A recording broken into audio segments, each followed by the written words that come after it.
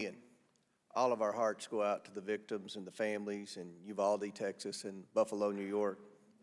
To those who are testifying before us today, there are no words to describe the horror you have faced and the deep anguish you feel. The American people grieve with you. As elected representatives in Congress, it's our obligation to work to ensure that these violent crimes and tragedies never happen again. Americans of all backgrounds should be empowered to defend themselves against rising violence. The increased violence we have witnessed since the summer of 2020 is unacceptable. Murders and aggravated assaults are all up. This is a trend we must reverse. We have recently witnessed several high-profile, senseless acts of murder and mayhem that have impacted all Americans, including, tragically, our defenseless and innocent schoolchildren. We must respond to those heinous acts and provide justice for the families. At the same time, we recognize that violence occurs in many of our communities on a daily basis, impacting Americans across the United States from every background. Too often, tragedies are politicized for partisan gain, and we have seen many seek to leverage these crimes and their victims to push for radical left-wing policies or to buttress their campaigns to get elected. Instead of rushing to score political points at the expense of our justice system working properly, we must learn from these senseless acts of violence and take concrete action to reduce violence in the future. We owe it to the families of the victims. They deserve justice, and we owe it to the American people. We must and can prevent similar tragedies. We all want to live in a country where we can achieve our American dream without the threat of violence in our communities. We must work together to deliver sensible solutions to secure our schools, protect our most vulnerable among us, and bring to justice those responsible for these heinous crimes. Our local officials cannot defund our police, and our prosecutors cannot be soft on crime. I believe that we must carefully consider the security posture of vulnerable targets sought out by evil people. We must ensure that every American has a safe environment in which to live their lives in peace. And that requires thinking creatively about solutions to harden our infrastructure, enforce our existing laws, and work to foster a culture that values conflict resolution and dialogue over violence. I strongly believe that there is an important place for law-abiding gun owners to serve in protecting themselves, their families, and their communities from violence. Our Second Amendment is an important tool in securing our individual rights to self-defense. Knee-jerk reactions to impose gun control policies that seek to curtail our constitutional right to bear arms are not the answer. Gun ownership is on the rise in America. People want to protect themselves and their families. We should commend all law-abiding gun owners who safely use, store, and carry those firearms, not vilify them for blatantly political purposes. I also believe we must continue to empower our law enforcement professionals to serve and protect our communities honorably. As I said before, defund the police and soft on crime prosecution policies have been a failure across the board. Efforts to divert violent criminals out of the criminal justice system have failed, leading to the victimization of the very communities those policies were promised to help. Violent criminals should be in jail, not back on the streets to reoffend and terrorize. We must recommit ourselves to pursuing justice and keeping violent criminals off our street. Thank you, Chairman Maloney, and I yield back. The gentleman yields back. I want to clarify that I support the Second Amendment. I support law-abiding gun owners.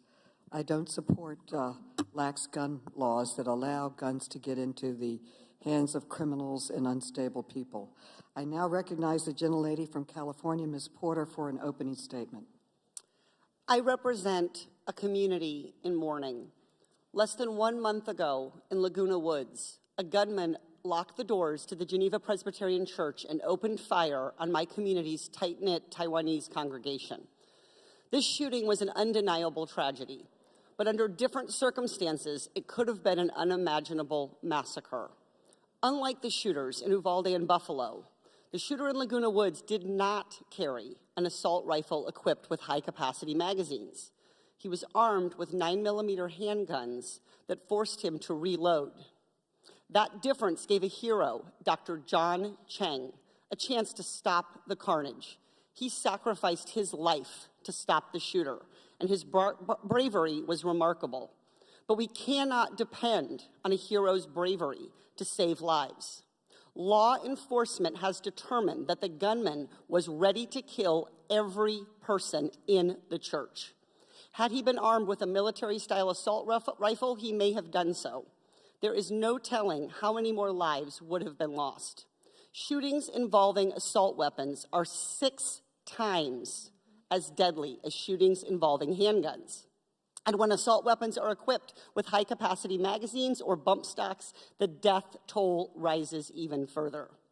California has banned these weapons for years. Our laws have saved lives, including members of Geneva Presbyterian Church.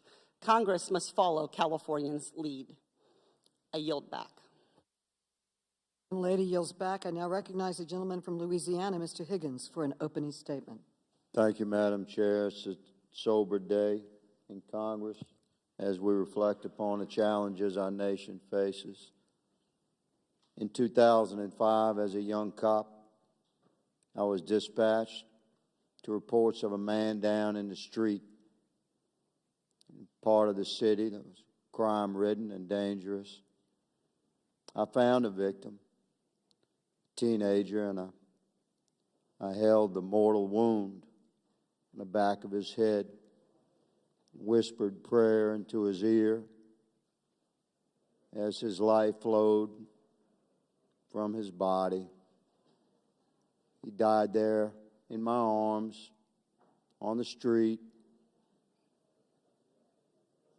He was killed by an axe handle.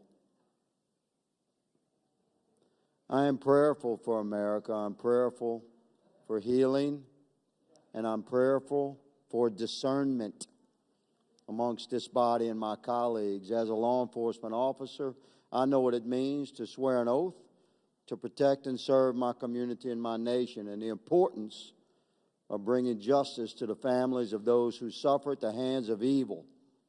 And it is essential that the fundamental freedoms, First Amendment, Second Amendment, Fourth Amendment, are always protected and preserved by this body. I was sworn as a man, I swore an oath to uphold the Constitution of the United States, and I will never back down from defending that Constitution, including the rights of law-abiding Americans to keep and bear arms. Madam Chair, I thank you for this hearing today, and I yield. The gentleman yields. Now we will introduce our witnesses. I'd like to turn it over to the gentleman from New York, Mr. Higgins, to introduce our first witness. Without objection, Mr. Higgins is authorized to participate in today's hearing. He represents Buffalo, and you are now recognized, Mr. Higgins. Thank you, Madam Chair, and ranking member, the honorable members of the Oversight and Reform Committee. The Greek tragic poet Aeschylus says that we suffer our way to wisdom. He says we suffer our way to wisdom. To live is to suffer, to endure the suffering is to give meaning to the suffering. We have a problem in this country. Unless we learn from the tragic events of the last 3 weeks, who are we as a people? And this brave group of panelists from 2 cities that were devastated, a destruction beyond human comprehension, we have to find a way to deal with this. In Buffalo, the shooting started at 2:30 in the afternoon and was concluded in 2 minutes and 3 seconds. One shooter, a semi-automatic weapon, 13 people shot, 10 dead, one shooter. If you look for a common denominator in all of these, it's typically someone that should never have had a gun, with a high-capacity weapon to kill as many people as quickly as possible. Zanetta Everhart is here. She is a friend and a proud citizen of the city of Buffalo. Zanetta is with us today as the mother of a Buffalo mass shooting survivor, Zaire Goodman. Zaire was working at the Tops Friendly market that was targeted by a white supremacist, racist, deranged gunman. Zaire is also a colleague in government. She is the Director of Diversity and Inclusion for my friend and colleague, New York State Senator Tim Kennedy. Zanetta's story is both tragic and magic. And with that, it gives me great honor to present to the committee Zanetta Everhart. Thank you. And after Ms. Everhart, we will hear from Dr. Roy Guerrero, who is a pediatrician in Uvalde, Texas. Then we will hear from Mia Cirillo, who is a fourth grader at Robb Elementary School in Texas. Mia will be sharing her experience in a pre-recorded video. Her father, Miguel, is with us in the room today and will be making brief remarks after his daughter's video. Then he will excuse himself. Next, we will hear from Felix and Kimberly Rubio, who are the parents of Lexi Rubio, who tragically lost her life in the Texas shooting. I now recognize the gentleman from Georgia, Mr. Heiss, to introduce our last witness on this panel. Thank you, Madam Chair. It's my honor to recognize Lucretia Hughes. She is a part of my constituency, an incredibly bright light in our 10th district, and she has an extremely compelling story. I just wanted to publicly recognize Lucretia. I want to thank you for being here today. I know it's hard to share the story that you come to us with, but we are grateful that you're here. And I just, Madam Chair, I want to say thank you for just these few seconds to recognize Lucretia Hughes and welcome her here. I yield. Thank you. The witnesses will be unmuted so we can swear them in. Please raise your right hands. Do you swear or affirm that the testimony you are about to give is the truth, the whole truth, and nothing but the truth? So help you God. I do. Let the record show that the witnesses answered in the affirmative. Thank you, and without objection, your written statements will be made part of the record. With that, Ms. Everhart, you are now recognized for your testimony. Please testify, Ms. Everhart. Thank you, Chairwoman. Zaire, my son Goodman, my son, or as I like to call him, the kid, was shot and injured by a domestic terrorist on Saturday, May 14, 2022, at the Tops grocery store where he was an employee in a historically Black community on Jefferson Avenue in Buffalo, New York. Zaire, the kid, is now a 21-year-old man. He's pure joy. He's everything that is good in this world. And as I sit here before you today, I can hear my son telling me to stop being extra and get to the point.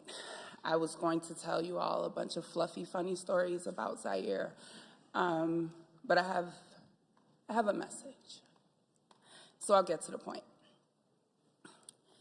As Director of Diversity and Inclusion with New York State Senator Tim Kennedy's office, stories of gun violence and racism are all too familiar, but now these stories are Zaire stories. These problems literally knocked on my front door. These are issues that as a country we do not like to openly discuss.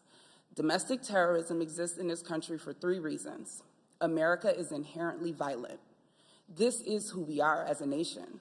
The very existence of this country was founded on violence, hate, and racism, with the near annihilation of my Native brothers and sisters. My ancestors brought to America through the slave trade were the first currency of America. Let me say that again for the people in the back.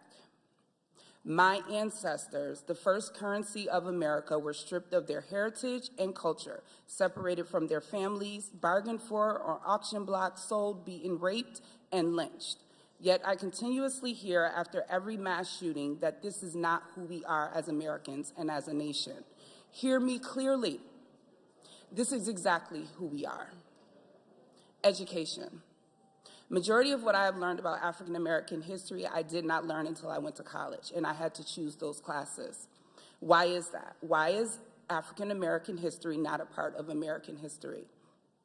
African Americans built this country from the ground up. My ancestors' blood is embedded in the soil. We have to change the curriculum in schools across the country so that we may adequately educate our children. Reading about history is crucial to the future of this country. Learning about other cultures, ethnicities, and religions in schools should not be something that is up for debate. We cannot continue to whitewash education, creating generations of children to believe that one race of people are better than the other. Our differences should make us curious, not angry. At the end of the day, I bleed, you bleed. We are all human. That awful day that will now be a part of the history books, hopefully, let us not forget to add that horrific day to the curriculum that we teach our children. Guns. The 18-year-old terrorist who stormed into my community armed with an AR-15, killing 10 people and injuring 3 others, received a shotgun from his parents for his 16th birthday. For Zaire's 16th birthday, I bought him a few video games, some headphones, a pizza, and a cake. We are not the same. How and why? And what in the world is wrong with this country? Children should not be armed with weapons. Parents who provide their children with guns should be held accountable. Lawmakers who continuously allow these mass shootings to continue by not passing stricter gun laws should be voted out. To the lawmakers who feel that we do not need stricter gun laws, let me paint a picture for you. My son, Zaire, has a hole in the right side of his neck, 2 on his back, and another on his left leg, caused by an exploding bullet from an AR-15. As I clean his wounds, I can feel pieces of that bullet in his back. Shrapnel will be left inside of his body for the rest of his life. Now I want you to picture that exact scenario for one of your children. This should not be your story or mine.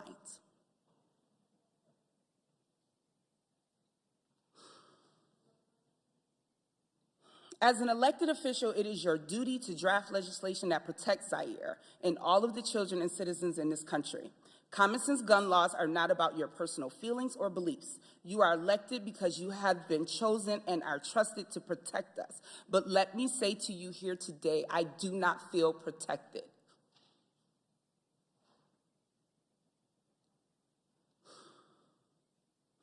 No citizen needs an AR-15. These weapons are designed to do the most harm in the least amount of time. And on Saturday, May 14th, it took a domestic terrorist just 2 minutes to shoot and kill 10 people and injure 3 others. If after hearing from me and the other people testifying here today does not move you to act on gun laws, I invite you to my home to help me clean Zaire's wounds so that you may see up close the damage that has been caused to my son and to my community. To the families of Ruth Whitfield, Pearl Young, Catherine Massey, Hayward Patterson, Celestine Cheney, Geraldine Talley, Aaron Salter, Andre McNeil, Margaret Morrison, and Roberta Drury, I promise that their deaths will not be in vain. Zaire and I promise to use our voice to lift their names, and we will carry their spirit with us as we embark on this journey to create change. I know that their collective souls watched out for Zaire that day, and I am eternally grateful to them for that. To the east side of Buffalo, I love you. I'm speaking directly to my people, to my hood. From Bailey to Broadway, to Kensington, to Fillmore, to Delavan, to Jefferson, and every street in between. Just like the potholes that we want filled in, yes, I keep it real, together we will continue to fill those streets with love. No matter what people say about the east side of Buffalo, we will not be broken. I was born there, raised there. I raised my son there, I still live there. and I do the majority of my professional work on the east side of Buffalo. I vow to you today that everywhere I go, I will make sure that the people hear the real stories of our people. For too long, our community has been neglected and starved of the resources that we so greatly need. I promise that I will not stop pushing for more resources to be funneled into the east side of Buffalo. Each and every person that lives within that community, we are family. Not a perfect community, but I know that we are love. To the greater Buffalo area, to everyone from around the country and the world who have reached out and loved on us. On behalf of Zaire, Zaire's father, Damian Goodman, my mother, my father, my sisters, my brothers, and myself, we thank you. We thank you for all of your thoughts and your prayers. Thank you for all of the love and support you have shown us during this difficult time. But I also say to you today, with a heart full, from the outpouring of love that you all so freely gave us, your thoughts and prayers are not enough. We need you to stand with us in the days, weeks, months, and years to come, and be ready to go to work and help us to create the change that this country so desperately needs. And I will end with a quote from Charles Bloom in his book, The Devil We Know. Race, as we have come to understand it, is a fiction, but racism, as we have come to live it, is a fact. The point here is not to impose a new racial hierarchy, but to remove an existing one. After centuries of waiting for white majorities to overturn white supremacy, it is to me that it has fallen to Black people to do it themselves, and I stand at the ready. Zaire, this is for you, kid. Happy birthday. Thank you. Dr. Guerrero, you are now recognized for your testimony. Thank you. Thank you, Chairwoman. My name is Dr. Roy Guerrero. I'm a board-certified pediatrician and was president at Uvalde Memorial Hospital the day of the massacre on May 24th, 2022 at Robb Elementary School. I was called here today as a witness, but I showed up because I am a doctor. Because how many years ago I swore an oath to do no harm. After witnessing firsthand the carnage in my hometown of Uvalde, to stay silent would have betrayed that oath. Inaction is harm. Passivity is harm. Delay is harm. So here I am, not to plead, not to beg or convince you of anything, but to do my job, and hope that by doing so, it inspires the members of this House to do theirs. I've lived in Uvalde my whole life. In fact, I attended Robb Elementary School myself as a kid. As often is the case with us grown-ups, we remember a lot of the good and not so much of the bad. So I don't recall homework or detention. I remember how much I loved going to school. What a joyful time it was. Back then, we were able to run between classrooms with ease to visit our friends. And I remember the way the cafeteria smelled at lunchtime on Hamburger Thursdays. It was right around lunchtime on a Tuesday that the gunman entered the school through a main door without restriction, massacred 19 students and 2 teachers, and changed the way that every student at Robb and their families will remember that school forever. I doubt they'll remember the smell of the cafeteria or the laughter ringing in the hallways. Instead, they'll be haunted by the memory of screams and bloodshed, panic and chaos, police shouting, parents wailing. I know I will never forget what I saw that day. For me, that day started like any typical Tuesday in our pediatric clinic. Moms calling for coughs, boogers, sports physicals, right before the summer rush. School was out in 2 days. Then summer camps would guarantee some grazes and ankle sprains, injuries that could be patched up and fixed with a Mickey Mouse sticker as a reward. Then at 12:30, business as usual stopped, and with it, my heart. A colleague from the San Antonio Trauma Center texted me and said, "Why are pediatric surgeons and anesthesiologists on call for a mass shooting in Uvalde?" I raced to the hospital to find parents outside yelling children's names in desperation and sobbing as they begged for any news related to their child. Those mothers' cries I will never get out of my head. As I entered the chaos of the ER, the first casualty I came across was Mia Cerrillo. She was sitting in the hallway. Her face was still clearly in shock, but her whole body was shaking from the adrenaline coursing through it. The white Lilo and Stitch shirt that she wore was covered in blood, and her shoulder was bleeding from a shrapnel injury. Sweet Mia, I've known her my whole life. As a baby, she survived major liver surgeries against all odds. And once again, she's here as a survivor, inspiring us with her story today and her bravery. When I saw Mia sitting there, I remembered having seen her parents outside. So after quickly examining 2 other patients of mine in the hallway with minor injuries, I raced outside to let them know that Mia was alive. I wasn't ready for their next urgent and desperate question. Where's Elena? Elena is Mia's 8-year-old sister, who was also at Rob at the time of the shooting. I had heard from some of the nurses that there were 2 dead children who had been moved to the surgical area of the hospital. As I made my way there, I prayed that I wouldn't find her. I didn't find Elena. But what I did find was something no prayer will ever relieve. 2 children whose bodies had been pulverized by bullets fired at them, decapitated, whose flesh had been ripped apart, that the only clue as their identities was a blood-splattered cartoon clothes still clinging to them, clinging for life and finding none. I could only hope these 2 bodies were a tragic exception to the list of survivors. But as I waited there with my fellow Uvalde doctors, nurses, first responders, and hospital staff for other casualties we hoped to save, they never arrived. All that remained was the bodies of 17 more children and the 2 teachers who cared for them, who dedicated their careers to nurturing and respecting the awesome potential of every single one, just as we doctors do. I'll tell you why I became a pediatrician, because I knew that children were the best patients. They accept the situation as it's explained to them. You don't have to coax them into changing their lifestyles in order to get better or plead them to modify their behavior as you do with adults. No matter how hard you try to help an adult, their path to healing is always determined by how willing they are to take action. Adults are stubborn. We're resistant to change, even when the change will make things better for ourselves, but especially when we think we're immune to the fallout. Why else would there have been such little progress made in Congress to stop gun violence? Innocent children all over the country today are dead because laws and policy allows people to buy weapons before they're legally old enough to even buy a pack of beer. They're dead because restrictions have been allowed to lapse. They're dead because there are no rules about where guns are kept, because no one is paying attention to who is buying them. The thing I can't figure out is whether our politicians are failing us out of stubbornness, passivity, or both. I said before that as grown-ups, we have a convenient habit of remembering the good and forgetting the bad. Never more so than when it comes to our guns. Once the blood is rinsed away from the bodies of our loved ones and scrubbed off the floors of the schools and supermarkets and churches, the carnage from each scene is erased from our collective conscience, and we return again to nostalgia, to the rose-tinted view of our Second Amendment as a perfect instrument of American life, no matter how many lives are lost. I chose to be a pediatrician. I chose to take care of children. Keeping them safe from preventable diseases, I can do.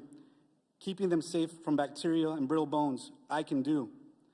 But making sure our children are safe from guns, that's the job of our politicians and leaders. In this case, you are the doctors, and our country is the patient.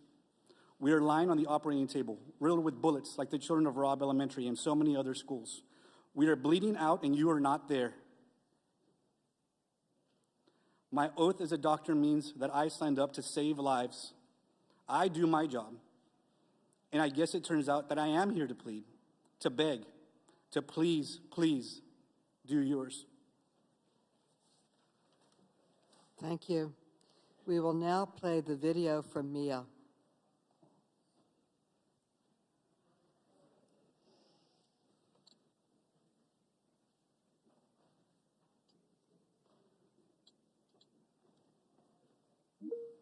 My name is Mia Cedillo, and I go to Robb Elementary.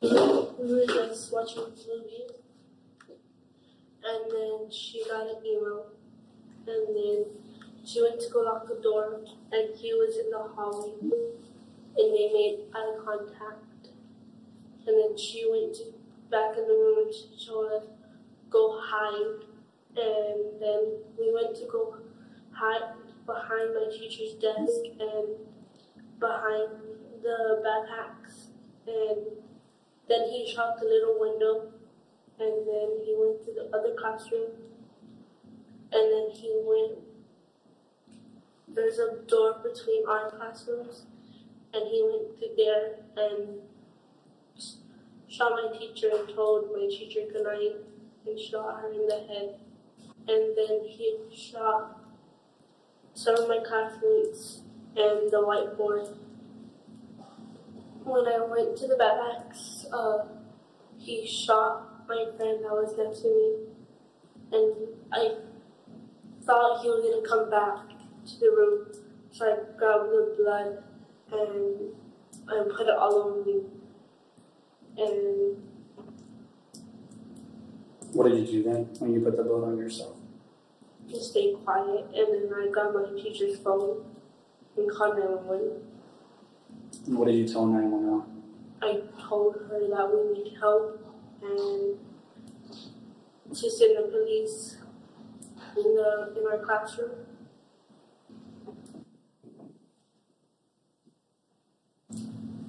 If there was something that you want people to know about that day and about you, right?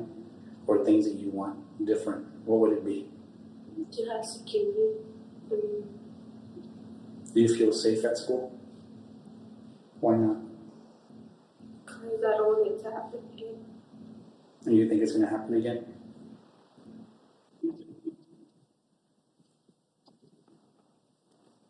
Mr. Soria, you're now recognized. Hello, today I come because I could have lost my baby girl. She's not the same little girl that I used to play with, hang around with, and do everything, because she was daddy's little girl. I have 5 kids, and she's the middle child. I don't know what to do, because I think I would have lost my baby girl. My baby girl is the world, 'cause not only once, but twice, she came back to us. She's everything, not only for me, but her siblings and her mother. I thank y'all for letting me be here and speak out, but I wish something will change, not only for our kids, but every single kid in the world, because schools are not safe anymore. Something needs to really change. Thank you. Thank you for your testimony, and I understand you are now leaving. We thank you for sharing your story. Thank you, and Mr. and Mrs. Rubio, you are now recognized for your testimony. I am Kimberly Rubio. This is Felix Rubio. We're the parents of Alexandria Anaya, best known as Lexi Rubio, and 5 other children, who all attended Uvalde Public Schools during the 2021-2022 school year. Calissa, who completed high school this year, Isaiah, who attends Uvalde High School, David Morales Junior High, Jalila Flores Elementary, and our 2 youngest children, Julian 8 and Lexi 10, who were at Robb Elementary. On the morning of May 24th, 2022, I dropped Lexi and Julian off at school a little after 7 a.m. My husband and I returned to the campus at 8 a.m. for Julian's award ceremony, and again at 10:30 a.m. for Lexi's award ceremony. Lexi received the Good Citizen Award and was also recognized for receiving all A's. At the conclusion of the ceremony, we took photos with her before asking her to pose for a picture with her teacher, Mr. Reyes. That photo, her last photo ever, was taken at approximately 10:54 a.m. To celebrate, we promised to get her ice cream that evening. I told her we loved her and we would pick her up after school. I can still see her walking with us toward the exit. In the reel that keeps scrolling across my memories, she turns her head and smiles back at us to acknowledge my promise.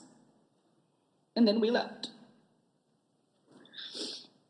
I left my daughter at that school, and that decision will haunt me for the rest of my life. Afterward, Felix dropped me off at my office, the Uvalde Leader News. and returned home because it was a rare day off for him between normal shifts and security gigs he takes to help make ends meet.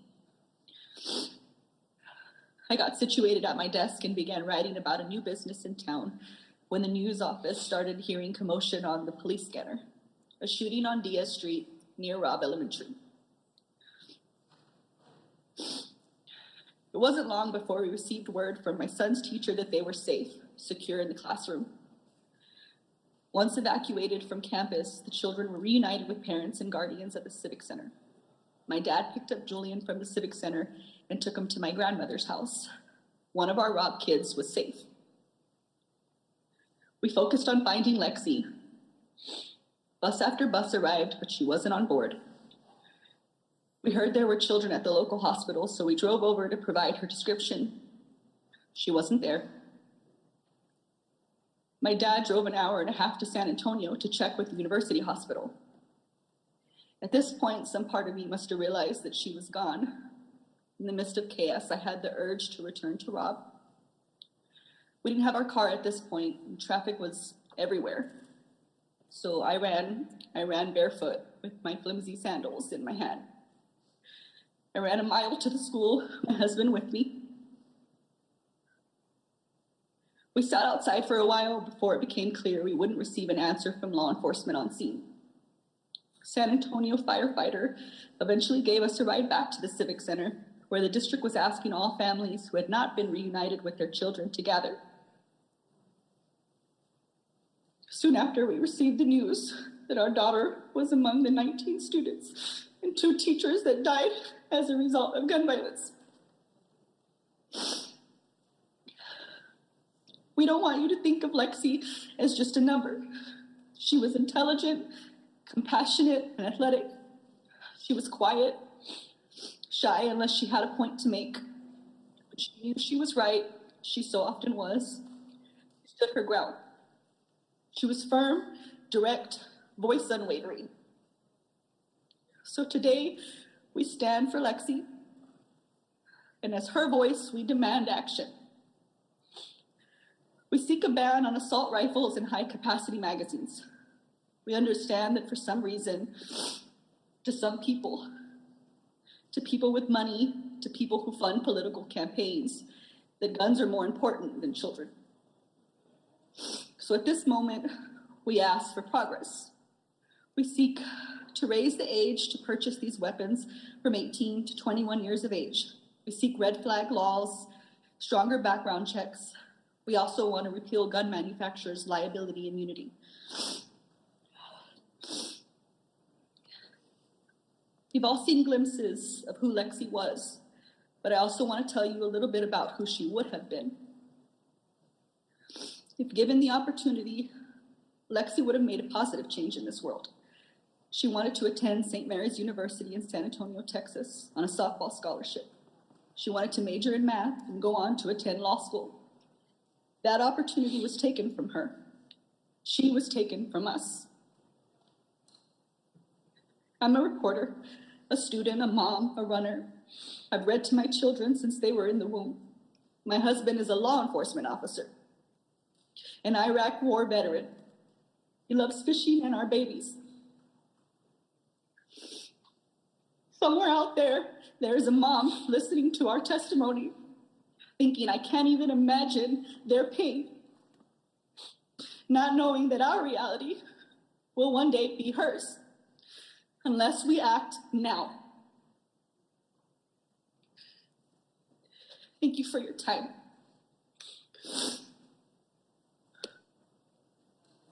Thank you for your testimony. Ms. Hughes, you are now recognized for your testimony. Honorable Chairwoman Maloney, Ranking Member Comer, distinguished members of the committee, thank you for allowing me to be here today to address the violence in our country. My name is Lucretia Hughes Kluken. I have 4 children and 9 grandchildren. On the night of April the 2nd, 2016, my family got a phone call that would change our lives forever. My ex-husband answered the phone and let out a blood-curdling scream, a scream of pain from the depths of his soul. He screamed, he cried, he's gone, He is gone. Our 19-year-old son, Emmanuel, went to a party early that night. After we got the call, we was frantic. We called his phone, no one answered. We called even the police. I went to Facebook and I had to ask, is my son dead? I found out that he was shot point blank in the head and killed while playing dominoes. No one spoke up for weeks, and the killer was on the run. No one was going to snitch, but that is the street life. Words can't describe how hard it is to bury a child. I ache for anyone and all who have done the same. My son's death was a result of a criminal with an evil heart and a justice system failing to hold him accountable for the laws he had already broken. You see, a convicted felon killed my son with an illegally obtained gun. Our gun control lobbyists and politicians claim that their policies will save lives and reduce violence. Well, those policies did not save my son. The laws being discussed are already implemented in cities across this country. We have decades of evidence proving they do not work. St. Louis, New York, Chicago, Washington, Atlanta are gun control utopias, and they are plagued with the most violence. 10 more laws, 20 more laws, 1,000 more won't make what has already illegal more wrong or stop criminals from committing these crimes. And y'all are delusional if you think it's gonna keep us safe. I am a walking testimony of how the criminal justice system and the gun control laws, which is steeped in racism, by the way, have failed the Black community. By the age of 25, I had already went to 18 young Black men funerals at the age of 25. I have one Black man in jail, one Black man in the grave, and my young grandson gonna be raised without a father. And it's a curse on the Black community and everyone else's. Something has to change. Thoughts and prayers and calls for more gun control isn't enough. How about letting me defend myself from evil? You don't think that I'm capable and trustworthy to handle a firearm? You don't think that the Second Amendment doesn't apply to people that look like me? Who and you who would call for more gun controls are the same ones that are calling to defund the police. Who is supposed to protect us? We must prepare to be our own first responders to protect ourselves and our loved ones. I am a legal, law-abiding citizen, and I don't need the government to save me. I teach people how to use a firearm. I empower others to look at me to understand the Second Amendment is their right. I am a proud member of the DC Project, Women for Gun Rights. We believe that education is the key to safety, not ineffective legislation. We support meaningful solutions that will actually save lives. We support the Safe Student Act, H.R. 7415, which would immediately make schools safer. In hindsight of Parkland, we saw failure of the government at every level failing the students. Students saw something and they said something, and the school did not act. Police were called to his residence over 30 times, and they did not act. And finally, the police did not go into their school that fateful day and failed to protect those kids. We need to secure our schools, and we got to secure this building, or like y'all do. What's the difference? We call on Congress to ban gun-free zones, fund nonpartisan firearm education programs like Kids Safe Foundation and non-governmental mental health organizations like Hold My Guns. And in closing, I claim that nothing in these bills do anything to make us safer or address the mental health crisis in this country. Despite living with the heartache of losing my son on a daily basis, I believe it is our God-given right to defend ourselves from any act of violence. Making it more difficult or even more expensive for me and people that look like me and other law-abiding citizens will not make us safer. It will embolden the criminals. Gun owners are not the enemies, and these gun control policies are not the solution. Thank you, thank you. Thank you. Thank you all for your powerful and meaningful and gut-wrenching testimony. We will now pause. You are excused, and we will pause while we seat the next panel for their testimony.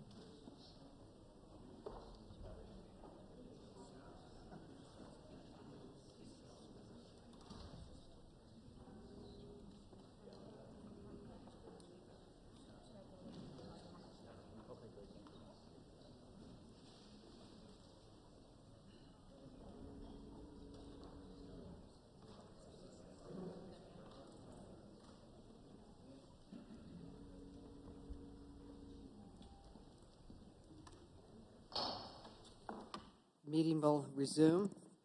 We are now ready for our second panel, and I'd like to introduce our witnesses. The first witness is the Honorable Eric Adams, who is the mayor of the City of New York. Then we will hear from Greg Jackson, who is the executive director of the Community Justice Action Fund. Next, we will hear from Becky Pringle, who is the president of the National Education Association. Next, we will hear from Joseph Gramaglia, who is the police commissioner of Buffalo, New York.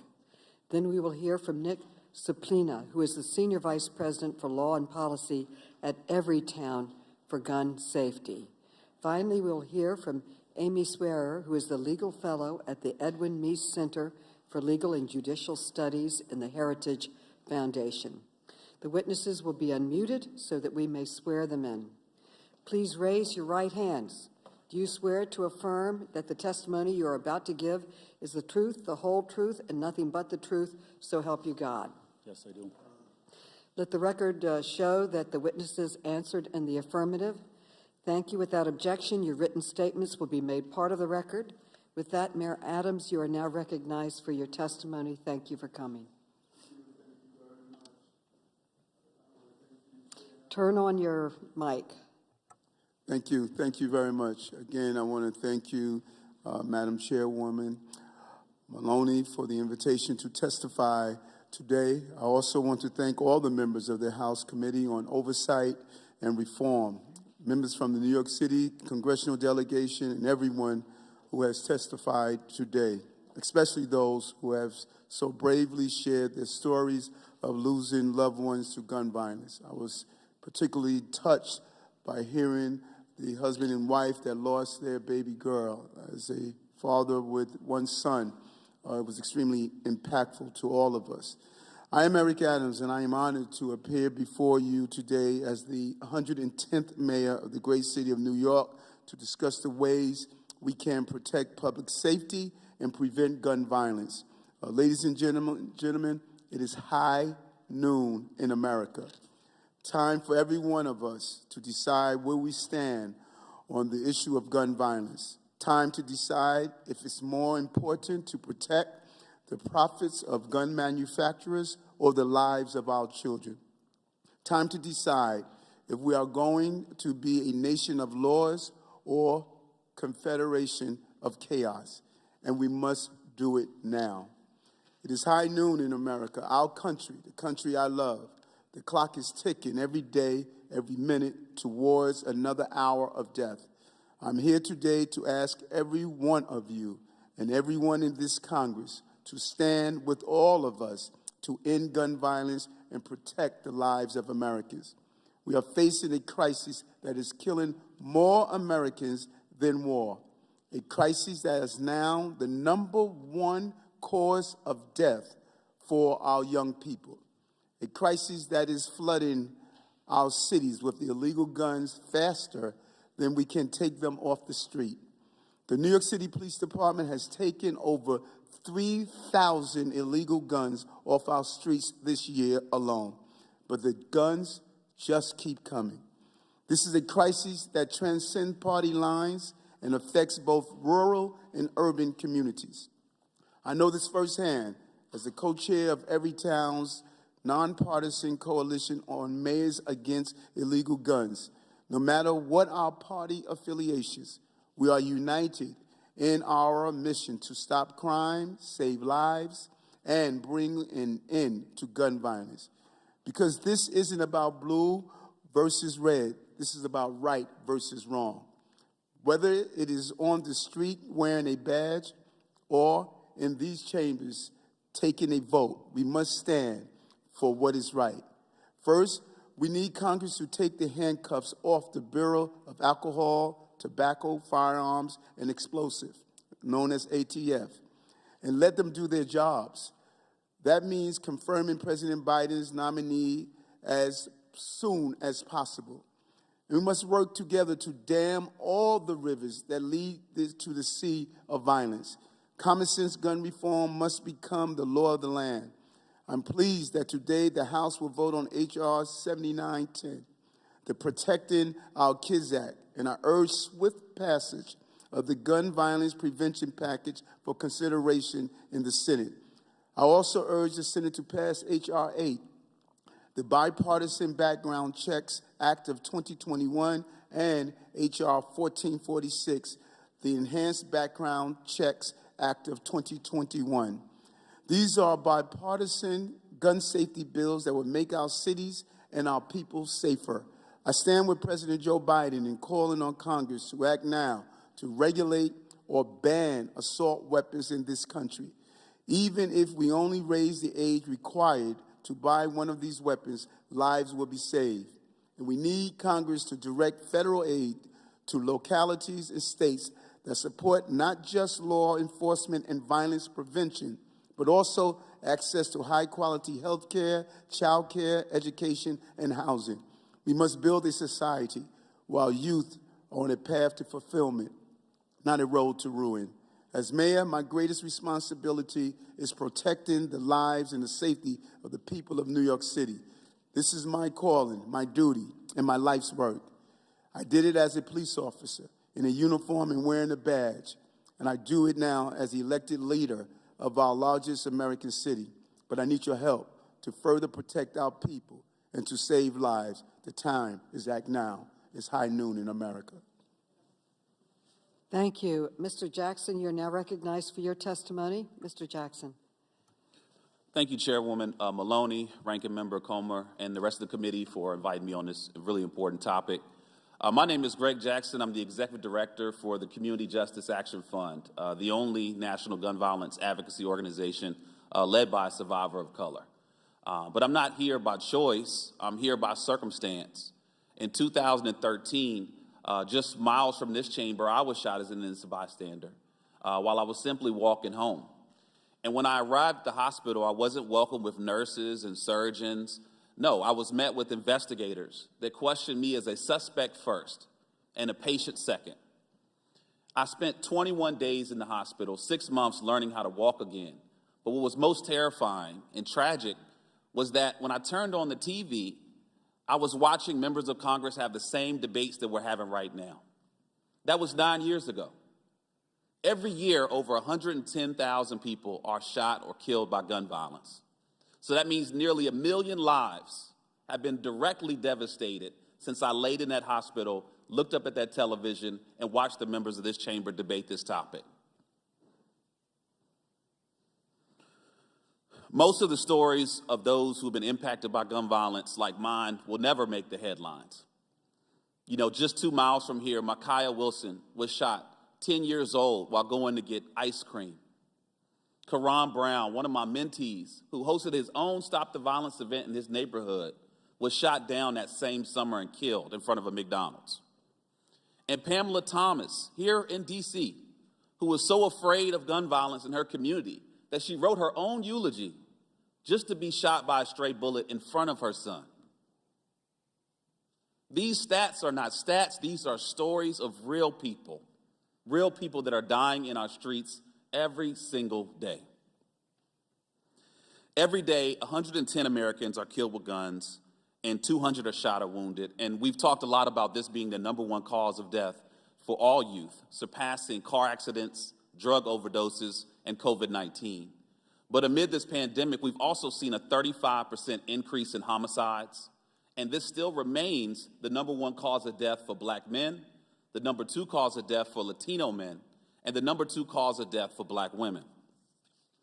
We are here because we cannot and must not hide from the harsh truth. Gun violence is destroying communities around the country, and every day families experience firsthand the devastation gunfire brings.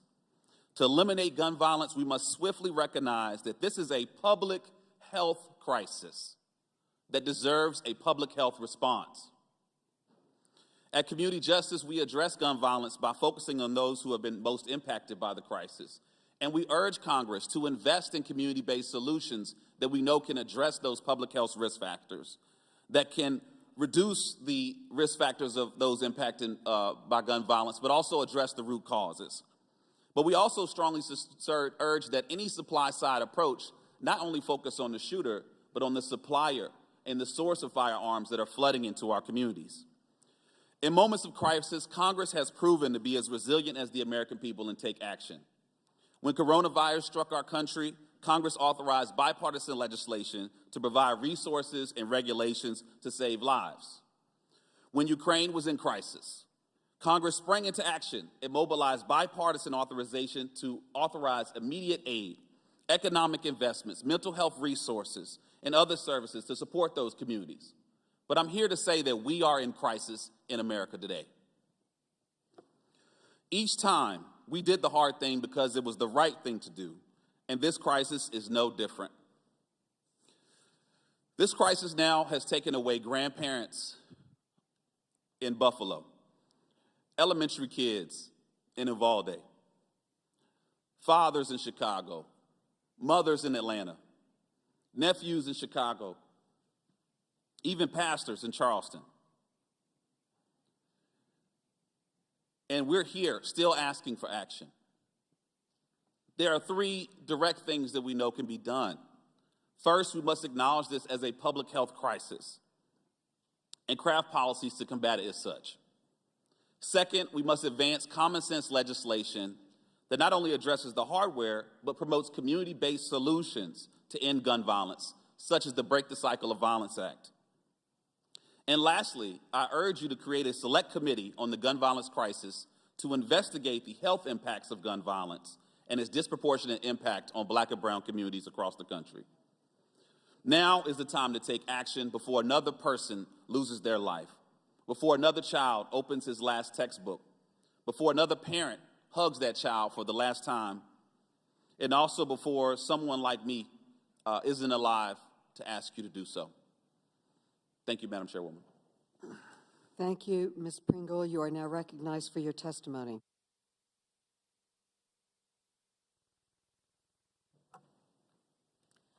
Good morning, Chairwoman Maloney, Ranking Member Comer, and committee members. I appreciate the opportunity to offer testimony on behalf of the 3 million members of the National Education Association and all devoted educators who teach and nurture and protect our students.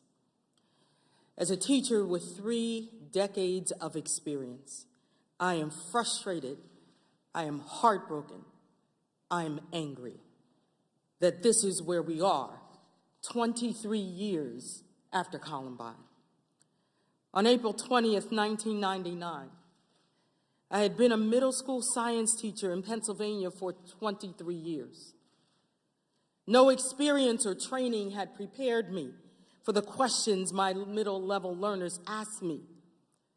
As I joined my fellow teachers in shock and disbelief of the carnage that ended the lives of 12 students and 1 teacher, the only thing that comforted us was the belief that this society would never let it happen again. But the list continued to grow, didn't it? Virginia Tech, Sandy Hook, Marjorie Stoneman Douglas, and now Robb Elementary. Kids were celebrating at the end of a successful school year. For 19 children and 2 teachers, it would be the last days of their lives. These massacres occurring in suburban, urban, and rural schools are not isolated incidents. Tallying up the number of killed or wounded children does not begin to tell the full horrific story. Camille, a student who survived Sandy Hook, experienced severe panic attacks for years. She is one of the more than 311,000 students exposed to gun violence since Columbine. Their trauma will likely endure for the rest of their lives. Students across our country are writing goodbye notes and wills just in case. Unfortunately, their fear is perfectly rational. Here in America, we are 25 times more likely to die by gun than people in other developed nations. So the question we must ask, is this who we are? Is it? Our country has already experienced nearly 240 mass shootings in 2022 alone. But that number does not begin to capture the scope of this epidemic. Every day, gun violence kills 111 people. That means that we can expect 22,255 more deaths by guns this year. Inaction equals acceptance of the unacceptable. And this crisis is worse in Black and Latino communities, where 78% of adults or their loved ones are victims of gun violence. The evidence is clear. Where there are more guns, more people are killed by guns. Every single day, the politicians who fail to take action ignore the majority of Americans who want stricter gun laws. You tell our children protecting them matters less than protecting the status quo. A high school teacher in Arlington, Texas, survived a workplace shooting in a corporate setting, only to experience school shootings himself and countless lockdowns. He is now leaving our profession with these words: "As much as I love teaching, I can't fully represent and protect my students. I am not going to be the educator they need." Enough with so-called solutions that do not address the problem. We cannot place enough armed guards at every school building in America to protect our babies. We cannot ask educators to carry weapons and wear body armor while teaching and nurturing our students. Because by the time someone has shown up with a military weapon, it is already too late. We need for our students more resources, not more revolvers. You can help us to not only heal, but to hope. Pass common sense gun control legislation so that not one more community is shattered and not one more anguished parents, like we heard today, has to lay a precious child to rest. Our children deserve the chance to grow and to thrive, to live into their brilliance. Thank you for what I know you will do for our babies. Thank you. Commissioner Gramaglia, you are now recognized. Chairwoman Maloney, Ranking Member Comer, and distinguished members of the committee, thank you for the opportunity to participate in today's hearing. I appear before you today as a police commissioner in Buffalo, New York. It is also my privilege to testify on behalf of the Major City Chiefs Association. We're here today to discuss gun violence epidemic plaguing our nation. This hearing comes in the aftermath of multiple mass shootings that have devastated communities throughout the country, including my home city in Buffalo. Our communities are hurting, and we must continue to support them, the loved ones of the victims, and our brave first responders. On May 14th, 2022, an 18-year-old white supremacist invaded our city and inflicted terror on the Black community in a way never seen in Buffalo's history. He legally purchased a military-style weapon and body armor and then spent months practicing his shooting skills. He entered the Tops supermarket and opened fire on civilians, striking 13 and killing 10. He live-streamed this with a GoPro he had affixed to his helmet. Retired Buffalo police officer Aaron Salter Jr., who I posthumously promoted to lieutenant and issued the department's highest honor, the Medal of Honor, was working top security that day. Aaron was helping an elderly shopper leave with her groceries when the shooting began. He did his best to warn customers while in a completely defensive position. He engaged the shooter as he entered, hitting him with at least one shot. It is often said that a good guy with a gun will stop a bad guy with a gun. Aaron was the good guy and was no match for what he went up against, a legal AR-15 with multiple high-capacity magazines. He had no chance. Assault weapons like the AR-15 are known for three things: how many rounds they fire, the speed at which they fire those rounds, and body count. This radicalized 18-year-old adult should have never been able to have access to the weapons he used to perpetrate this attack, and the laws need to be enacted to ensure it never happens again. Buffalo police officers responded to tops and were able to take the shooter into custody within minutes. I have no doubt in my mind that their swift response time and handling of the situation saved lives. I would like to publicly thank them and the rest of the Buffalo Police Department for the heroism they showed on that day. Buffalo is known as a city of good neighbors. We are a resilient, culturally diverse community. We came together after this horrific tragedy, and we will continue to heal together. However, no city should have to go through this. And it is time to make changes to a system that is leaving blood on the sidewalks of our communities every day.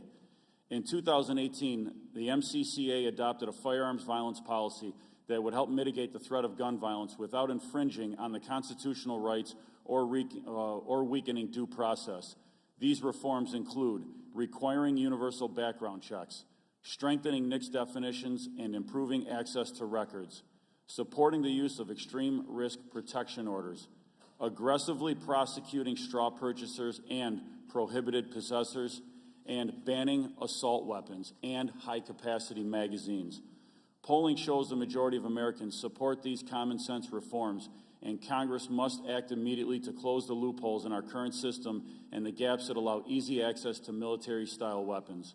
Events like the Buffalo Massacre, the shooting in Uvalde that took 21 lives, including 19 children, and the mass shootings in Laguna Woods and Tulsa are the situations that capture headlines. However, we must remember that gun violence epidemic extends well beyond these events. The grim reality is that shootings have become a daily occurrence in America's cities. Emerging trends like ghost guns and guns modified with switches continue to pose a challenge for law enforcement. Congress must update our laws to account for these new threats and carnage that has accompanied them. It will be nearly impossible to address the gun violence epidemic without first addressing the underlying violent crime problem.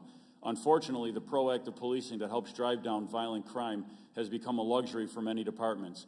Law enforcement needs additional resources to bolster its response to violent crime. An overall lack of accountability for violent offenders is contributing to rising gun violence. In some major cities, DAs are not prosecuting serial firearm offenders, and judges continue to release offenders on low or no bond. To address these challenges, Congress must provide resources for U.S. attorneys' offices to support additional federal prosecutions as appropriate. Police chiefs see the horror of gun violence every day. Members of Congress share our solemn duty to protect the public. The MCCA will continue to call on elected representatives to eschew politics and take the necessary steps to address the gun violence epidemic. Your leadership is needed now more than ever. Thank you. Mr. Suplina, you are now recognized for your testimony. You want to turn on your mic, please? Good morning, Chairwoman Maloney, Ranking Member Comer, and distinguished members of the subcommittee. My name is Nick Suplina. I am Senior Vice President for Law and Policy at Everytown for Gun Safety. We're the largest gun violence prevention organization in the country. I'm honored to be here today and grateful for the spotlight you're shining on America's gun violence crisis. Once again, we are grieving. Frequent public mass shootings terrorize the country and are a uniquely American problem. Mass shootings often focus the public's attention and our grief, and with good reason, but they represent a small fraction of all gun deaths in this country, which include other homicides, suicides, and unintentional shootings. Every single day, some 110 Americans are killed with a gun, and 200 more are physically wounded. We estimate that 1/2 of all Americans have been touched by gun violence, either directly or someone they care for. In other words, we are a nation of gun violence survivors. To be clear, this burden is not being borne equally. I'm talking about our children. Guns are now the leading cause of death for children and teens. I'm talking about people of color. Black Americans experience 10 times the homicides of their white counterparts. Clearly, we're in the middle of a serious public health crisis, one that is crying out for sensible gun policy solutions, especially at the federal level. And while gun deaths are hitting all-time highs, the gun industry is breaking profit records year after year. The gun industry uses fear to sell guns, and it believes that mass shootings are great for gun sales. They are making money on these tragedies right now. So when we talk about the shootings in Uvalde and Buffalo, when we talk about the toll of gun violence on our children, when we talk about the disproportionate impact on Black Americans, when we talk about how gun violence costs taxpayers, survivors, families, employers, and communities $280 billion a year, we need to also talk about how the $9 billion civilian firearms industry is shielded from the scrutiny and accountability that has led other industries to better and safer practices. The gun industry, for its part, has innovated not to make guns or us safer, but to make them more dangerous, more likely to evade regulation, more profitable. Instead of designing firearms that can't be fired if stolen or that make it easy for law enforcement to trace, gun makers have created modifications to mimic automatic fire. They've created impossible to trace ghost guns that help circumvent background checks. And they've designed AR-15s that can be modified in minutes to bypass the state's assault weapons law, as we saw in Buffalo. And now, in a crowded field, gun manufacturers are trying to market in increasingly brazen ways, often touting the deadliness of products, glorifying combat, and attempting to appeal to younger and younger audiences. Finally, let's not forget the industry has done almost nothing to take steps to prevent diversion of guns into the criminal market and to gun traffickers. Between 2016 and 2020, over 1 million of the industry's firearms were recovered by law enforcement in connection to crimes. More and more of these guns carry the telltale signs that they were purchased with the intent to traffic or illegally use them. Yet the industry is rarely held accountable. This committee's investigation found a dealer in Georgia where 10% of the guns it sold ended up on crime scenes, 10%. And we wonder why it's so easy for criminals to get guns. So why is no one holding the gun industry accountable for its dangerous practices?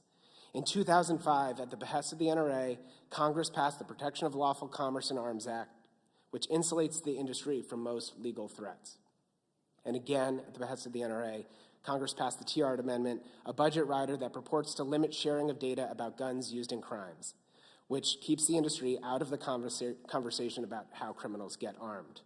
These laws have to go. In spite of these barriers, I'm heartened that public and private actors in legislatures, city halls, courts across the country are taking action to reveal the gun industry's role in gun violence, and I'm grateful to this committee's investigation into gun trafficking and its recent letters to gun manufacturers. I hope you have the CEOs appear here for testimony, because America hears every day from the families who have lost loved ones to gun violence, and our country deserves to hear from the CEOs who are profiting off of their loss and pain. Thank you. Thank you. And Mrs. Swearer, you are now recognized for your testimony. Madam Chairwoman and distinguished members. Your mic. Mm-hmm. Madam Chairwoman and distinguished members. We still can't hear you. Turn your mic on. Pull it closer to. Is that better? It says it's on. It's not on. The green light is on, ma'am. I will try to speak a little bit louder. Madam Chairwoman and distinguished members of Congress, my name is Amy Swearer, and I'm a legal fellow at the Heritage Foundation, where my scholarship focuses on the Second Amendment and gun violence prevention.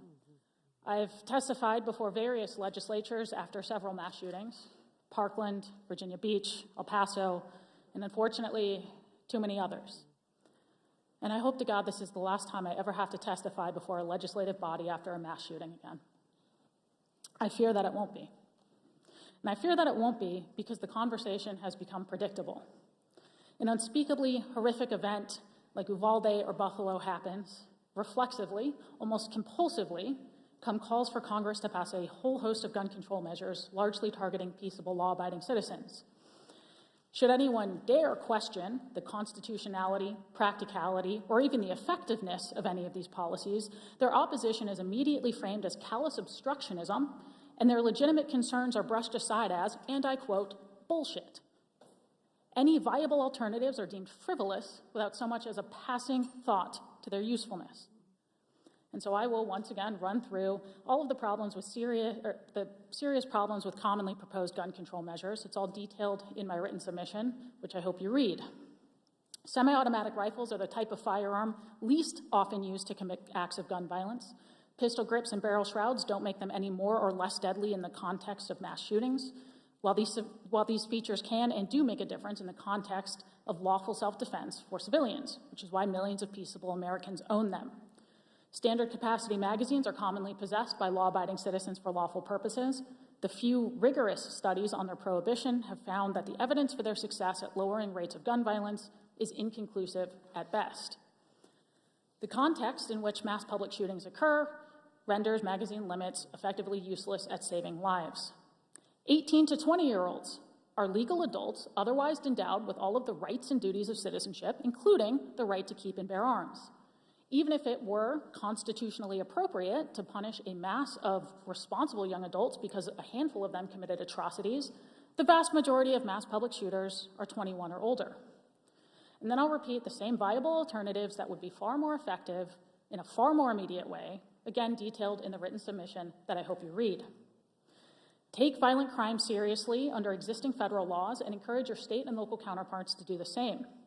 Authorize schools to shift the over $100 billion in unused COVID relief funds to physical security improvements, the hiring of armed trained staff, and the hiring of licensed mental health professionals.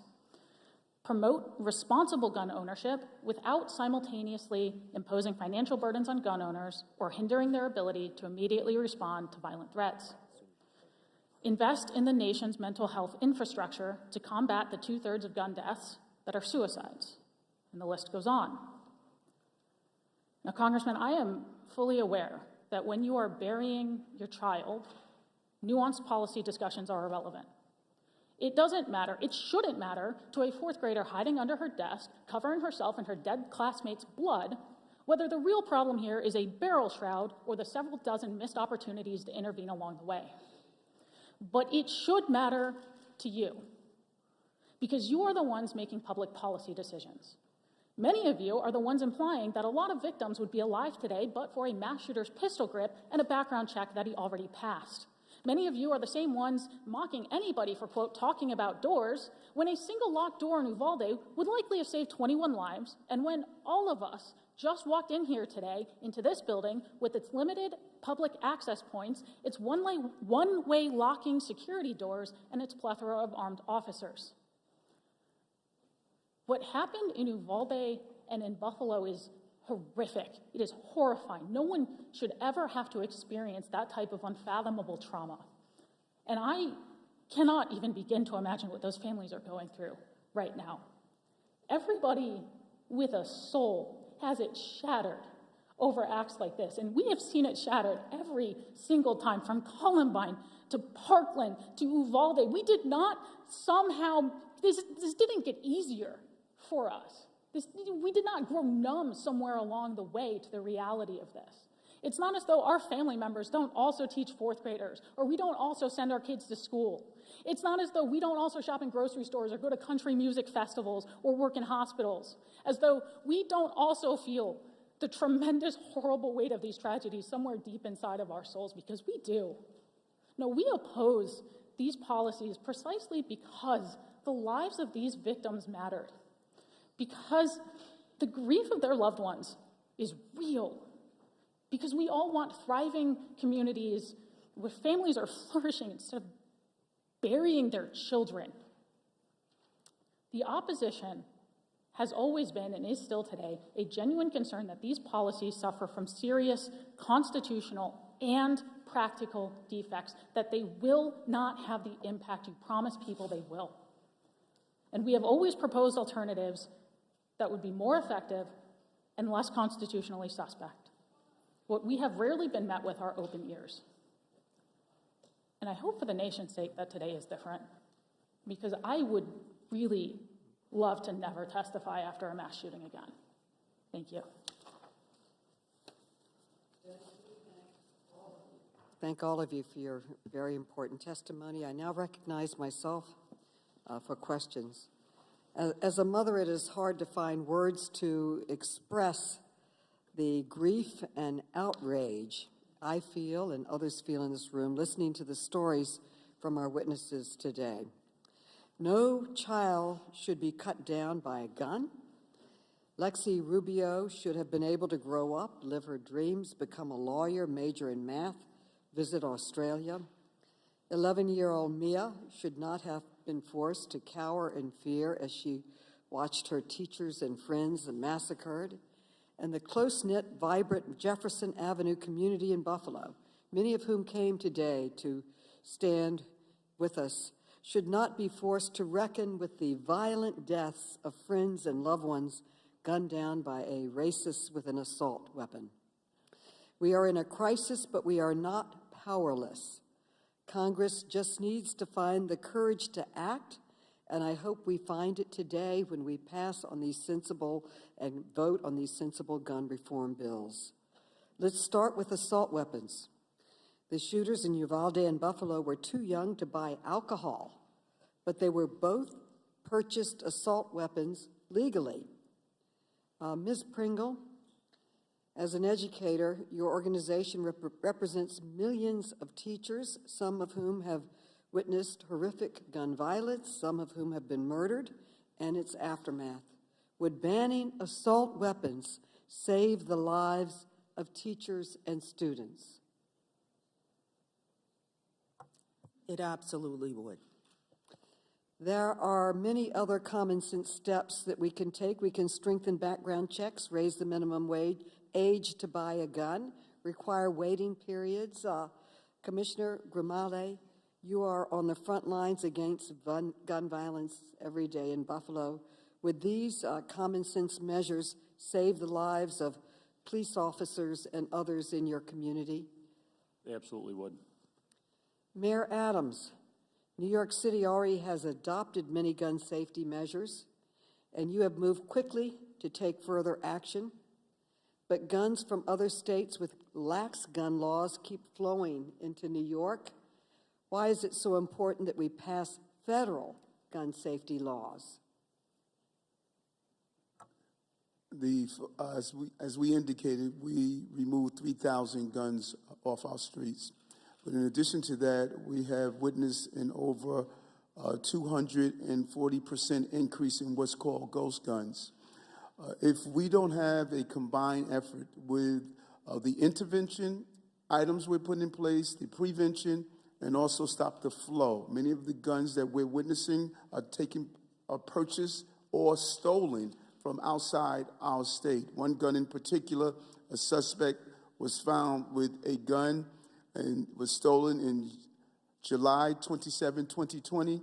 It was used in 6 acts of violence, individual cases, shooting individuals, shooting into a random crowd. The gun found its way on the streets of New York. So it's more than what we do locally. We need assistance with the partnership of the federal government to stop the flow of guns in our cities. Other countries have taken common sense steps to keep guns away from criminals, and they have succeeded in saving countless lives.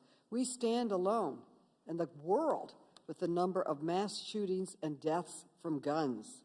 And as you can see in this chart, the American people overwhelmingly support gun safety reform. So, Mr.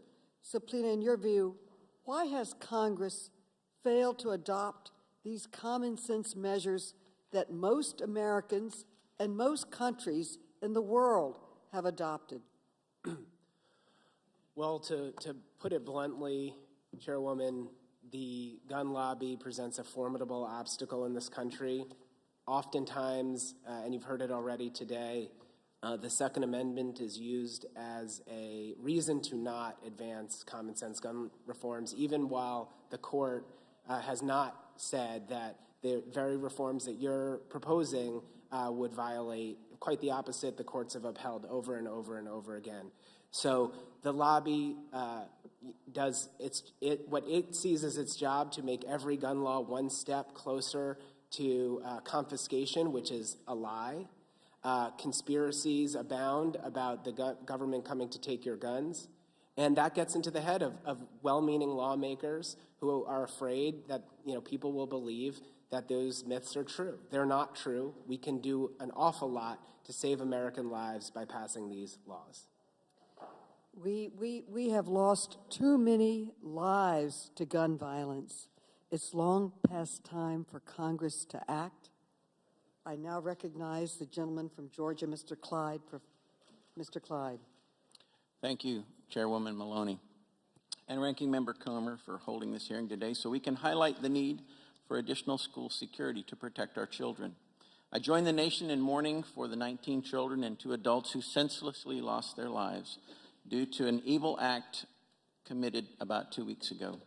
While every loss of life is a tragedy, no one should weaponize or politicize these abhorrent acts to punish law-abiding citizens. For almost 250 years since the founding of our nation, countless hundreds of thousands of men and women have sacrificed their lives to provide the freedoms we enjoy today. Indeed, those freedoms were bought at a very high price and must be guarded continuously so they can be passed on to future generations. If we allow emotion to drive our actions, actions that have constitution-altering consequences, we will destroy the very foundation of our country and break faith with those who gave everything that we would be free. Evil deeds do not transcend constitutional rights. It's the other way around. Constitutional rights are the ones that transcend evil deeds. What occurred in Uvalde and other communities like Sandy Hook and Parkland was nothing short of heartbreaking tragedies and evil deeds. Heartbreaking and evil for the loss of innocent life, but also because, from what I have seen in the news about Uvalde, I believe it was mostly preventable. We don't know all the facts yet because the investigation is still ongoing, but I hope that this hearing is truly looking for legitimate, functional, and effective answers, and not just a bunch of left-wing talking points to fill the do something, do anything mentality that I have heard coming from the Biden administration. The White House press secretary, Ms. Jean-Pierre, said on Tuesday, May 31st, that President Biden is uninterested in pursuing tighter security at schools in the aftermath of the Uvalde tragedy. And I quote, "I know there's been conversation about hardening schools. That is not something that he believes in," said Ms. Jean-Pierre. One of the things I've learned during my 3 overseas tours of military combat was that the harder the target you are, the less likely you will be engaged by the enemy. That's a proven fact and just common sense that applies across multiple aspects of life. For that to not be a part of the administration's focus just shows how seriously out of touch the Democrat leadership is with reality. You know, I want to echo Mrs. Hughes' remarks from the previous panel. Schools should be hard targets. Violent criminals should never, ever have been able to gain access to the inside of these schools. That means schools across the nation should implement sensible security measures, like keeping doors locked, a single point of entry, better security technology, and a volunteer force of well-trained and armed staff in addition to a school resource officer. And where a school staff person has additional responsibility, they should receive additional compensation. A retired military officer from my district, an Army colonel, sent me an email a few days ago, and I want to read a short section of it, and I quote, "I'm absolutely convinced that the single most effective method to eliminate school shootings is to take away all the signs that declare all schools are gun-free zones and do away with all laws that require such postings. Replace those signs with signs using these words or similar words. We love our children and will do anything to protect them. Accordingly, selected teachers and staff are armed and trained to protect our children. Proceed at your own peril. You will be stopped." The rationale for this dramatic change in policy is really quite simple. Gun-free zone signs don't protect anyone. They take away the law-abiding citizen's capability to be a force in helping to protect the children, and they protect the would-be shooter because they believe they will be unopposed. From June 1950 through June 2019, 94% of mass shootings occurred in gun-free zones. If a would-be school shooter doesn't know who is armed and who is not, they would likely move to a more vulnerable target. Most potential school shooters are cowards at heart. They do not want to face a challenge to what they're trying to do. They want to be in control with no opposition. They do not like to be confronted by someone who would face off against them because that confrontation would preclude a school shooter wannabe from being able to take any unopposed action. To those who say that teachers or staff will likely not take up arms to protect their students, I say they will. There have been too many documented cases where teachers have heroically given their lives to protect their students. It's time to give them the tools and help them to better protect those children so they have a fighting chance to survive an encounter with someone who is bent on harming them. And for the record, if someone is intent on harming someone else, they will use whatever is available to do the job, be it a hammer, a knife, or whatever. There's a lot of insight in the words of this Army colonel. He also knows the difference between a hard target and a soft, easy target, and he knows the advantage of that difference. Ms. Ware, you were involved in Heritage Foundation's School Safety Initiative, which was developed after the 2018 Parkland shooting, correct? Yes, sir. In your opinion, what do you believe should be done to secure our schools from violent criminals to ensure that our students have a safe place to learn? Well, I think there are, as I mentioned in my testimony and then again in my written submission, there are several avenues that can be taken, including physical security improvements. You know, again, it has become popular to mock people for talking about doors and those sorts of things, but these are basic security components of the rest of our everyday lives. We see them in apartment complexes. We see them in the building we walked into today. We see them in most corporate buildings that we walk into in any given day. You know, in terms of having a quicker armed response, I think schools should have the flexibility to decide how that happens. If you look in my written submission, in a footnote, there are, just from the last couple of years, a good number of examples, and it's just a smattering of them because I didn't want the footnote to be 12 pages, of armed responses saving lives, whether from school resource officers or from, including in one case, from an armed staff member who stopped a kidnapping and then prevented an armed individual from entering the school where other children were. And I think, again, a key component of this is not just looking at physical security, but also, you know, as plenty of witnesses have mentioned, having the adequate mental health resources. You know, we're not talking about blaming mental illness, but we are talking about, when you look at one, what it means for human The gentleman's time has expired. And, I would end by saying looking at licensed mental health professionals in schools. Thank you very much. I yield back. The gentleman from Massachusetts, Mr. Lynch, is recognized for 5 minutes. Thank you, Madam Chair. Thank you for holding this hearing. I want to thank the panel of distinguished witnesses. Thank you for coming before this committee to help us with our work. I also want to thank the previous panel, the families of the victims who had the courage and selflessness, I think, to, despite their pain, come here with the sole purpose of preventing other families from suffering a similar loss. So I thank them. Madam Chair, I'd like to ask unanimous consent to submit for the record a report and analysis conducted by Coctrane Bui, Alicia Palapiano, and Margot Sanger-Katz over at the New York Times. It's an analysis of 106 mass shootings since Columbine in this country. And I want to read an excerpt. It describes best what they found. To quote this report, if the key gun control proposals now being considered in Congress had been law since 1999, 4 gunmen younger than 21 would have been blocked from legally buying the rifles they used in mass shootings. At least 4 other assailants would have been subject to a required background check instead of slipping through a loophole. 10 others might have been unable to steal their weapons because the efforts required to encourage safer gun storage.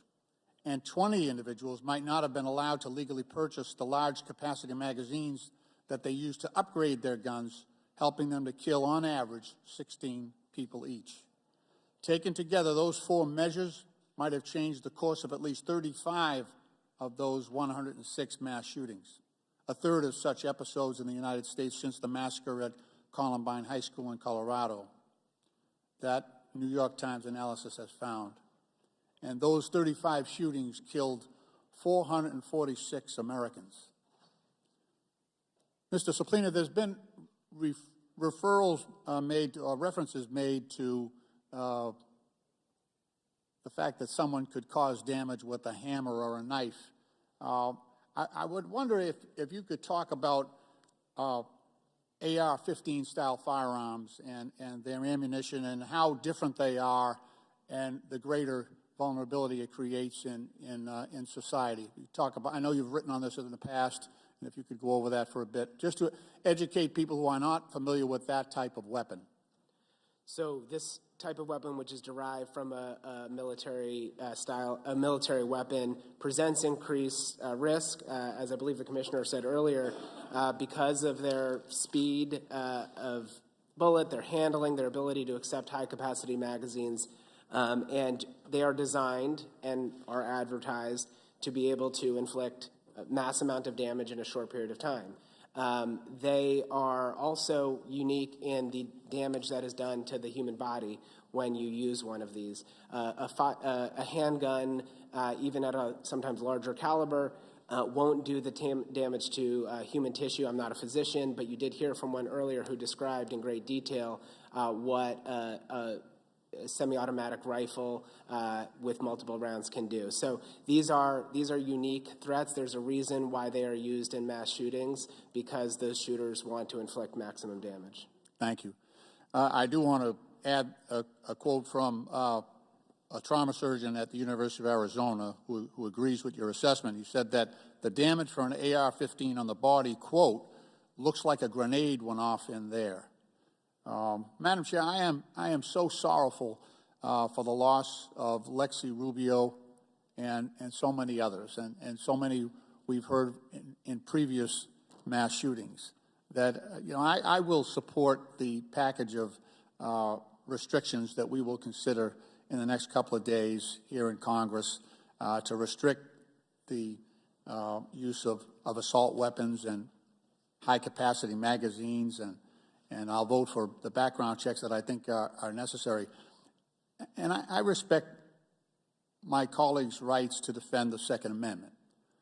But I will note when in defending the Second Amendment, you have to go to military experts and battlefield commanders for advice on how to protect our kids while they're in school. We got a problem. We've got a problem. Think about that you're going to military battlefield commanders, combat veterans, for advice on how to protect our kids while they're sitting in school trying to learn. I just urge my colleagues to think hard on this and consider supporting the package of bills that we have before the Congress this week. Thank you, and I yield back. The gentleman yields back. The gentleman from Texas, Mr. Sessions, is now recognized. Madam Chairman, thank you very much, and I want to thank the gentleman from Kentucky, the ranking member, for really what I think is a thoughtful opportunity for us to handle what is a difficult circumstance. I'm a Texan, and I was about some 100 miles from Uvalde. I know Uvalde very well. I spent a good bit of time in San Antonio growing up. As soon as I heard about what happened, I immediately went about convening some 10 counties worth of superintendents, mayors, county judges, law enforcement people, sheriffs, deputy sheriffs, school resource officers. I did not sit back and wait to find out what this hearing might develop. I did not wait to find out what someone else thinks is a good idea. I tend to think that back home, people have the best answers. I say it differently. I think Texans have answers for Texas problems. Madam Chairman, I do not want to chastise anybody today. I want to thank each of our people who have showed up, not only from Buffalo, but from New York City and others who have taken time to be here today. I do not wish to challenge anyone, but Madam Chairman, I would like to enter into the record an article from the Christian Science Monitor Weekly, June 11th, and also an article which I have provided to you from 538, which is a website that they present information. For the panel, the 538 article said, "We've known how to prevent a school shooting for more than 20 years. Okay, without objection. Thank you, Madam Chairman.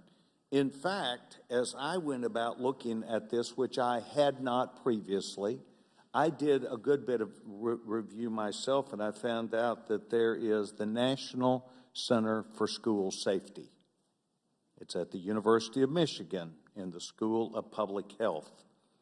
And they state this before and still, and I quote, The information that we do have access to, these studies, seem to be saying that yes, by developing a positive school climate, by educating students on how to say something and speak up or find a trusted adult, is having a positive effect, not just on attitudes, but also self-efficiency, something we need to approach as we talk about behavior. We learned at my meeting that I had in Waco, Texas, that this is not a decision that these shooters, by and large, make that's a snap judgment. They go about this planning effort and plan these school shootings out. They happen to people who have become isolated in school, have been picked on, been made fun of, have been bullied, and these people go off into, by and large, a deep hole where they are not able to effectively balance their lives. This is a public issue problem in our schools of mental health issues. I go to schools probably every 2 weeks, and my observations that I have publicly stated are that I have seen our schools, there are a lot of children, a lot of young adults who are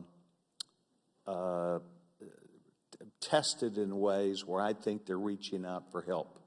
I think one of the things that we should go to is looking at these studies that have been out here, and I would hope our schools and our experts that are on these panels today, including you, Chief, and including you, Mayor, would include these studies and go back to the schools and let's identify in our schools where there is something we can make better. This article also says a work in projects and in progress, and it talks about how talking to students every day. When I grew up, we would recite the Pledge of Allegiance to the flag, taking a few minutes. And I know we've heard testimony that everything about America is racist, but I think that in our classrooms, we need to talk about our nations, our rights and our responsibilities, but taking time every day to be nice to each other, leaving notes, knowing each other, and then listening to people who emanate and identifying people who have problems. It is my hope, Madam Chairwoman and our ranking member, that instead of taking to the floor this immediate action, we would really listen to you and other experts. And Madam Chairman, I would like to see if we would call Justin Hines, who is Director of National Center for School Safety, Assistant Professor at the University of Michigan School of Public Health. I believe we need professionals who have studied these things. I say this as an opportunity to each one of you. I want to thank you. We listen to you, and I hope you will hear us back. Thank you very much, and may God bless the people of Uvalde, Texas, who are struggling through this at this time, and our nation. Madam Chairman, I yield back my time. The gentleman yields back. The gentleman from Illinois, Mr. Krishnamurthy, is recognized. Thank you, Madam Chair. Commissioner Gramaglia, thank you for your service to the people of Buffalo. I was born in India, and I immigrated first to Buffalo, New York. And so the fact that you said that it's a city of good neighbors is very poignant for me. And I'm very sorry for the loss of all those lives in Buffalo. The shooter in Uvalde used what's called a Daniel Defense DDM V7 rifle. It's a style of AR-15 rifle. It markets that rifle as, quote, a perfect rifle for everybody. This particular picture comes from their Twitter account on May 16th, 2022.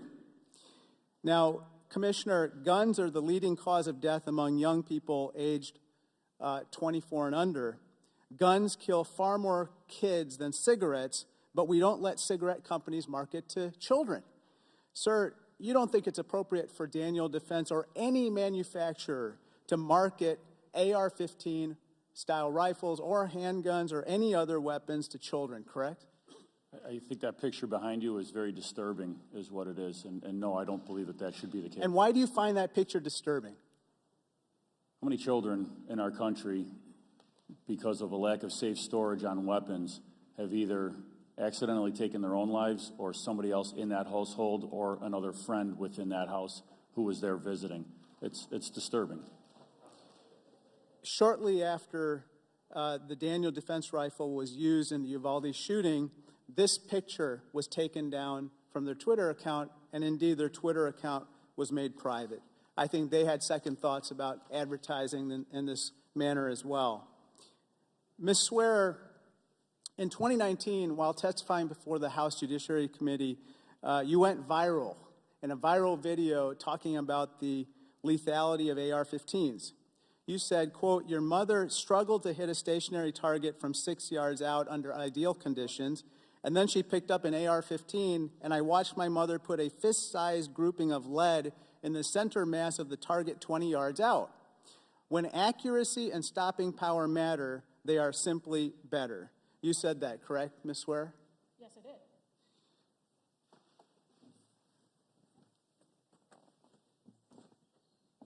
This is a picture of the 19 children and 2 teachers who died in Uvalde, Ms. Swearer.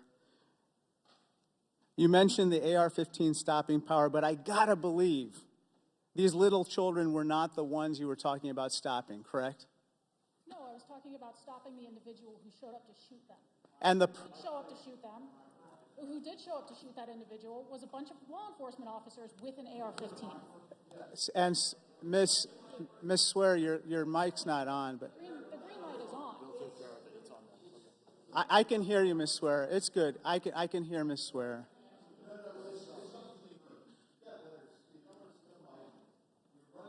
Perhaps you could switch with Mr. Suplina for a minute if his mic is working. Can you please suspend the time? The witness needs to be heard. Restore the time, please. Thank you. Congressman. Can I repeat the question, then you can say the answer? Yeah, and if we could just stop the clock for a minute, because we lost some time there. Could Go we ahead. change the placards to Mr. Trump? Mr. Krishnamurti, did you want to repeat the question? Yes. Ms. Swearer, when you talked about the stopping power of these AR-15s, it wasn't these children that you were talking about stopping, obviously. No, I was referring to individuals like the one who went into that building and spent 78 minutes shooting them. And I hope, as was the case in Uvalde, that the people who show up to stop shooters like that have the AR-15 precisely for its stopping power. And that is exactly what happened in Uvalde. That is why cops are routinely exempt from these prohibitions. This man legally purchased these AR-15 rifles, correct? And in this particular case, this shooter had legally purchased these AR-15 rifles and was able to stop and obviously end these lives forever. Yes, now, Commissioner Gramaglia, I want to address you again, Commissioner. You know, guns are often billed as essential to maintaining the freedoms we enjoy in America. They are an iconic part of America to a lot of people, but cars have long been central to American life as well. And what we've seen, interestingly, is that here's a picture of traffic deaths versus deaths from firearms. And at one time, traffic deaths far exceeded firearms in 1950. But over time, traffic deaths have gone down, while firearm deaths have remained relatively constant. Now, of course, with regard to the right to bear arms, that's in the Constitution. But it's not an absolute right. That's why we outlaw machine guns and we regulate firearms in other ways. Sir, with regard to traffic deaths in cars, the imposition of rules and regulations and laws, along with private industry adopting safer ways to drive and devices to make them safer, have led to a reduction in traffic deaths. But the same cannot be said for firearms. Isn't that right? I believe you're correct, yes. In looking at the traffic deaths going down, regulations both in vehicle safety, airbags, speed enforcement, other things of that nature have led to safer roads. And what would that lead you to believe should happen with regard to firearms? Some sensible regulations to limit the carnage that's happening on our streets. Thank you, Commissioner. Thank you. Gentlelady from North Carolina, Ms. Fox, is recognized for her 5 minutes of questioning. Thank you, Mr. Chairman. The horrific and heartbreaking tragedies that occurred in Uvalde and Buffalo have shaken the nation. We're all made in God's image, and I continue to pray for our society and for the families of the men and women and children who were senselessly murdered. We must be thoughtful in how we discuss and address this issue. When the federal government acts in haste, the room for error is exponentially compounded.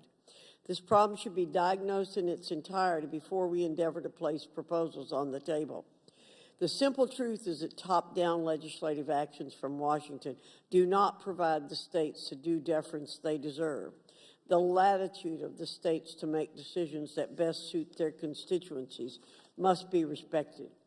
The Second Amendment was intended both to empower individuals and also to shield them from the federal government exerting undue influence. Unfortunately, over time, the underlying principle of the Second Amendment has been distorted and misconstrued by Washington bureaucrats who simply want it stripped away from law-abiding citizens. This cannot be allowed to happen. I now yield the balance of my time to the gentleman from Georgia, Mr. Clyde, who has a tremendous amount of experience with these issues. Thank you very much, Virginia. I would like to ask Mr. Gramaglia, in your sworn testimony, you say of retired Buffalo police officer Aaron Salter, Jr., his service weapon was no match for the military-style weapons and armor the perpetrator was equipped with. Yet your Buffalo police officers responded to Tops a minute after receiving the 911 call and were able to take the shooter into custody within a minute of arriving at the scene. That's impressive. That's very impressive that your officers were able to do that. And this gentleman armed with an AR-15 style rifle. What is the Buffalo officer's standard service weapon? A Glock 40 caliber.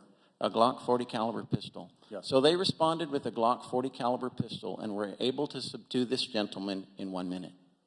They were able to do that because as he exited the store, he had the AR-15 pointed up underneath his chin, and then through what I thought was very calm de-escalation language, he surrendered his weapon and put it down. Had he pointed it at the officers, we think we would have had a different scenario here. Okay, but that 40 caliber weapon is completely capable of stopping someone with an AR-15, correct? Well, he had military-style body armor and a tactical helmet on. He was shot at least one time that we had uncovered through our evidence, and that had no effect on him. I also watched the video, both the store surveillance video that has not been released and the GoPro video that was downloaded, which showed the confrontation between. But the 40 caliber pistol that the officers carry is plenty enough to stop an armed shooter, correct? It's all about shot placement, isn't it? It is and it isn't. All right, thank you, I appreciate that. Mrs. Swearer, actually,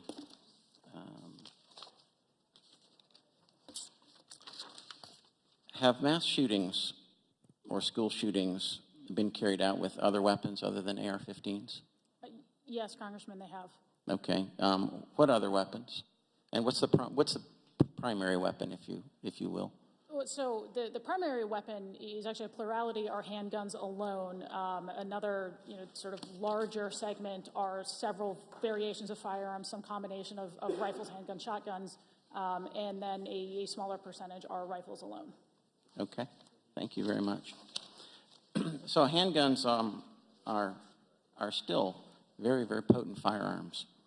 Madam Chairwoman, I would like to introduce this article into the record, and I request unanimous consent. It's a Fox News article, May the 28th, 2022, and it's entitled, "West Virginia Woman with Pistol Shoots, Kills Man at Graduation Party, Saves Several Lives." Without objection. All right, thank you.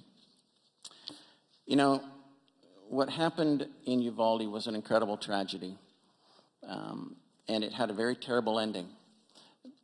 But something very similar happened the very next day, that Wednesday, in Charleston, West Virginia. And a particular woman in West Virginia fatally shot a man who had begun firing an AR-15 rifle into a crowd of dozens. The woman was attending a West Virginia party. She drew her pistol and fired on the convicted felon. No one at the party was injured. and the gentleman obtains his weapon illegally. Criminals will obtain their weapons however they want. They will get them illegally. More gun laws are not going to stop that, not in any way, shape, or form, because criminals simply do not obey the law. The gentleman's time has expired. Madam Chair, I yield back. I'd like to ask permission to insert into the record an article, Why Do Something Won't Work, from the Wall Street Journal, Thursday, June 2nd, 2022. Thank you. Without objection. The gentleman from Virginia, Mr. Conley, is now recognized. I thank the chair, and I thank our witnesses for being here today. I was the chairman of Fairfax County when the Virginia Tech massacre occurred. At that point in American history, that was the worst gun massacre in our history. I buried 6 young children, students, that week. 6. I'm still in touch with many of the families years later. And the emptiness in their hearts and souls cannot be filled. It is a tragedy that lives with them forever. Those children were killed by a mentally ill person who should not have had access to weapons, but did. He wasn't a criminal. He was mentally ill. We hear excuse after excuse that gun laws don't work. The Australian experience would suggest otherwise. After a series of massacres in that country, Australia adopted some strict gun laws. They don't have the massacres weekly we do. It changed behavior because it changed access to weapons and ammunition. We've heard the answer is arm our teachers. That would be the solution. Ms. Pringle, you deal with teachers. Would that be a good solution from your point of view? Absolutely not. We know that the majority of not only our teachers, but our parents do not believe that arming teachers would in any way prevent the carnage that we have seen for over 23 years.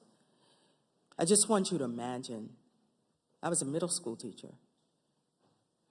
My responsibility was to ensure that every student was nurtured and that they could learn, come to school ready to learn every day. And now the suggestion that I, as a teacher, would be responsible for carrying a weapon and making a split moment decision about whether I was going to shoot someone or not, whether that responsibility would be mine to bear, that is a distraction from what we know we need to do in this country, which is to pass comprehensive gun control laws, something we have never done.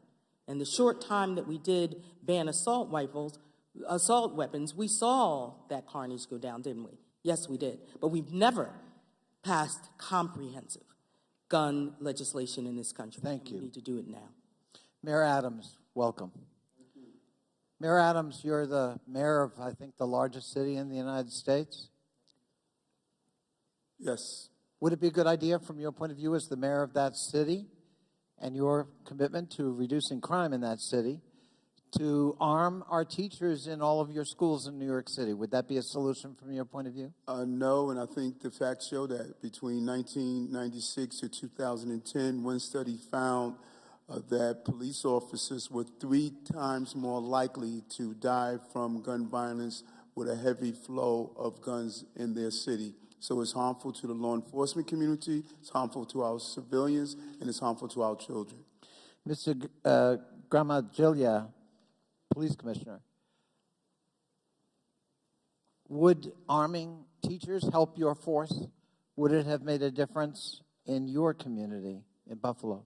I think what we have to be careful on is to not militarize our schools and make students feel like they are in a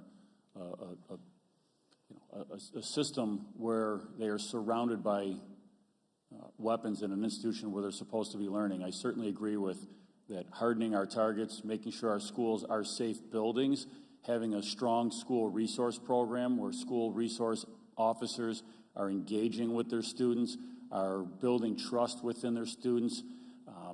But I think we have to, caution against over-weaponizing our schools. It causes fear in our students, and I think we need to engage our students in these conversations. And just real quickly, and Ms. Pringle's point, the use of weapons and the decision to use them for law enforcement can be a split-second judgment, and that requires careful training, does it not? It's a considerable amount of training for absolute split-second decisions that are second-guessed for years on. Thank you. I yield back. The gentleman yields back. The gentleman from Georgia, Mr. Heiss, is recognized for 5 minutes. Mr. Heiss. Thank you, Madam Chair. Just for the record, from what I can research and understand, there are some 300,000 or so crimes committed every year, violent crimes in which guns are a part of the situation. There are between 500,000 and 3 million incidences a year where guns prevent violent crimes from taking place. So let's clarify here, the issue is not gun violence. Guns are not the issue. We have a people violence problems who misuse guns and other means whenever they intend to harm individuals.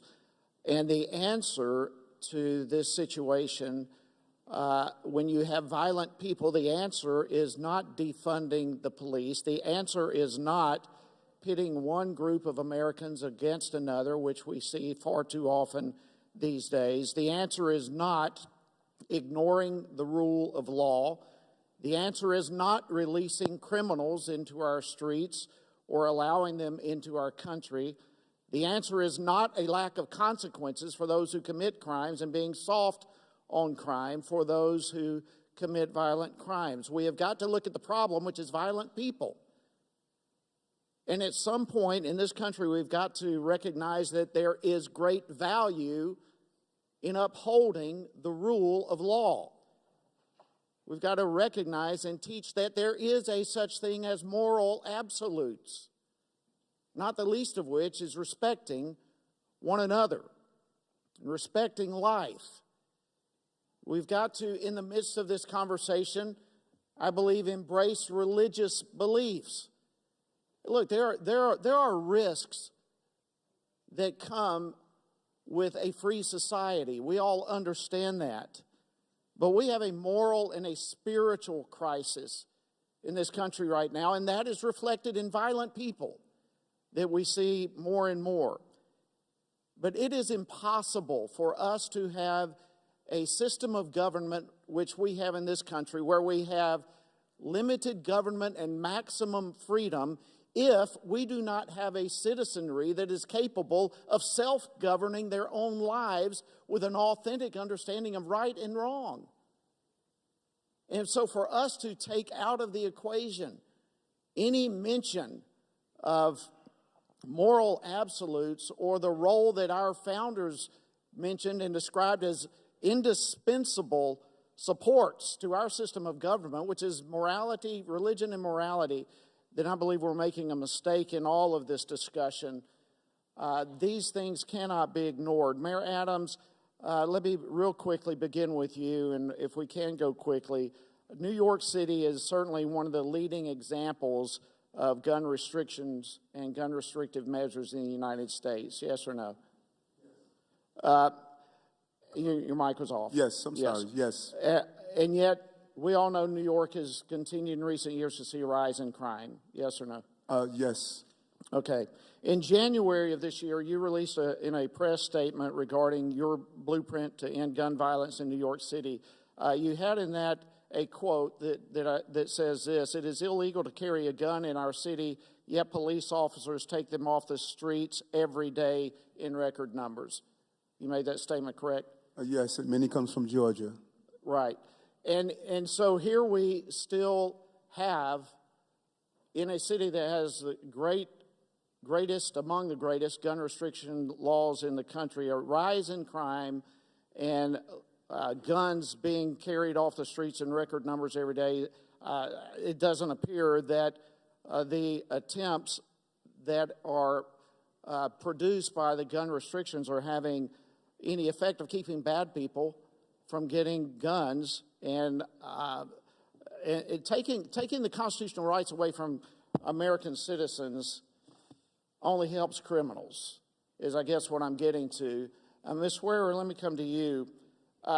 If we continue down this path of restricting gun rights from American citizens, making it easier for criminals to have targets, knowing that there will not be guns by legal citizens there to defend themselves, what kind of impact will that have in the long run? First, I want to make sure that, is my mic still not on? Can we put a pause? Use your neighbor's mic. Use your neighbor's mic. Maybe that'll work better. My apologies. I was told the issue had been taken care of. Congressman, to answer your question, criminals are rational actors. You look at the studies on this and the way in which criminals operate. Obviously, they don't want to confront someone with a firearm any more than we would want to if we were criminals. They are rational actors. You mentioned the statistics on defensive gun uses. I think that is important to point out. I would also note how much lower that is, considering there are a number of states that essentially do not allow ordinary law-abiding citizens to protect themselves with firearms in public, and or who make it far more difficult for individuals to keep and bear arms even inside their own homes, and so that could be considerably higher under different circumstances. That said, again, I appreciate you pointing that out, but again, criminals are rational actors. To pretend otherwise is borderline silly. So of course, Gentleman's time has expired. Okay. Thank you, Madam Chair. The gentleman from Maryland, Mr. Raskin, is now recognized. Thank you, Madam Chair. Buffalo, Uvalde, Sandy Hook, Tree of Life, Mother Emanuel Church, El Paso, Walmart, Pulse Nightclub, Las Vegas, Columbine. The bloodbath continues. In the history of our species, a number of civilizations have practiced or allowed human sacrifice, including the sacrifice of children. The Carthaginians, the Mesopotamians, the Incas, the Aztecs. Will we be recorded as such a society that accepts the sacrifice of innocence? Gun violence is the #1 cause of death of children in the United States of America today, which makes us globally unique. We have rates of gun violence and gun death 20 times higher than other industrialized nations like France, the United Kingdom, Israel, Norway, Sweden, Japan. No other nation comes close to what we see here, even though we have comparable levels of mental health problems and mental illness. Will we continue to accept the slaughter of innocents, including innocent children, as acceptable collateral damage for loyalty to a completely bogus and distorted misreading of the Second Amendment and what the Supreme Court has said about it? Justice Scalia in the Heller decision was emphatic that reasonable gun safety regulation is perfectly consistent with the Second Amendment rights. Justice Scalia said he specifically rejected the view advanced by a number of our colleagues today, saying that the right of gun ownership is not unlimited. No, Justice Scalia stated the Second Amendment right is, quote, not a right to keep and carry any weapon whatsoever, in any manner whatsoever, and for whatever purpose. He enumerated a partial list of reasonable regulations, including a ban on carrying concealed weapons, the possession of firearms by felons, the mentally ill, and other dangerous people, laws forbidding the carrying of firearms into schools and government buildings and other public places, laws imposing the conditions and qualifications on the sale of firearms, such as background checks. All of these things, he has said, are perfectly consistent with the Second Amendment right. It's not different from other rights we have, like the First Amendment, where you have an absolute right to speak, but you don't have a right to set up a demonstration with loudspeaker system in front of the White House at 2 o'clock in the morning and keep the president's family up. We accept reasonable time, place, manner regulations with respect to all rights. Now, our colleagues invite us to believe the Second Amendment is some kind of policy straitjacket, but they won't read or quote the decision by Justice Scalia himself, who wrote the most elaborate defense and explication of the majority's view of the Second Amendment in D.C. versus Heller in 2008. Mr. Suplina, in 2005, Congress gave the gun industry unprecedented and unique immunity from civil lawsuits for crimes committed with their products. No other industry's got anything like that. Could you explain what that immunity protection means for the gun industry and how it has blocked common sense laws to end gun violence in our country? Yes, Congressman, thank you. The law of PLACA, which you cite, has given near blanket immunity to the gun industry, and the result has really had a profound impact on what we know about the gun industry's role in gun violence, as well as any accountability for the industry. So acts that would have led to either litigation that would have exposed truths like happened with the tobacco industry, or accountability like happened in the automobile industry, safety practices that would have improved at these manufacturers because there was a risk of doing nothing, just simply does not exist with the gun industry. Well, what reckless marketing and sales practices has the gun industry engaged in because of this blanket of immunity that has been bestowed upon them? Well, you know, there are several, and the marketing is getting increasingly reckless, increasingly desperate as the field gets more crowded, but also in terms of distribution practices. I've heard several times today about how easy it is for criminals to get guns, as if that's some act of magic, but these guns are all starting with gun manufacturers and gun sellers. We know that certain gun manufacturers are fueling gun shops that are selling disproportionately into illegal markets. And the gun industry is protected by PLACA because they say, oh, we're following the law. Well, the numbers speak for themselves.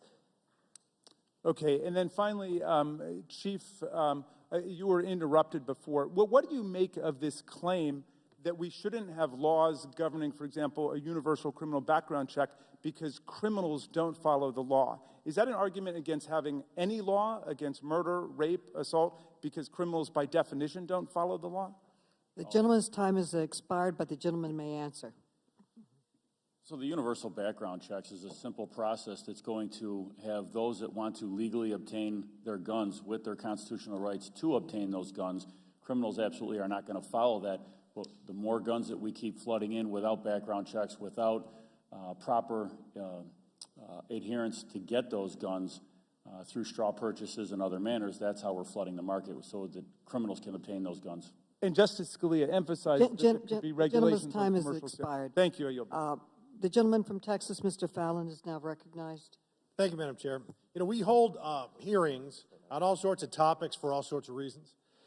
Sometimes for political reasons, or even worse, sometimes for political theater aimed at attaining political currency which will then be spent on winning an upcoming election. Other times, hearings are held to actually solve a problem. We're here today because of the tragedies in Buffalo and the horrific loss of life in my home state of Texas and Uvalde, which is a beautiful American community ripped apart by a troubled and evil coward. Now, when lives are lost and innocence is stolen, particularly when children are the victims, it's natural to want to assess and focus blame. Who did this and how did this happen? And I'm no different than any American. I'm heartbroken and I'm furious. Those innocent children are gone, and the indescribable suffering of the families is beyond words. We have a president that says continually that he must do something. We must do something. Many Democrats are arguing that. We must do something. No, we need to do something effective that will keep our children safer. As I mentioned, when a senseless tragedy like this happens, blame's thrown around. Some people want to blame guns. Some people want to blame gun manufacturers. Some people want to blame, believe it or not, the Constitution. Some people want to blame an entire political party. And all this couldn't be more misplaced. The shooter is the only one to blame. So when the president and many Democrats are claiming that guns are the problem and the readily available supply is the culprit, Well, the more guns in America, the argument goes, the more dangerous America becomes. But the actual facts belie this thinking. In 1969, so about 50 years ago, there were 180 million firearms in this country. Today, it's about double. In 2019, it was about 365 million. Yet the murder rate back then was 9.6 per 100,000. The murder rate now is 5, or in 2019 anyway, it was 5 per 100,000. So twice the number of guns, and yet murder rate was cut in half. The truth is that guns have always been readily available in this country. But mass shootings, and in particular mass shootings of schools, were non-existent, or at least extremely rare, until they became a grisly recent phenomenon. So what's changed in the last 50 years? There's been a noticeable breakdown of the family, there's been an erosion of faith, and there's been a seismic drop in social interactions, in large measure, due to the overuse of these dang smartphones and the proliferation of social media, which is probably better described as anti-social media. Senseless mass shootings are not committed by well-adjusted, successful, socially polished people. They're committed by disturbed, unstable loners with mental disease. By the end of the year, so we started. And Madam Chair, Madam Chair, can I get my time back? Yes. Thank you. Rule out what we don't want. Thank you.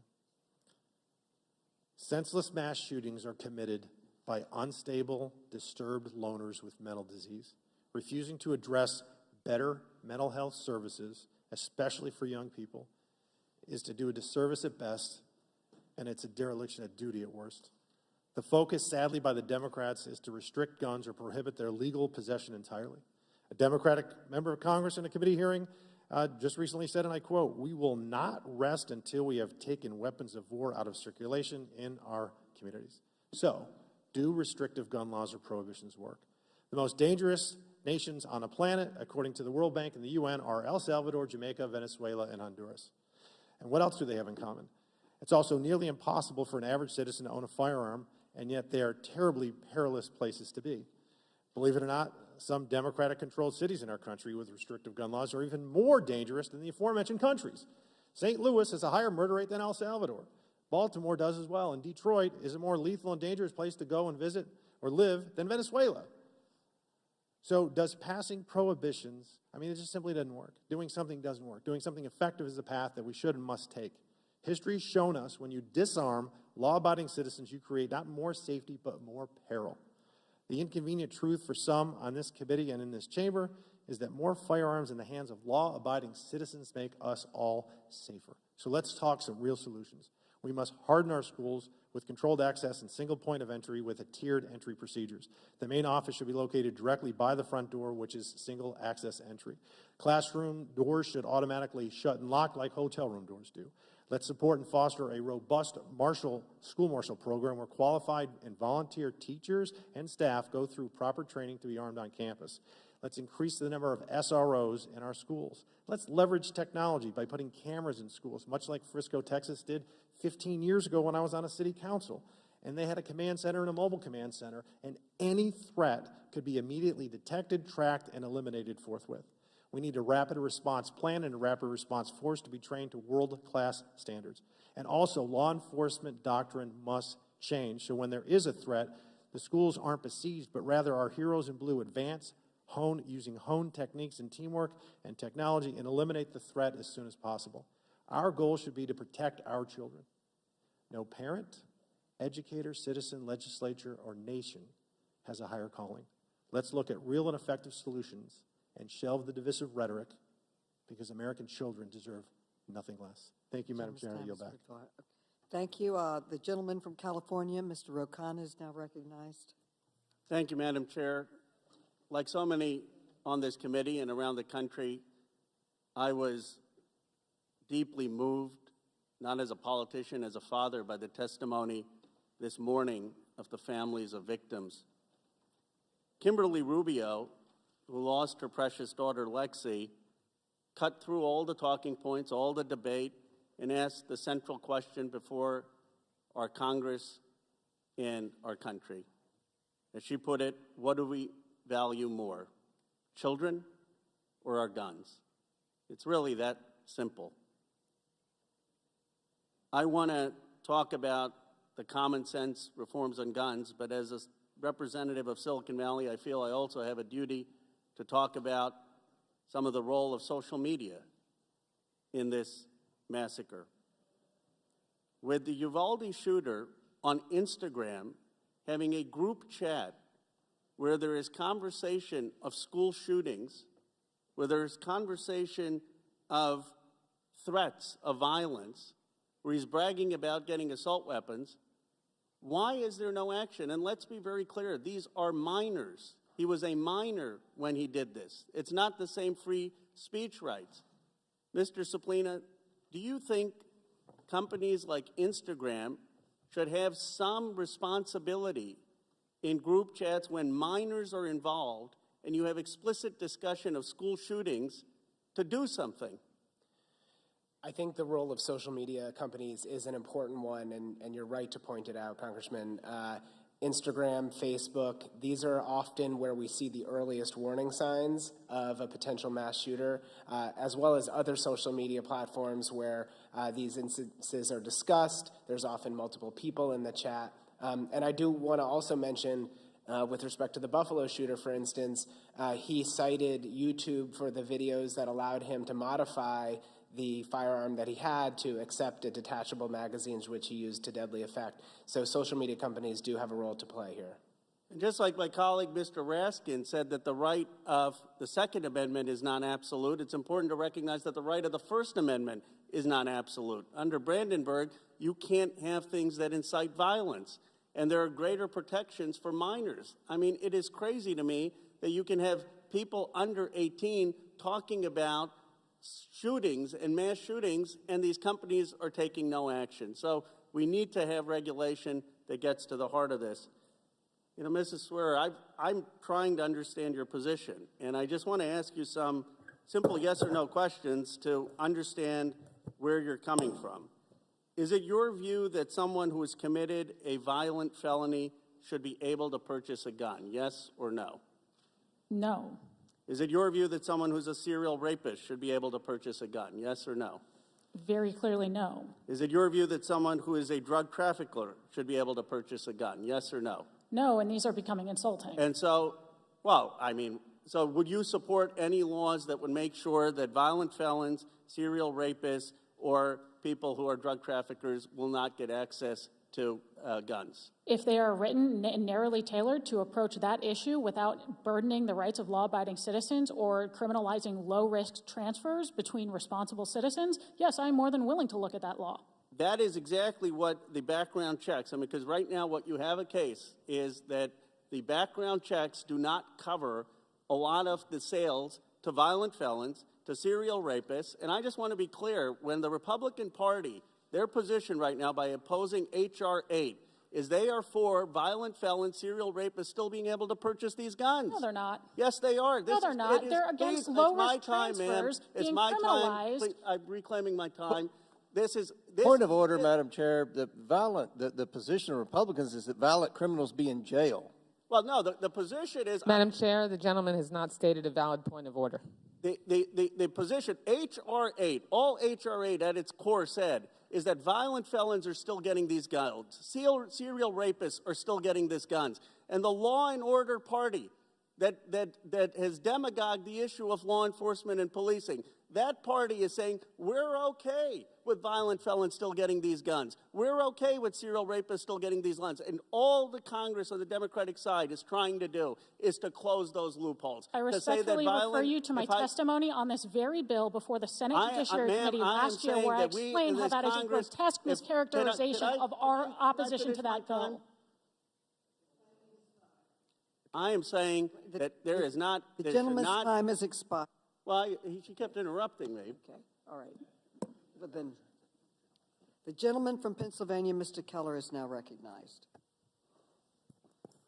I would first like to take a moment to thank all our panelists, this panel and the previous panel, for your testimony. We've seen some horrific acts in the Commonwealth of Pennsylvania. We saw a devastating shooting in Philadelphia on Saturday, and I continue, and we all should offer prayer for the families across the Commonwealth of Pennsylvania and across our nation that have been affected by these acts committed by violent criminals skyrocketing crime in our cities. That's what we need to focus on. New York City saw a 16.2% increase in violent criminals shooting others in March of 2022. That's up from a year before. San Francisco saw a 31% rise in homicides. In Chicago, violent criminals were responsible for shooting 47 people on Memorial Day weekend alone. There's a trend here. Crime is rising in cities that have the most restrictive laws on firearms and have the least severe criminal enforcement penalties on the books. And in fact, cities that don't enforce the laws that are on the books. The district attorney in San Francisco has dismissed over 40% of felony convictions since 2020. And in Philadelphia, homicides have increased 58% during District Attorney Larry Krasner's tenure.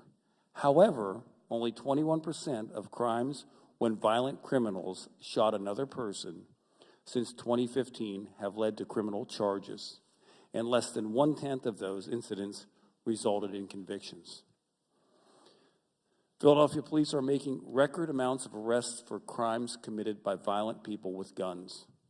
Yet Krasner's office has dismissed or withdrawn more violent cases every year he has been in office.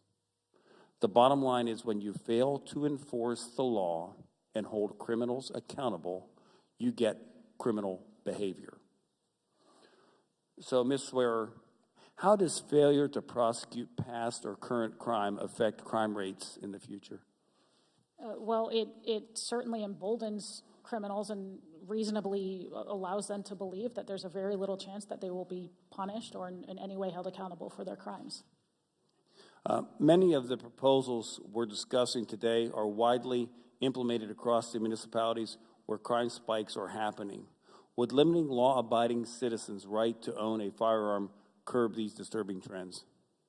No, it would not. And I would also point out the reality of most gun violence is not that it's being perpetrated by people who lawfully purchase and possess their firearms. It is largely perpetrated by individuals with long histories of violence who obtain their firearms already through illegal and illegitimate channels that are not addressed by universal background checks because they are already circumventing the law regarding those background checks. It's a very low reward endeavor, even if it's like 100% enforceable. Okay. What measures should be taken to ensure victims and their families are not legally ignored in favor of defendants? I would, again, refer to some of my previous testimonies, and I know our time is short, previous testimony that I've given before the Senate Judiciary Committee on gun violence in Chicago. I think a lot of that is still applicable to your question. From a federal perspective, as I said, I continue to enforce federal laws and hold criminals accountable at a federal level when possible, and encourage state and local counterparts, some of whom have done a horrific job of this, to do the same. So I just have a question. There's a called the NICS system, and when you purchase a firearm, as I don't know how many people in this room have ever gone through a background check, but it does ask questions. I know it was brought up earlier about criminals being able to purchase guns. Is it not already illegal for rapists and murderers and people who have done domestic violence and convicted of these things? Isn't it already illegal for them to purchase firearms? To purchase and to possess, assuming they are felons and have not had their rights restored to them under existing state or federal processes, though there is no process under federal law, so it would just be under the state. Okay, but the point is, it's already, we're not saying that criminals should have laws. We're saying criminals should be put in jail, and law-abiding citizens should be allowed to lawfully possess firearms. That is certainly what I'm saying, and that is my understanding of what every member who has opposed H.R. 8 is saying as well. Thank you, and I yield back. Gentleman yields back. The gentleman from Maryland, Mr. Mfume, is recognized for 5 minutes.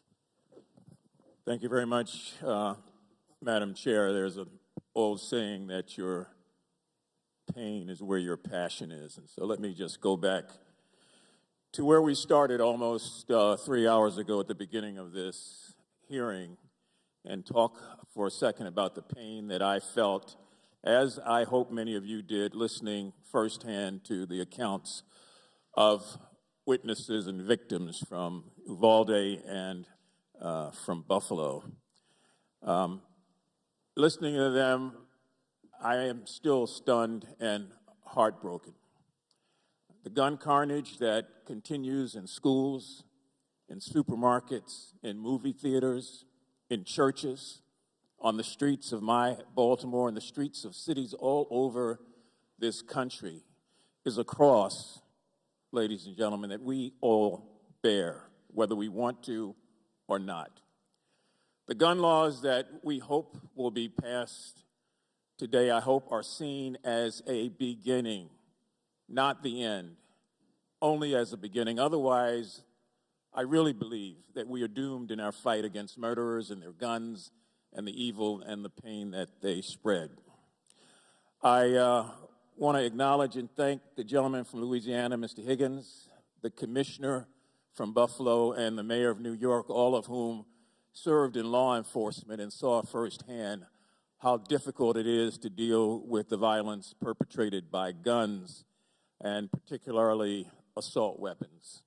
And I want to associate my remarks with those of Mayor Adams when he said, let the ATF do its job in rounding up so many illegal guns that are on our streets and to finally confirm a nominee. Madam Speaker, Madam Chair, you'll remember 1994. We were members of this body. We worked for a whole year to put together and pass an assault weapons ban. And the only reason it wasn't permanent was because we weren't able to get enough people, members, on the other side of the aisle, unfortunately, to go along with that. And so the compromise was a 10-year ban on assault weapons, which expired in 2004. I'm just shocked that 18 years has gone by and this body has not moved to reestablish that. In 1999, as a president of the NAACP, I filed suit against the gun industry. It took us 3 years to get to court because the NRA did everything they could to keep it from not happening. And finally, in 2003, we went to court. I testified in Brooklyn, New York for over a week, but we didn't have the weight we needed, and the NRA was a bigger force than we could deal with. And so we lost that, but the judge, to his credit, said this does not prohibit the fact that there certainly will be other lawsuits like this. The NRA heard those words and took them to heart and spent the next 18 months putting in place an absolute immunity on the gun industry, and unfortunately was able to get this Congress to pass it and sign into law. It is just unbelievable that we will get absolute immunity to any industry in this country, particularly when there's harm and personal injury. So I think more than anything else, I was stunned a little while ago in hearing the gentleman, my colleague on the other side of the aisle, saying that he had sought out advice from a military commander about how to protect schools and that the advice was harden the target. And Ms. Swear, when you were asked to comment on that, you said absolutely harden the target. Well, that's fine. Except, how do you harden a supermarket? How do you harden a church? How do you find a way to go out and harden movie theaters? If the only answer is hardening the target, we've already capitulated.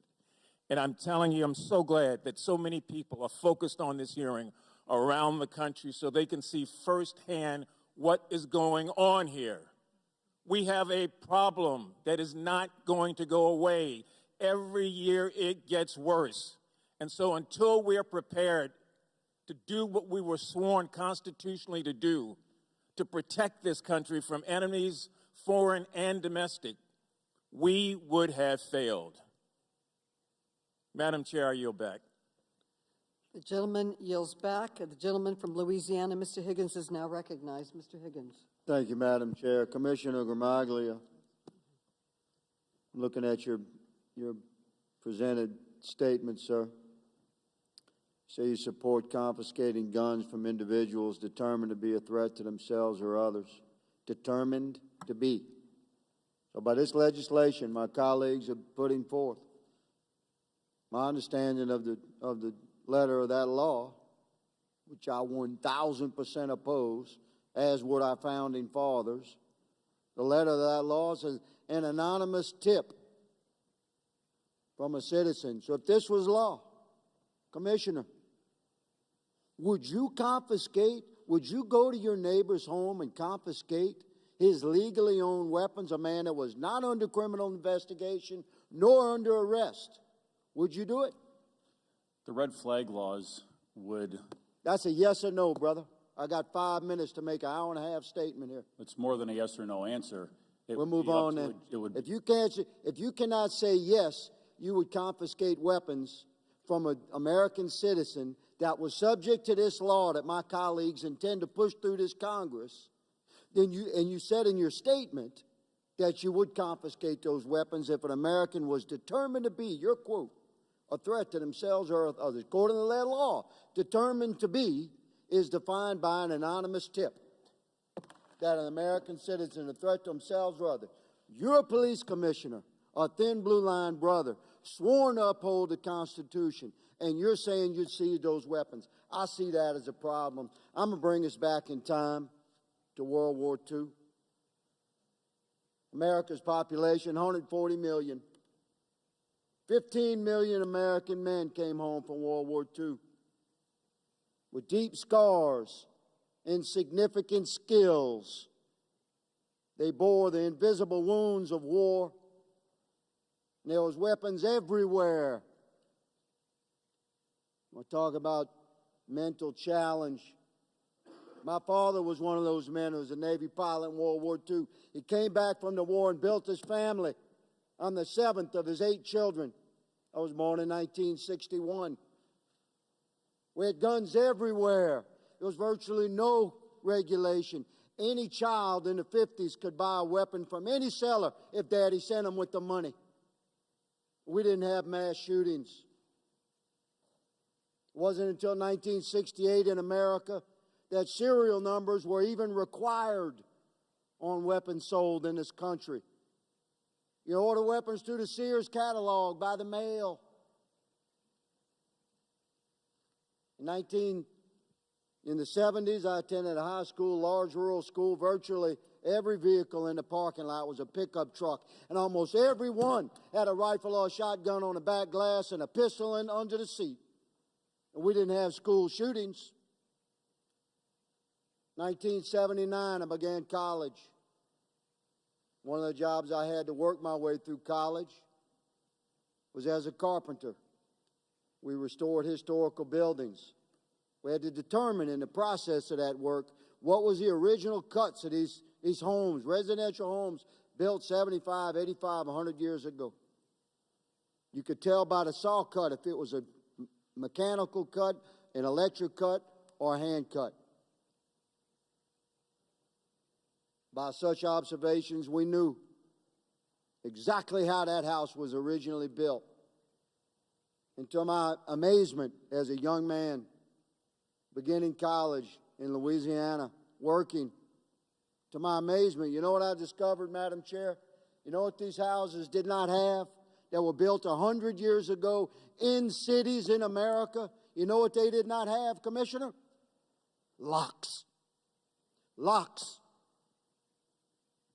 Now I ask you all, what happened to that country, man? A country where homes were built in cities with no locks. A country where guns were everywhere and virtually not regulated at all.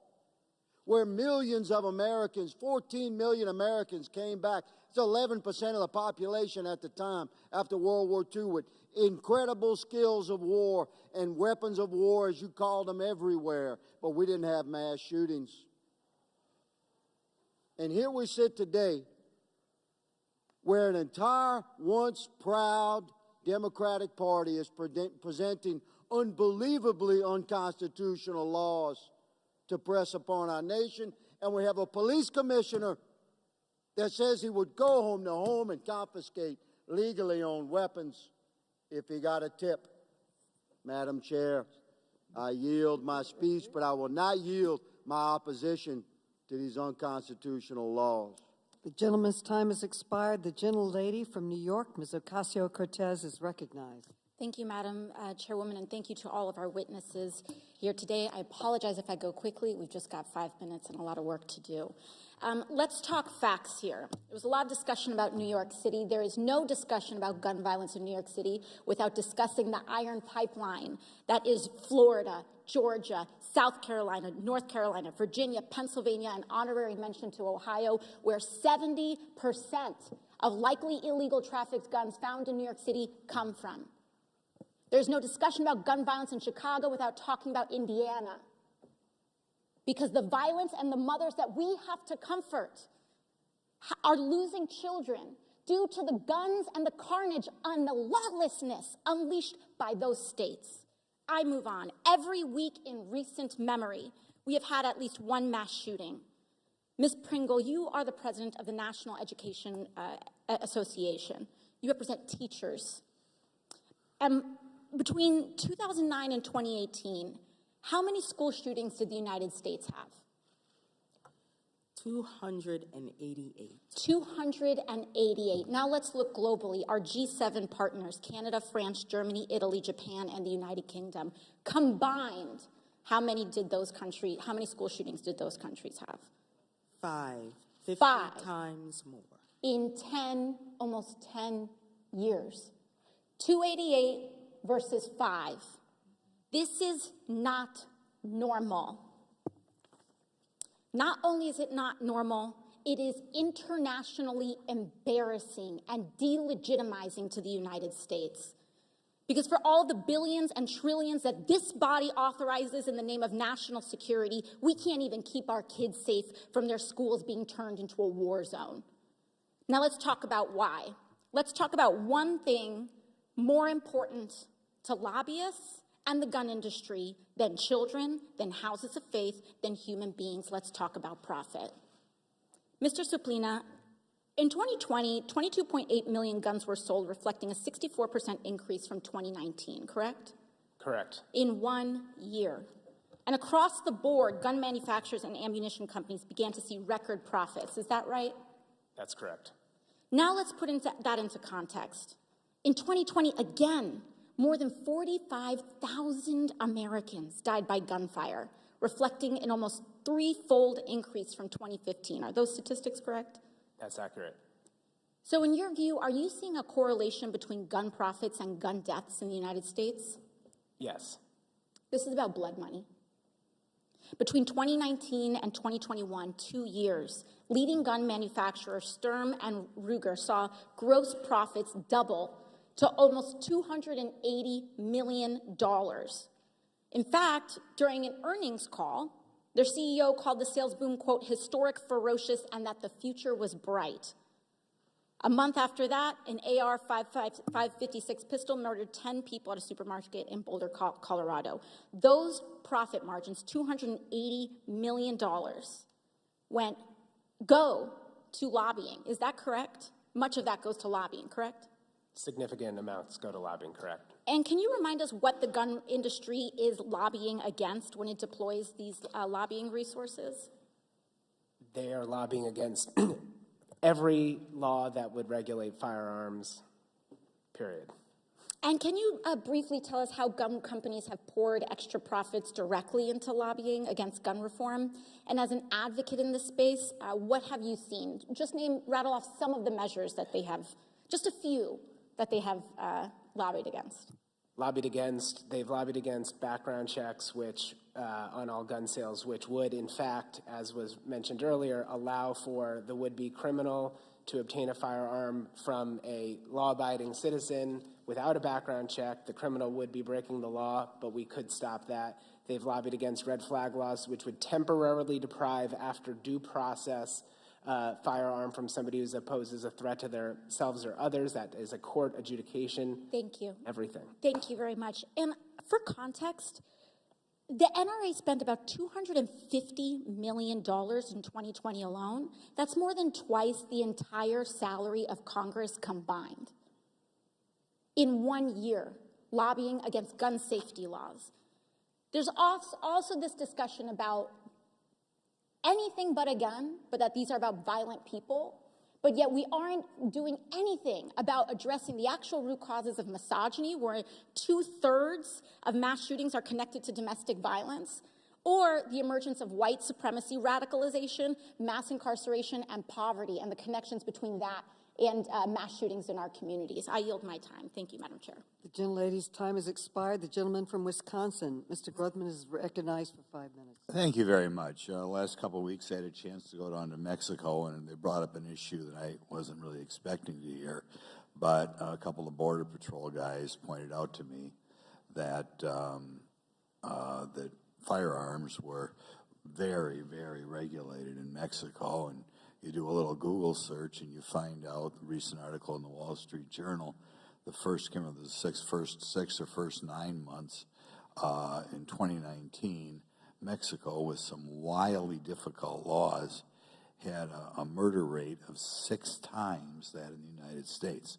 Not 6% more, not 60% more, but assuming you got it right, maybe he was cherry-picking the year, I don't know. 6 times as many murders as in the United States. I assume the Mexican officials who put these laws into effect thought they were going to save lives at the time that they made it so difficult for law-abiding Mexicans to get a hold of a firearm. But obviously the results of their laws was not to make Mexico safer. There are thousands, probably tens of thousands of people who have died now in Mexico under the current rules connected to ownership of guns.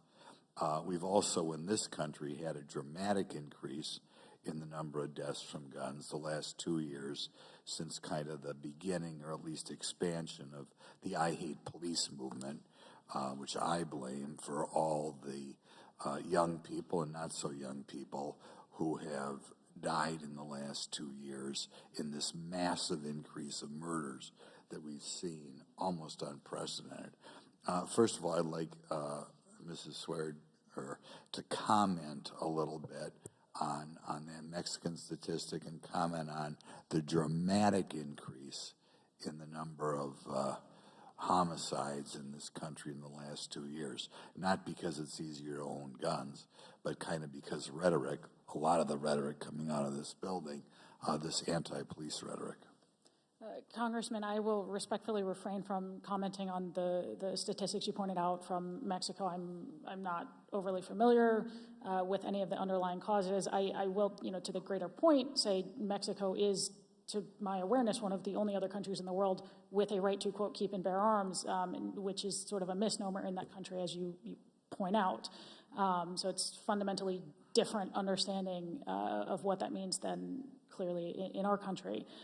As to, I'm sorry, please remind me of the second aspect. Well, the massive increase in murders in this country in the last I think it's hard to pin that down to any one simplistic notion of what is causing that. Certainly, I think problems with policing and calls to defund the police, loss of trust between communities and police members, that all plays a role, as I pointed out in my written submission. Okay. But I think it's a number of things. Yeah, I'll give you another question then. This week I'll be reintroducing something called the Student and Teacher Safety Act, which will allow schools to use existing grants they have, meant in part for improving school conditions and learning, to improve or boost school safety. Following the Uvalde shooting, the White House press secretary said that President Biden does not believe in hardening schools to provide more security resources or law enforcement officers. If these measures can be effective in preventing another mass shooting, why do you think the president is not open to hardening schools this way? I cannot read the president's mind, but my guess is he would rather focus on other ways of addressing it. I'd also very quickly like to point out, to reference something Congressman Mfume said, to seem to infer that we only care about or have only mentioned one aspect of a greater issue, which is focusing on physical security. Congressman, I respectfully don't know if you were not here for my opening statement or have not read my written submission, but I respectfully have pointed out roughly a dozen other issues as well. This is comprehensive in nature. It is not one thing or the other. It is both. I've been here for 3 hours since before the hearing started. I heard your testimony. My reference was to schools, and my reminder was those are Madam not Chair, the I only think he's source. out of Gentleman order. is not recognized. Well, witness, address me, Madam Chair. Okay. Could you give me another few seconds back? Someone jumped in there. Well, could you give us, if President Biden is going to stand between us and trying to improve the physical security in school districts, can you give us other ideas that we can use to prevent these tragedies? Sure. As I mentioned in both my written and oral testimony, I think we can focus very clearly on building up the nation's mental health infrastructure, both specifically in schools and generally across the board. We are talking about 2/3 of gun deaths every year that are suicides, which is clearly plays into an aspect of mental health, which is problematic. We are talking about with mass shootings, individuals who clearly show signs of being a danger to themselves or others, but who are otherwise, not felons yet, and oftentimes cannot be involuntarily civilly committed. So looking at, targeted interventions with adequate means of due process, and also just behavioral risk assessment. We've talked about Instagram and threats on Instagram. What's concerning to me is that so many people saw so many signs, especially in Uvalde, and it appears that nobody reported them or knew to report them or knew how to report them or didn't think anything would be done about it. And that The is gentleman's time has expired. Okay, the gentlelady from California, Ms. Porter, is now recognized. Ms. Swear, in 2019, you testified on Representative Cicilline's bill, the assault weapons ban, before Congress. At the 2019 hearing, Representative Jim Jordan asked you if law-abiding people will be less safe to protect themselves if that bill was passed. Do you remember your response? I have a general idea of what I would have said under that circumstance, but no, I don't remember my specific words. You said, and I quote, "I think worse than that, sir, you will see millions of otherwise law-abiding citizens become felons overnight." Yes. For nothing more than having scary-looking features on firearms. It's I was true. quite surprised by your answer. You read the bill before you came to Congress to testify against it, yes? If we are referring to the ban on assault weapons? Correct. Yes. So you knew that the bill would allow any gun owner to maintain possession of any semi-automatic assault weapon that was lawfully possessed before the bill became law. No, so that is the case under that bill. The problem is, Reclaiming anytime my that is time. transferred to anybody Reclaiming else, my time, that now Madam becomes Chair, an would issue. you please instruct the witness that the time belongs to me? If you don't want to hear an answer to my question, I'm not sure Gen- what's being asked. The gentlelady has reclaimed her time. So you knew that the bill, you said yes in response to my question, that you knew the bill would allow the gun owner to maintain possession of any semi-automatic assault weapon that was lawfully possessed before the bill becomes law. Ms. Swear, I respect that we have different opinions on Representative Cicilline's assault weapons law, but we cannot have different facts. We have a duty to debate the merits of proposal. You falsely testified under oath. Would you that like that the bill, explanation of no, why I will I said not. that? I have not yielded, Ms. Swear. Suspend. Madam Chair, if she's going to ask questions, shouldn't she let the witness have time to The answer? gentleman is not recognized. You falsely testified under Madam oath. Chair, point of order. Point of order. What is the gentleman's point? I've been of order? accused of falsely testifying under oath, and I would like to address it. The gentlewoman has accused her of perjury. Is she going to hold to that, or are you going to allow the witness to respond to that accusation of criminal conduct? You have not come forward with a significant point of order. Ms. Porter will continue. I asked you if that bill was correct, if the bill would allow any gun owner to maintain possession, and you said yes. Yet you testified that the bill would allow people to become felons overnight. Earlier today, you testified that you hoped that this was the last time you testified before Congress. For the sake of our nation and the integrity of this Congress, I said I do Congress too. after a mass shooting, trying to figure out how to solve a problem that we are all heavily invested in solving. Ms. Swear, That is I have not insulting. Point of order, asked a point of order. question. How dare you? Reclaiming my time. How dare you misstate the law? How dare you at ask questions that you legislation. do not even want an answer to? Ms. Swear, I'm moving on. I'm a lifelong consumer protection advocate. From 2015 to 2020, there were at least 2,070 unintentional shootings by children. 765 of those children died. A consumer product that causes this much harm to the public would normally be subject to a recall. But federal law prohibits the Consumer Product Safety Commission, the agency responsible for protecting the public from dangerous products, from regulating guns. This is absurd. After one child died using a Peloton treadmill last year, the Consumer Product Safety Commission intervened and recalled the product. But when hundreds of children die using guns, there is no federal response. There is no federal safety standard for guns. Even though 40,000 Americans hurt or kill themselves or other people in hundreds of accidents every year. Instead of regulating guns like any other consumer product, federal law protects gun manufacturers. A teenager can watch a video online and learn how to modify a rifle to make it more deadly. And the gun industry avoids any liability if that teenager uses that modified rifle to fire repeatedly and rapidly at innocent people, even though their products could be designed to prevent unsafe modifications. I want to give an example. In 2001, a 13-year-old boy named Billy accidentally shot his father's handgun and killed his friend Josh. Billy mistakenly thought the gun was unloaded because he had removed the gun's magazine. Josh's family sued the gun manufacturer for failing to warn Billy and other consumers that their product could be fired without a magazine. It's a simple case. It should have been decided by a jury, as is provided under the Constitution.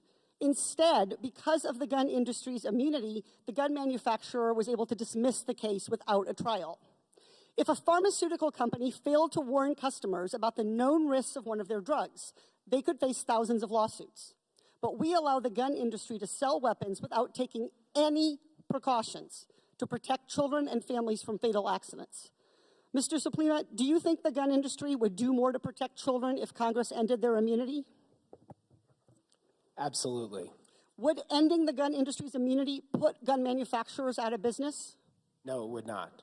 In the 1990s, lawsuits forced Big Tobacco to pay for the harm they caused by marketing cigarettes. Just last year, Big Pharma agreed to pay $26 billion for communities devastated by opioids. Madam Chair, Victims of gun violence also deserve their day in court. They deserve justice. I yield back. The gentlelady's time is expired. Madam Chair, I have a parliamentary inquiry. Gentlelady's time Madam is Chair, expired. Madam Chair, I have Gentle- point of order. Madam Chair, point of order.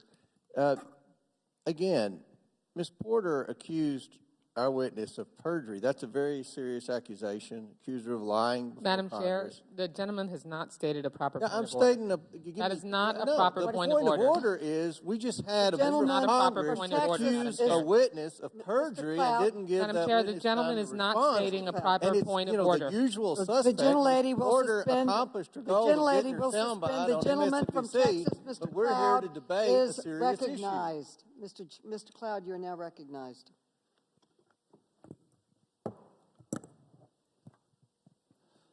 Thank you all for being here. Thank you, Madam Chair. And obviously, this is a tragedy that's heartbreaking for all of us. And naturally, coming out of this, as we look for solutions, emotions are naturally high because we're all grieved by the fact that we see this in our nation.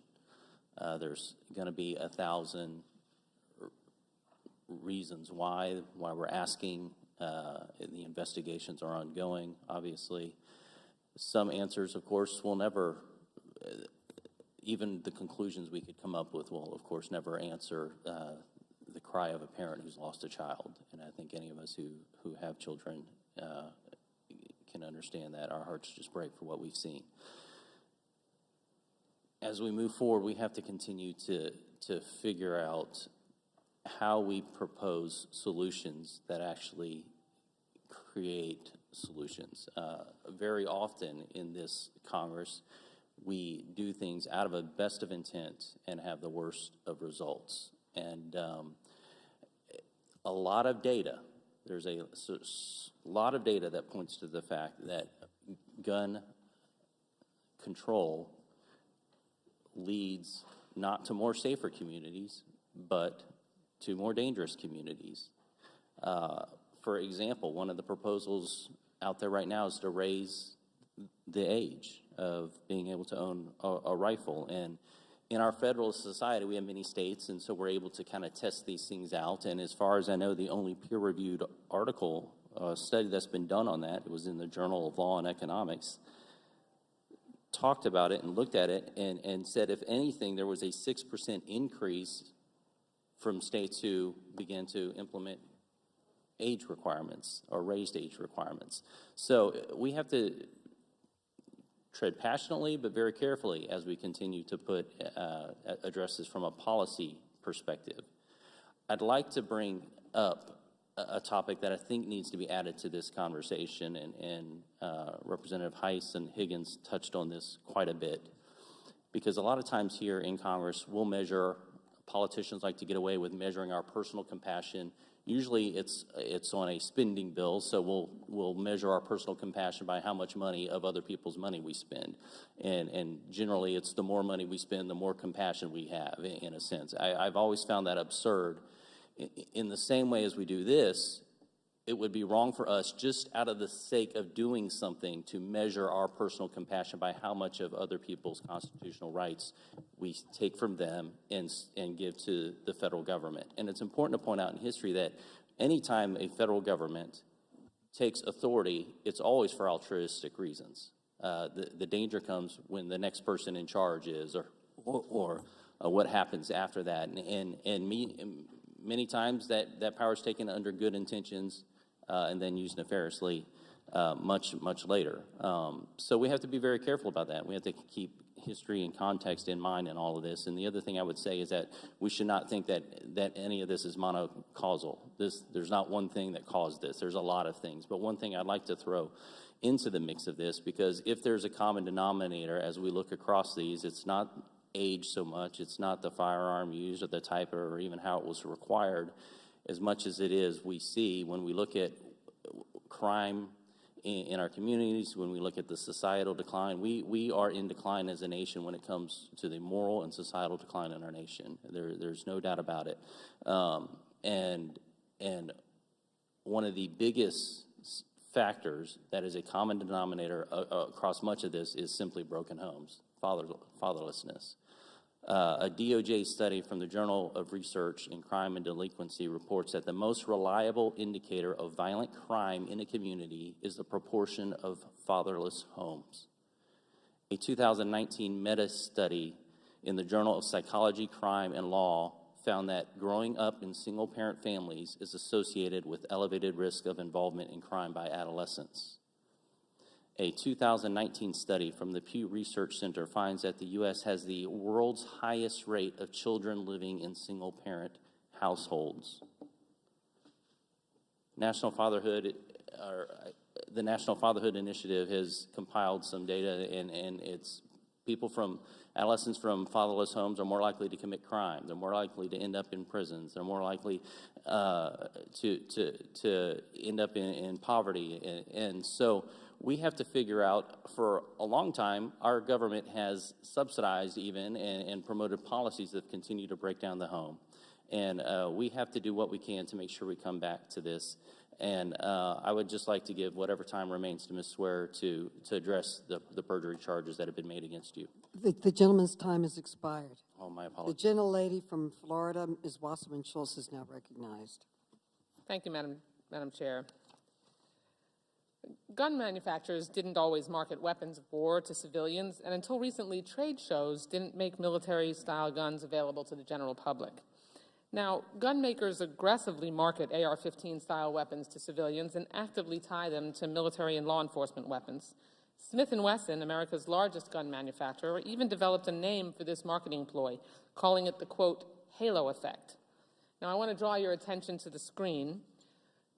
Mr. Suplina, I want to ask you about one advertisement that I find troubling, this one. This is an ad for a Daniel Defense MK-18, a high-speed military-style AR similar to the Daniel Defense AR used at the Robb Elementary School shooting in Uvalde. The ad states, quote, use what they use, and that the gun features, quote, military-adopted technology. Mr. Suplina, do you believe the associations made in this advertisement are appropriate for a civilian? No, but they're very effective at selling military-style weapons to the civilian population. Reports on this gun indicate that it's favored by special forces. I would like to ask Daniel Defense why the same style guns being used in war zones should be marketed to everyday people. It is clear who gun makers are marketing to. Fred Guttenberg lost his 14-year-old daughter, Jamie, in the Marjorie Stoneman Douglas High School massacre in my own community. Fred filed an FTC complaint alleging that Smith & Wesson mimicked first-person shooter video games in its advertising materials to attract adolescents and young adults.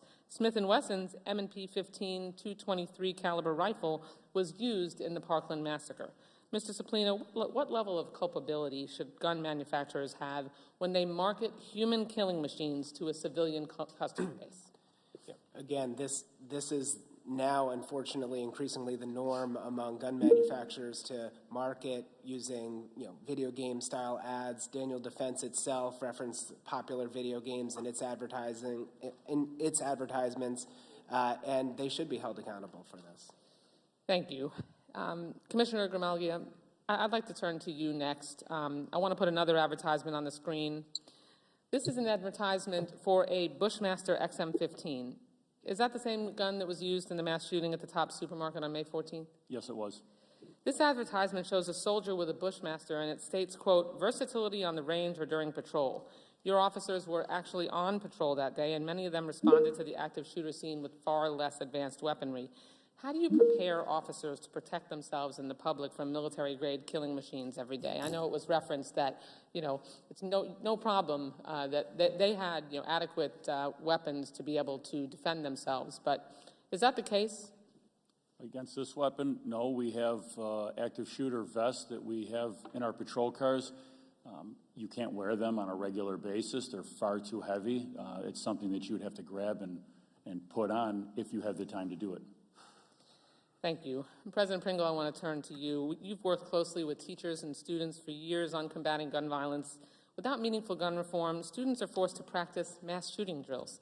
Just this week, and I know we stood together yesterday and you heard me talk about the high school students from my children's high school alma mater to mark the success of their fundraising drive to put Stop the Bleed kits in every classroom on that high school, in that high school campus. Those are kits that are meant to triage a bleeding wound. Students now prep for the time that they have in school in the event that they are facing an active shooter and that they may bleed to death from gunshot wounds. What kind of traumatic effect does normalizing gun violence through these reactive measures have on students?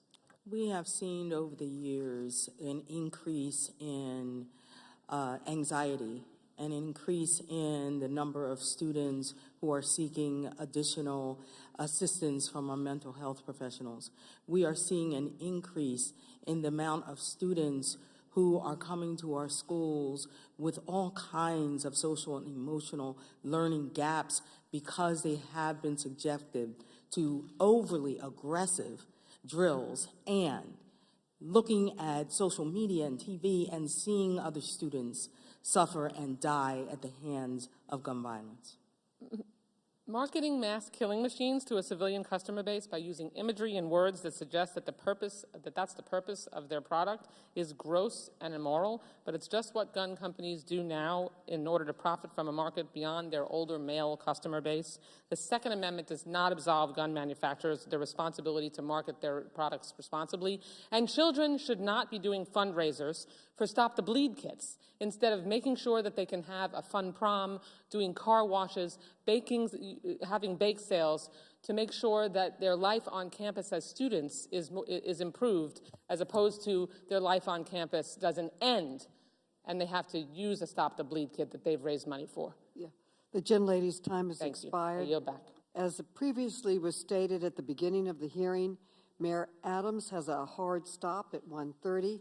Mayor Adams, thank you so much for joining us here today and for your testimony and for your service. You are excused. Thank you so much. Thank you very much. Mr. Biggs is now recognized. Mr. Biggs. Thank you, Madam Chair. You know, last week I thought I'd heard it all when one of the Democrats threatened to end the filibuster, wanted to pack the Supreme Court, and said that they would confiscate guns. In order to do that, they would basically emasculate the Senate as an institution and also emasculate the Supreme Court as well. I thought that was interesting, was pretty bad, but then we have here someone actually accusing a witness and actually taking out of context a witness who testified previously and accusing her of perjury.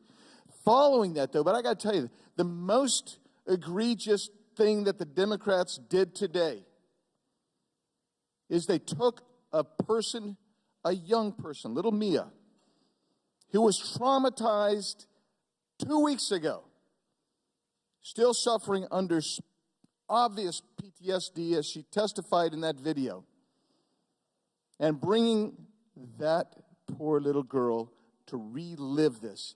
And if we're going to hear about how traumatic, and I don't say they're not traumatic, these raising money for Stop the Bleed kits is, then it's particularly pernicious and outrageous to take an 11-year-old child who graphically described how she spread a classmate's blood upon her and feigned her own death to make her relive that.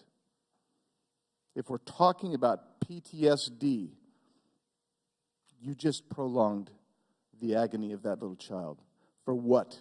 For your own political gain, your own political purpose. That is despicable. And over the course of more than 9 hours last week, my colleagues on the Judiciary Committee, my Democrat colleagues, made it clear that they don't believe any American should have access to the means to protect themselves and their families. Democrats opposed a Republican amendment that would allow victims of domestic violence to purchase firearms. They opposed a Republican amendment that would allow the spouses of active duty and deployed military to purchase firearms. And, again, they promoted ending the filibuster, impacting the Supreme Court, and confiscating guns from law-abiding citizens. And they gave their entire game away by making clear that neither Congress nor the Supreme Court will stand in the way of their radical mission. Their proposed solutions to the problem of violent crime in this country is to make felons out of law-abiding citizens under the age of 21, to make felons of law-abiding citizens who own firearms in homes with children, and to make felons of law-abiding citizens who own or purchase magazines that hold more than 10 rounds of ammunition. The most common firearm in this country sells 15-round magazines. Their proposed solutions are to force law enforcement officers to ignore due process and to strip law-abiding citizens of the means to protect themselves and their families from threats. And make no mistakes, my Democrat colleagues intend on total infringement on America's Second Amendment rights. Ms. Swearer, before you answer the most pertinent question I think that we're going to hear from you in just a second, I want you to tell me, can you define defensive use? Defensive use, and I'm assuming you mean lawful defensive use. Yes. Would be a use of a firearm that is to defend oneself lawfully against criminal actions by another. How often is lawful defensive use of firearms in this country? According to a 2013 report by the CDC, almost all, with very few exceptions, but the most rigorous studies, and almost all of them, show that it's somewhere between 500,000 and 3 million times a year. I think it's roughly, probably around an average of 1 million myself. Do you believe that firearm use for self-defense, defense of others, or for the protection of property saves lives? Yes, it objectively saves lives. Now, you were accused by someone who took out of context something you testified of in 2019 of effectively committing a crime and committing perjury before Congress. Would you please like to respond to that? Congressman, respectfully, and I appreciate the opportunity, but we've wasted enough time on political games today, and I'd like to get back to the merits of actually talking about solutions. Very good. Now, I'm going to go forward now, and Madam Chair, I'm going to submit, please, the following items for the record. The testimony of Stephen Williford before the Senate Judiciary Committee on May 25, 2021. Mr. Williford is a good guy with a gun who heroically confronted and stopped a mass shooter in Sutherland Springs, Texas. I also submit a 2019 study by John Lott of the Crime Research Prevention Center. His study examines data on the rate of shootings and accidents in schools that allow teachers to carry firearms, which found 0 cases of someone being wounded or killed from a shooting, let alone a public mass shooting at a school that allows teachers to carry firearms. And thirdly, an article by the Washington Examiner that the Buffalo shooter was an eco-socialist racist who hated Fox News and Ben Shapiro. With that, I yield back. Without objection, the gentleman yields back. The gentleman from Georgia, Mr. Johnson, is now recognized, and we have been called for votes, so after him, we will recess. Thank you, Madam Chair, for holding this hearing, and I'd like to thank the witnesses, particularly those on the first panel, for their testimony. I was very moved by what each of them had to say. Americans have grown weary, frustrated, and frightened by the ever-intensifying cascade of gun violence afflicting our country, and they are sick and tired of their elected leaders continuing to do nothing to address the carnage. The fact of the matter is that the gun lobby, led by the NRA and the gun manufacturers that fund it, exert great influence on politicians to support its policy, which is that the only way to stop a bad guy with a gun is a good guy with a gun. You know, I mean, if that holds true, then, you know, it just doesn't make sense in a civilized society. And I'd submit to you that every person with a gun makes us unsafe as opposed to more secure. Every stopping a bad guy with a good guy with a gun just has not worked. To allow the floodgates to remain open for gun dealers to flood our streets with weapons that are more powerful than what was available last week. That policy, Madam Chair, has been a deadly failure. And if we continue the unbridled flow of firearms flooding our nation's streets, we will continue to see rising rates of gun violence in America. No other country has a problem like the gun violence problem plaguing our country, and policymakers who stand in the way of doing something to address the problem should be ashamed of themselves, and they need to be voted out of office and replaced with leaders who are willing to stand up to the NRA and pass common sense gun reform laws. It's common sense to impose a ban on the manufacture and sale to the public of military assault weapons meant for use on the battlefield. It's common sense to mandate universal background checks by closing the gun show loophole. And it's common sense to raise the age to purchase all firearms from 18 to 21. But for some reason, my colleagues insist on doing nothing to reverse what is a tide of a failed policy. It allows greedy firearms manufacturers to maintain their ever-growing profits by flooding our streets with weapons of war. And they continue to ignore the impact of their inaction, hiding behind the Second Amendment as if it were the Bible. They proclaim any attempt to pass gun safety legislation infringes on their right to carry. Well, what about the right to live of the 19 children and two teachers killed in Uvalde, the 10 shoppers killed in Buffalo, New York? What about their right to live? What about the right to live of the almost countless others who died from street gun violence? How much more blood should be shed before we in Congress take action? Madam Chair, the House has acted to pass laws on universal background checks, but our legislation is stalled in the Senate because of the filibuster. And Congress today will pass common sense gun legislation. I should say Democrats in Congress will pass common sense gun law today and pass it on to the Senate, where it will be met with the filibuster. The overwhelming majority of Americans support the types of common sense gun safety reforms under consideration this week. And failure to act is unconscionable. Failure is an insult to the countless dead children and shattered families and communities. Failure is an insult to the people we are here to represent. And I join my colleagues in their fervent thoughts and prayers and beg my colleagues to match their thoughts and prayers with equally fervent action. Mr. Gramaglia. A paper released by the International Association of Chiefs of Police noted that when the Biden assault weapons ban was in place between 1994 and 2004, the number of assault weapons traced to crimes fell by a dramatic 66%. Since assault weapons are often used against police officers and the IACP is supportive of the assault weapons ban or the assault rifle ban, what message does it send when Republicans who loudly proclaim their support for law enforcement refuse to even discuss banning assault weapons? You know, my issue here is that we need to reduce the amount of bloodshed on our streets, and the damage that these weapons cause will lead to more bloodshed on the streets. It's more victims that are being struck, and it's something that needs to be banned. Thank you, and I yield back. Gentleman's time has expired. The gentleman from Florida, Mr. Donalds, is recognized for 5 minutes. Thank you, Madam Chair. And Madam Chair, also thank you for the indulgence before we have to go vote. Heard a lot today. Don't want to do too much speechifying because we do that too often here. Ms. Swearer, it's been referenced a lot today, actually, about the need for universal background checks and closing the quote-unquote gun show loophole. Can you actually explain in detail what that policy actually means?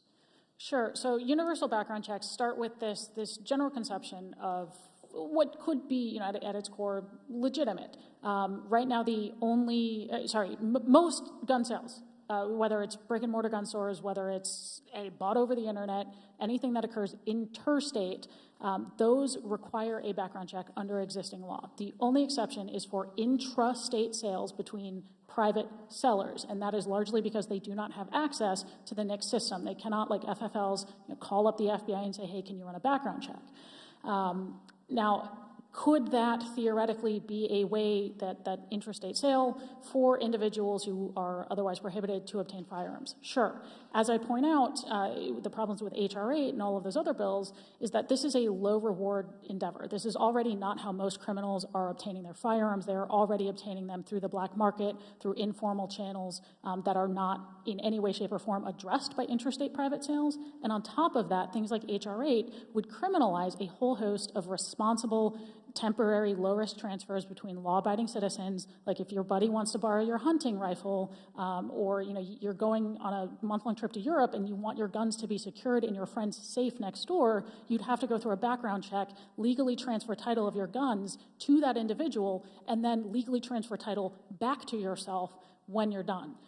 That's the problem. So, Ms. Ware, real quick. So the policy of universal background checks, would that have stopped the shooter in Uvalde from acquiring his weapon? It would not have stopped the shooter in Uvalde. Would it have stopped the shooter in Parkland from acquiring his weapon? It would not have stopped, with perhaps one lone exception, a single mass public shooter in the last 20 years, because they all either passed or were capable of passing background checks, and that's the problem. The shooter in Sandy Hook, the Newtown shooting, did that shooter kill his mother and take the guns? Yes, he did.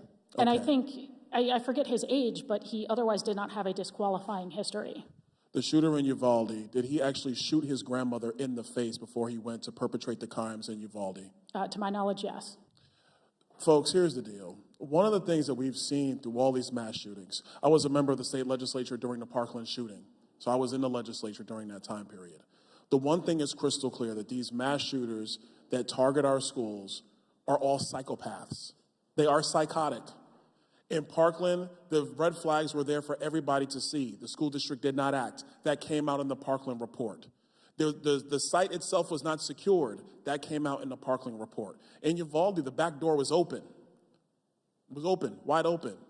The perpetrator shot his grandmother in the face. That is insane. I know in this bill, the proposed bill today or tomorrow, they're talking about raising the age to buy rifles from 18 to 21. Are we now going to say that a 19-year-old who is a legal adult in the United States does not have the mental capacity to own a shotgun or an AR-15, but they have the mental capacity to enlist in the military? They have the mental capacity to actually sign legal contracts? They have the mental capacity to be treated as an adult by law enforcement? And they also have the mental capacity to vote in the United States, but they don't have the mental capacity to own a shotgun or to own a rifle and not inflict harm on their fellow man? Look, man, I got 3 sons. 2 of them are school age now. When these shootings occur, man, they hurt me because I could only imagine what it is as a parent. I'm a parent. But I also understand that I have a responsibility as a legislator to actually defend the Constitution of the United States. The Constitution, the Second Amendment is there. It is our responsibility to defend it. And if we look at the data from the mass shootings that have occurred in the United States over the last 20 years, the one constant, especially when it comes to schools, is that these shooters are young, they are mentally disturbed, and the vast majority of people who are in their age group would not even think or go down the pathway of committing these atrocities. We don't pass laws because of the quote-unquote 1 or 2 psychopaths. We only pass laws in order to maintain the actual legal momentum of freedom in the United States. The Second Amendment is not there to stop psychopaths. Let's be perfectly honest with it. It is not. That's not its purpose. The purpose of the Second Amendment is clear. It is to protect the constitutional rights of American citizens.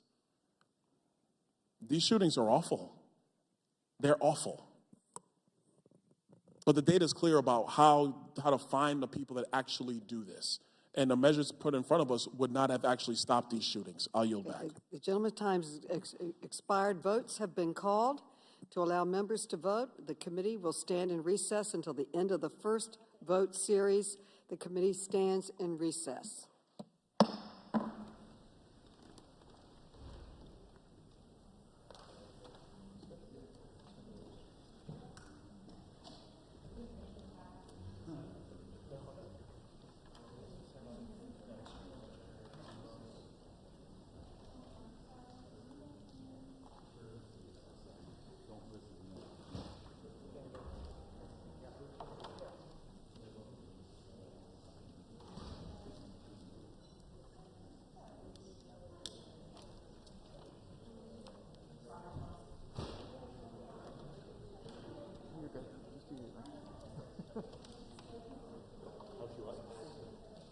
No, just keep working. You're fine. Yeah, no, you're fine. No, you're good.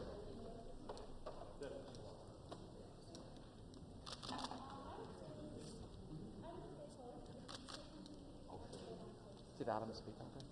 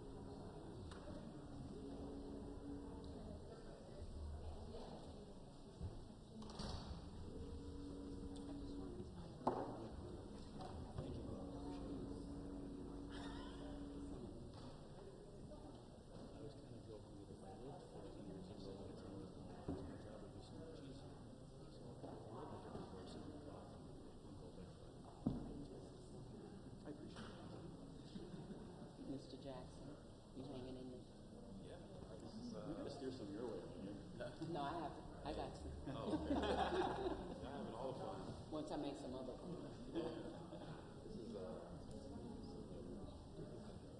What's that?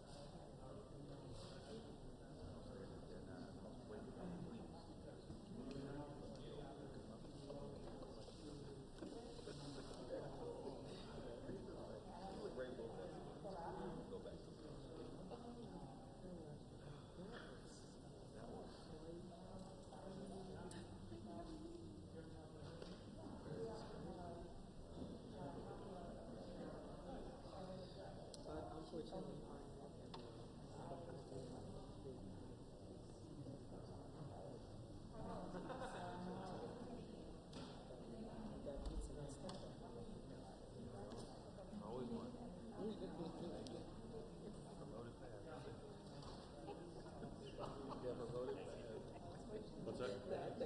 Yeah, I wrote some stuff on there. Yep. Yep. Okay. I was thinking. Yeah, yeah.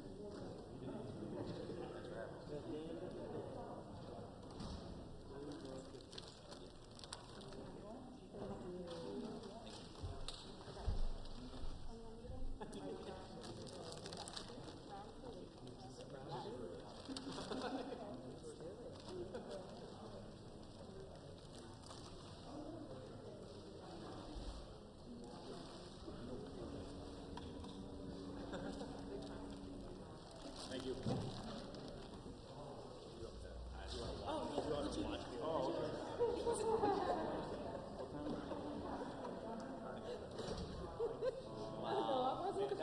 That's epic stuff. This is great.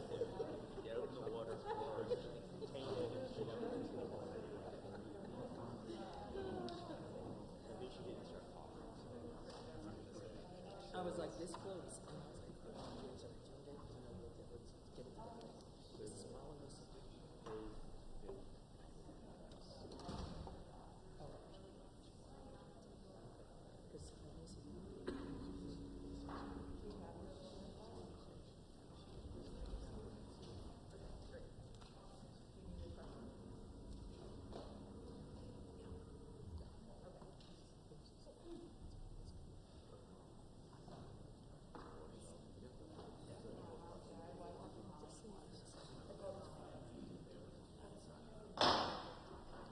reconvene. The gentle lady from Michigan, Ms. Tlaib, is recognized for 5 minutes. Thank you so much, Chairwoman, and thank you so much for all of you for being here. Sometimes Congress often feels like it's an own little world, separated from the rest of the country.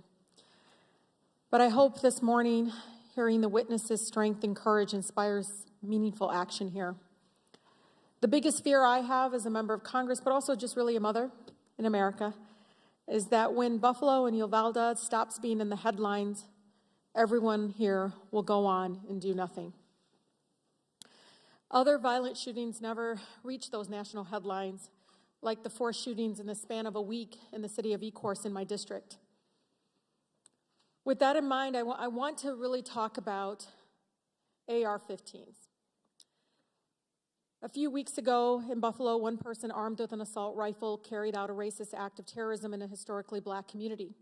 As you may have heard my colleague from California, Congresswoman Porter, talk about how the shooter there, having to reround or reload the gun, actually helped save lives because they have a ban on AR-15s in the state of California. So, Mr. Suplina, the gunmen in each of these kind of mass shootings use assault weapons to carry out their attacks, correct? Correct. In a span of 1 minute, how many people could a person kill with an AR-15? I don't know the answer to that question, but the answer is with the right high-capacity magazine, these are designed to inflict the maximum amount of damage in that time. In Buffalo, it was brought 2.5 minutes, something of that sort? Correct. How many people? 10? Correct. Those are the 10 that get killed. How many were injured? 2 more. 3 more. And Ms. Everhart testified about the damage to those even that survive. That's correct. Talk about that, because I'm just thinking of the little 4th graders and 5th graders that survived the shooting and what is happening of not only the trauma, but their livelihood of having that kind of trauma to your body. Gun violence in America is deaths, it's injuries, and it's the community trauma that starts at the scene of these crimes and ripples out. And we too often don't talk about those that survive their wounds but have to live with them forever, and the family members who need to take care of them. We don't talk about the costs on society, that, loss of work, loss of mental well-being costs our society, not to mention those that aren't hit by a bullet but whose lives are forever changed. So many of my friends who are in the military service and been trained to use AR-15s tell me that there's this big opposition to call them weapon of war, but they are, correct? They're not only weapons of war, but they are literally designed and based on weapons in current use in the military, correct? One of the things if I may, Chairwoman, to enter from the New York Times article, the mass shootings were where stricter gun laws might have made a difference. Without objection.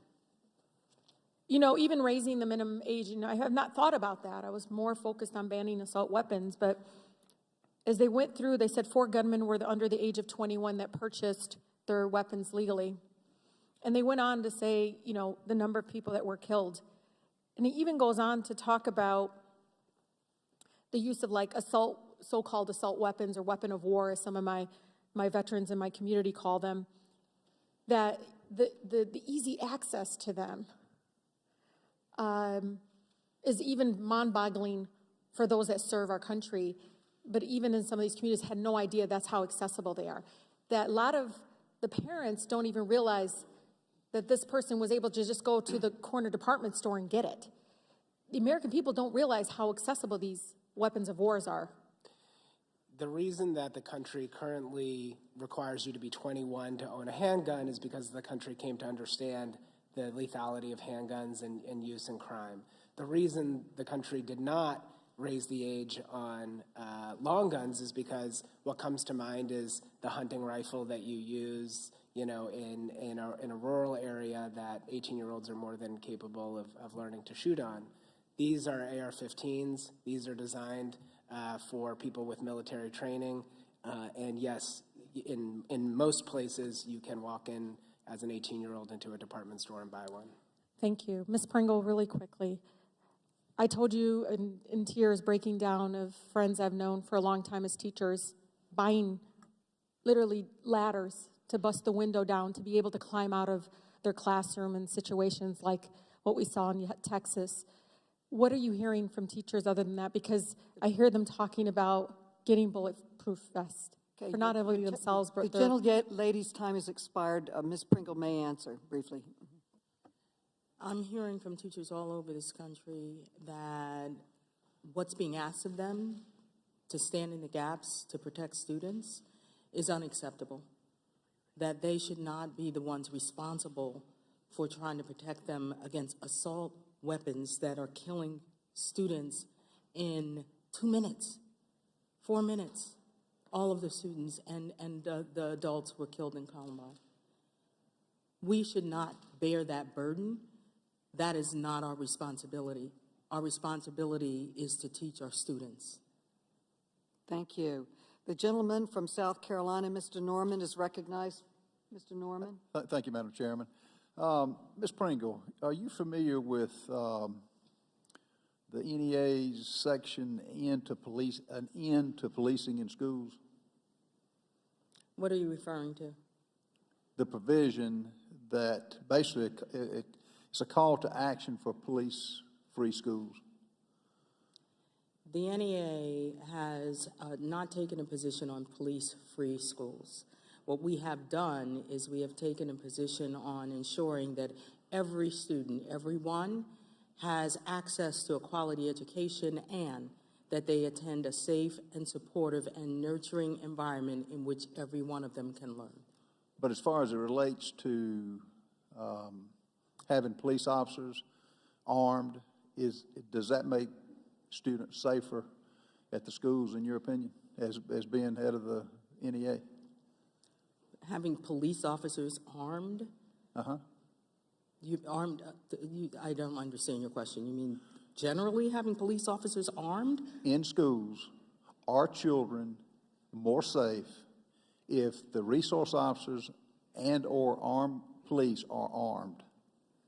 We have school resource officers in our schools where we work and engage in making sure that they have the training and the support that they need. You're not answering my question. So that they can engage with our students, social and emotional and academic learning. So you do not agree that armed resource officers or police make children safer? We believe that when you are in a school environment. Okay, you're not going to answer the question. I did answer the question. No, you didn't. Yes. Well, let me put it to you again, Ms. Pringle. Do you think trained school personnel who are trained and are permitted to carry concealed weapons are more of a threat to students, or would they keep our students safer? This will be the last question I ask you. Our teachers throughout this country overwhelmingly reject the idea of arming teachers in our schools. More guns in schools mean more killings. Okay, so no teacher with a concealed weapon, and I assume, since you didn't answer, no resource officer ought to have a gun. The only one that should have guns are the people that come in there to do harm, is basically what you're saying. I did not say that. I didn't say that. Well, I don't, well, you did not answer the question. Ms. Swearer, the International Journal of Policing Strategies and Management concluded that the presence of a school resource officer reduces the fear of crime among students. It increases feelings, increases the safety among the students. Is that a true statement? I believe, based on the evidence, that it is. There's no question about that, is it? No, I believe the evidence is pretty unequivocal. And if armed teachers or or really the police had gone in earlier, the carnage would not have been as great, correct? I think especially when you look at the preventable blood loss and the ability to get first aid to students who spent 78 minutes not receiving that first aid, yes, that is incredibly important. And you would think that arming teachers and administrators would have quicker responses to stopping school shooters, right? It is certainly, Obviously, we should look at ways of ensuring that we don't get to that point, but yes, when that point has been reached, the armed response and the quickness of that response is at that point the primary thing that matters in terms of saving lives. Just like it's gotten to the point in this country under liberal administrations and the Democrats who want to disarm the police, we've got to have our police officers in churches of all places who are armed, which is a sad day in this country. I want to yield the balance of my time to Mr. Clyde. Thank you to my colleague from South Carolina.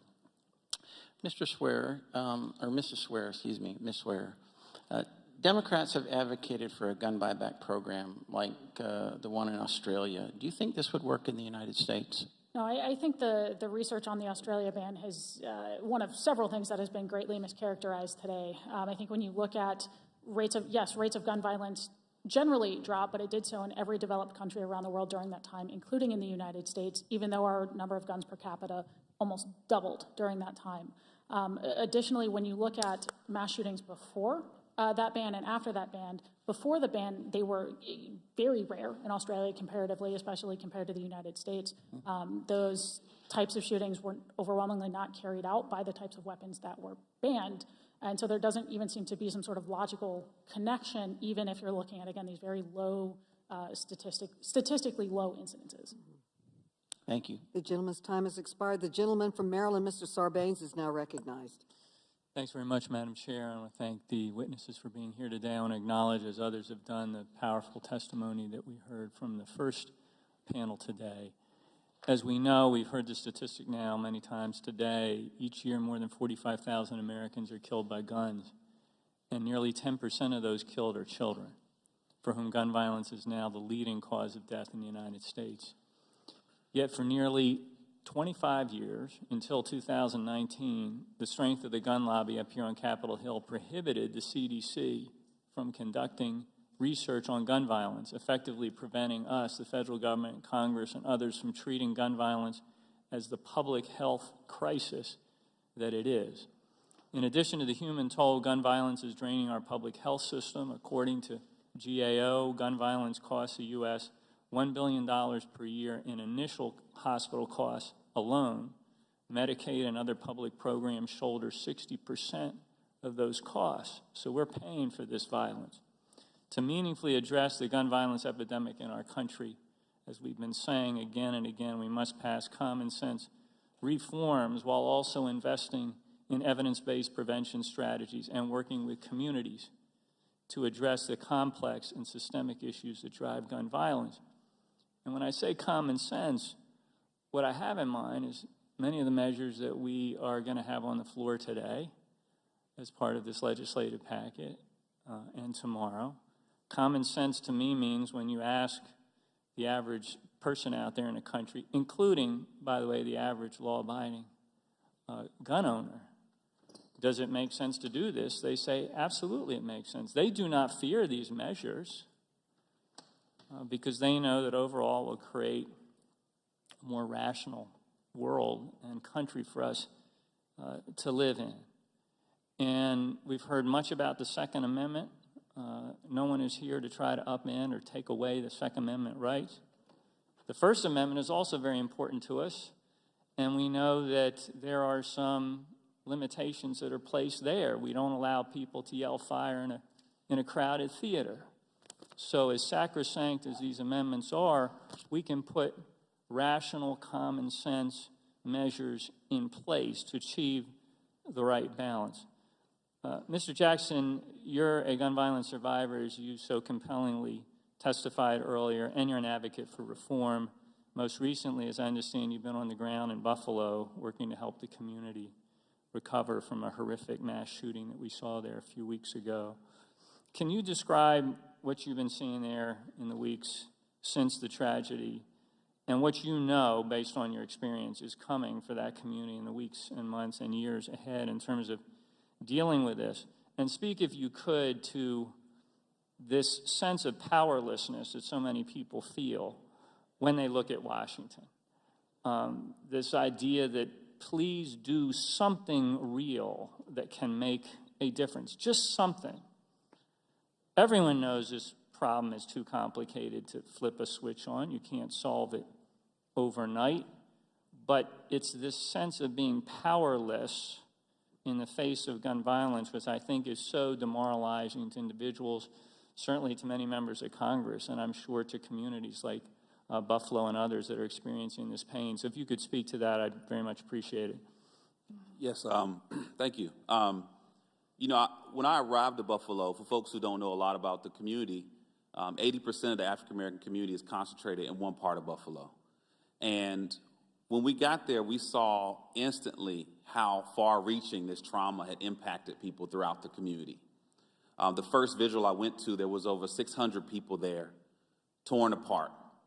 Every person you met was either a family member, a neighbor, a church member, went to school with someone, was coached by someone. Ms. Pearl Young was the first lady of her church. So you think about the generations that she touched.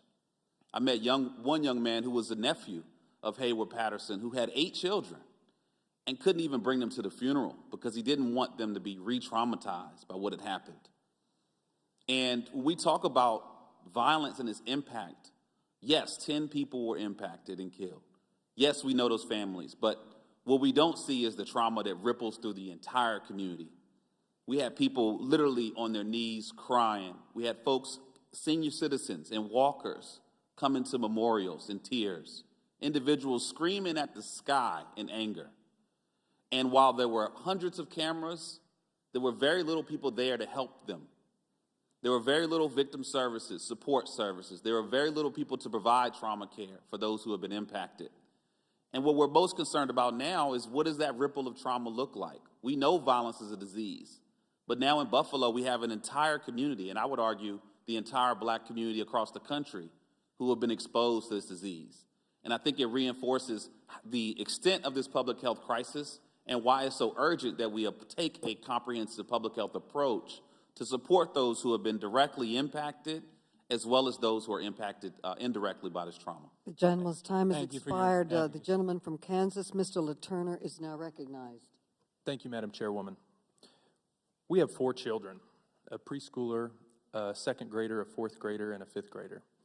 I was heartbroken by what happened in Uvalde and in Buffalo, and I join all Americans in praying for these victims' families. But not just praying for the victims' families, but willing to come to the table to try to find meaningful solutions that can prevent this from happening again. After events like this occur, many lawmakers seek simple solutions to complicated issues. However, Congress must focus on the root cause of violence by prioritizing mental health and school safety resources, and by disincentivizing rising crime in cities. Now is the time to come together, to use and improve on the tools at our disposal and find new ways to ensure that this never happens again, rather than spend time on proposals that will not fix this problem and seeks to rob law-abiding citizens of their rights guaranteed by our Constitution. Ms. Swear, federal school safety grants and programs have become more plentiful and accessible over the past several years. Schoolsafety.gov, for example, is a central location where HHS, DOJ, DHS, and the Department of Education collect actionable safety recommendations for schools. The site also has a grants finder tool to help administrators navigate a growing collection of federal grant programs related to school safety. Speaking from your research and experience, are resources like this helpful for state and local educational agencies, and are they being utilized? They are absolutely helpful. Again, we've talked about the benefits of all of these things at various times today.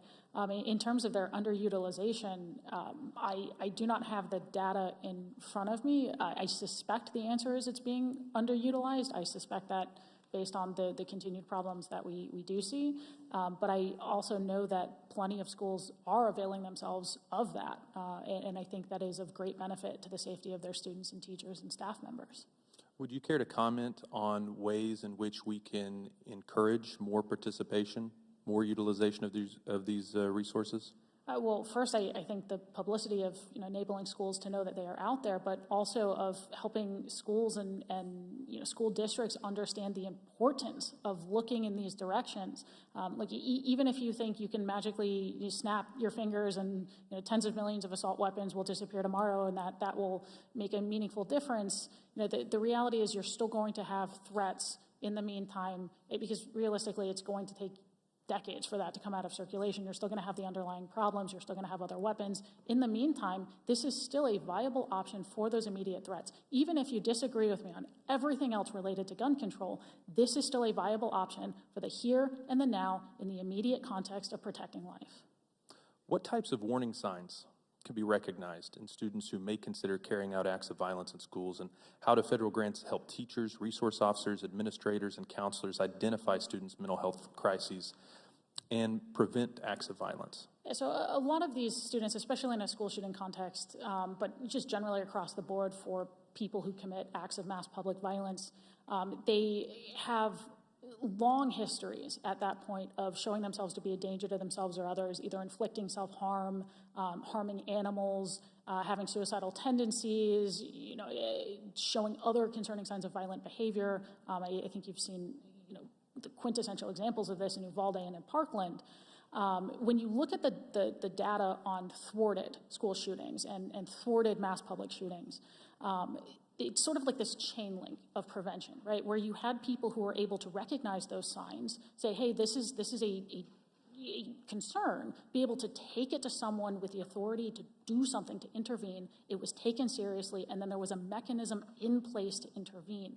And so, any sort of process that helps that all of those links along that chain come together is important, because that is how you save lives. That is how you successfully intervene, because those options for intervention are so often and so clearly there. Undoubtedly, you're right that there are ways for to intervene, and we ought to encourage that and incentivize it and provide resources for it at the federal level. What are some ways that, just have a little bit of time left, what are some ways that technology can play a role in improving school safety?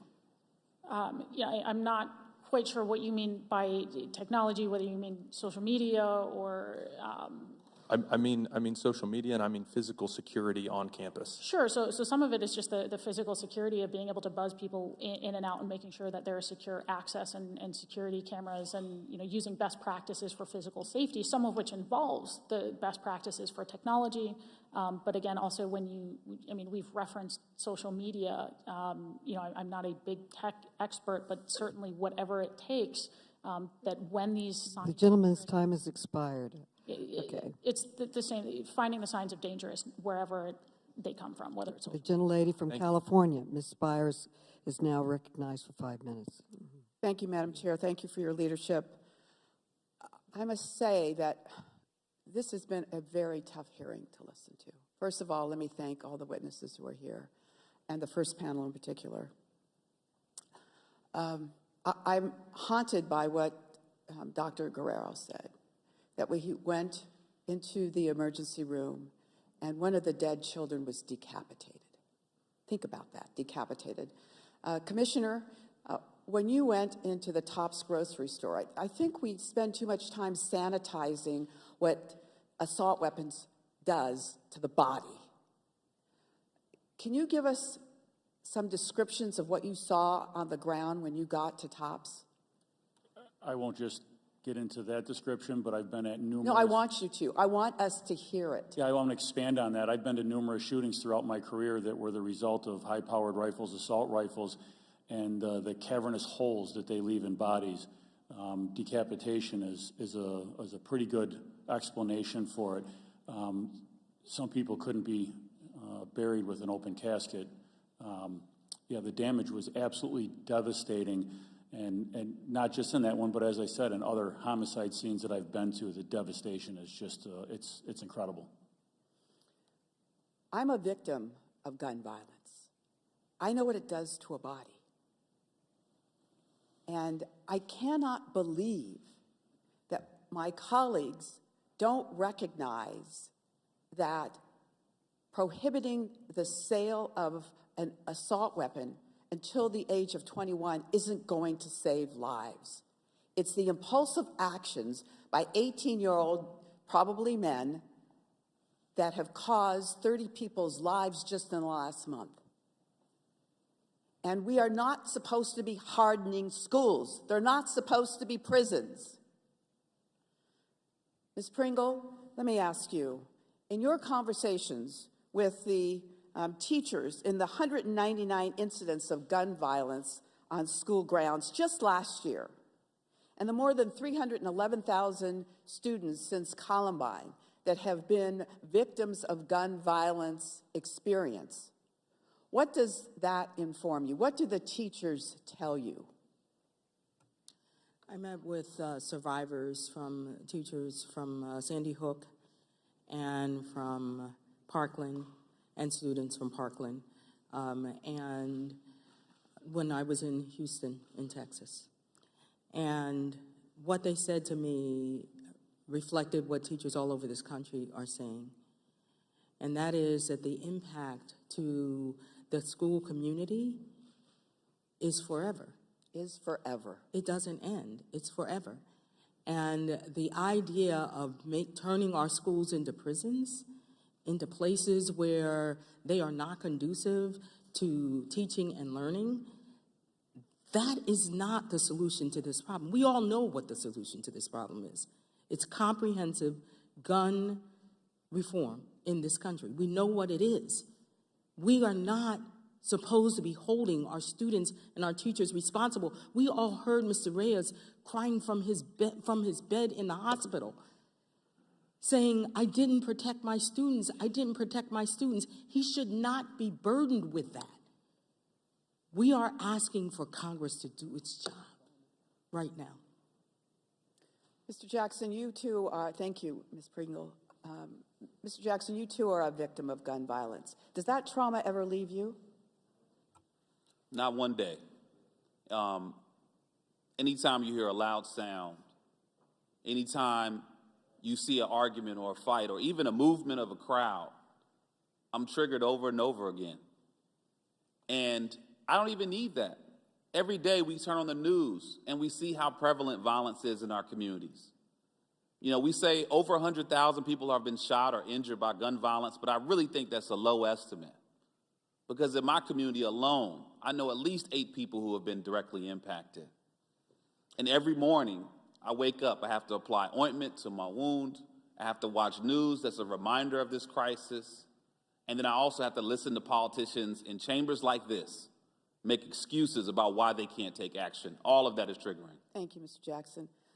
I would like to submit for the record this article that references that the young man in Uvalde who massacred 19 children and 2 teachers had $5,000 worth of guns and ammunitions, and he was working at an In-N-Out Burger restaurant. And the question, Madam Chair, that we need to ask is, where did he get the money for that? I yield back. The gentlelady yields back. The gentlewoman from Illinois, Ms. Kelly, is now recognized. Thank you, Madam Chair. The first thing I would like to take a moment to respond to my Republican colleague's comment that Democrats are using children as political props. These are the same tired arguments used by the gun lobby to prevent meaningful change after Sandy Hook, after Parkland. When victims and survivors speak up and demand change, the gun industry and its supporters in Congress question their motives. It's frankly shameful. Despite suffering unimaginable pain, our witnesses wanted to share their story. Even the young lady, they have dared to hope that their trauma and heartbreak could be turned into something good. They are pleading with us to do our jobs. All I'm asking my colleagues to do is open your hearts and listen, and I hope we still have enough humanity in this body to do this. We've been talking a lot about mass shootings, and I want to thank all the witnesses. I have long talked about the everyday gun violence that exists in our communities. The city of Chicago faces this every weekend, really every day. Over Memorial Weekend, 42 people were shot and 33 people were shot this past weekend. Tackling this issue will take community-based approaches. Mr. Jackson, thank you for sharing your story and the work we've done together. Your organization used community-based approaches to fight everyday gun violence through community intervention programs. Can you talk about the structural factors that drive gun violence in a community? Yes, thank you. You know, we are big proponents for community-based violence intervention strategies because we know they can reduce the risk factors and address the root causes of violence. Over the course of the pandemic, we saw a 39% increase in homicides in the Black community. And that's not because there were less policing. That's not because sentencing wasn't harsh. That was because the other root causes of violence were intensified. When we look at the lack of access to safe spaces, economic inequality, housing instability, the reinforcement of poverty, all of those fuel violence. And then on top of that, we poured in this flood of guns into our communities. We talked about New York earlier. 84% of the guns in New York come from outside of the state. And that's what our communities are going through every single day. We're being flooded with firearms into the communities that are most vulnerable.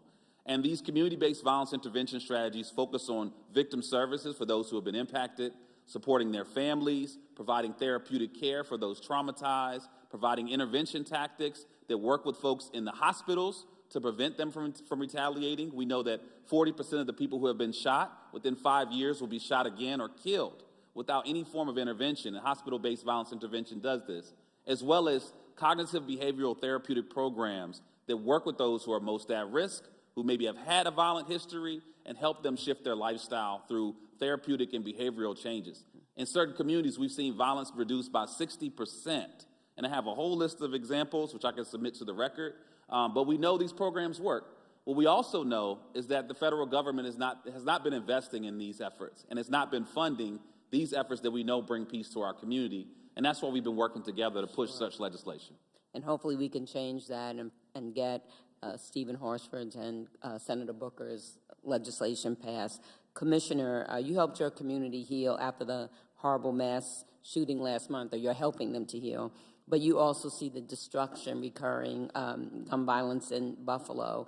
Can you talk about how your police department works with organizations to implement community violence intervention strategies? I'm a strong believer in the violence interrupters strategy. We work very closely with them.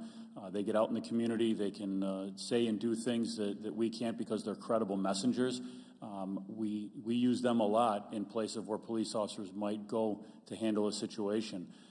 They are also very helpful in getting guns turned in at times.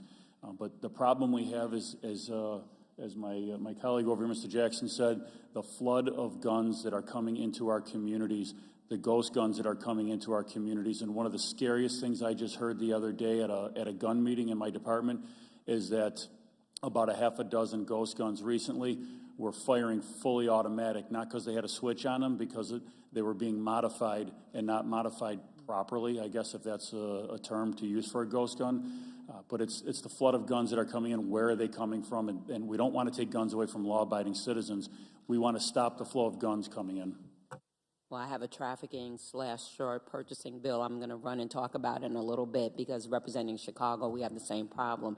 And really quickly to Ms. Swearer, how do you explain the number of gun owners who support what we're trying to do, or the number of Americans that support, Democrat or Republican, doesn't matter, independents? But I was at a press conference yesterday, and a swarm, they had shirts on, of gun owners support gun safety. That's what we're talking about. It's because it's not until you actually explain to them what existing laws are and how these laws fail to actually accomplish those goals. When you actually do that, those numbers drop repeatedly. And actually, I believe I saw it might have been the New York Times had an article precisely on this today.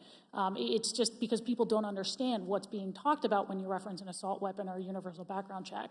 And so when that's explained to them, that number actually drops off considerably. Well, the gentlewoman's time has expired. The head of the Gun Violence Prevention Task Force is a gun owner. Val Demings is a gun owner. Many people on the task force, and they certainly know the legislation, and they're still pushing it. I yield back. This gentlelady yields back. The gentleman from Kentucky, Mr. Comer, is recognized. Thank you, Madam Chair. And again, I want to thank our witnesses for being here today. This has been a very robust discussion, very difficult issue, brings out a lot of emotion.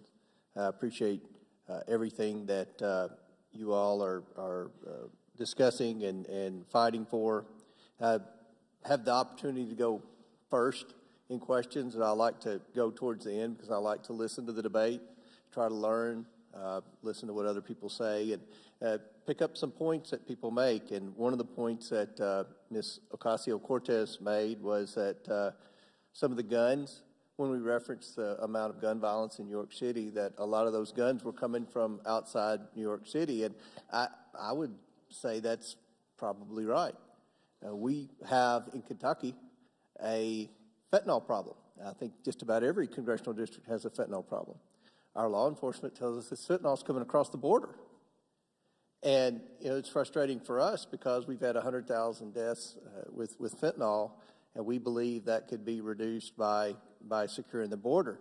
But as I was thinking about that, I wonder if we ban certain types of weapons, Ms. Swear, I just wonder if the Mexican drug cartel, who is profiting from all the illegals crossing into the United States, they're profiting from all the fentanyl and much of the crystal meth that's in the United States. I wonder if it's possible that they would get into the gun business.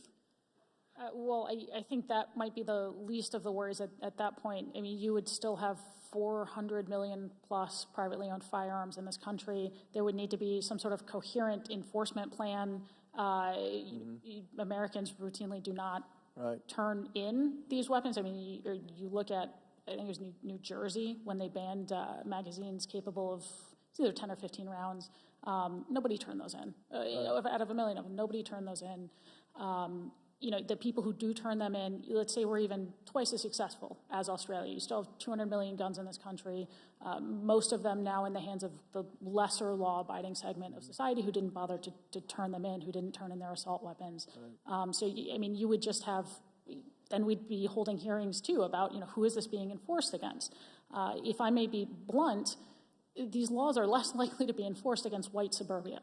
We're now going to be having hearings about how they're being enforced against poor people of color, and that helps no one. I'm not going to get into speculations about drug cartels, but I will say we will have several other problems that would be primary. What do you think, Ms. Swear, that we should do instead of passing gun control laws to make our communities safer?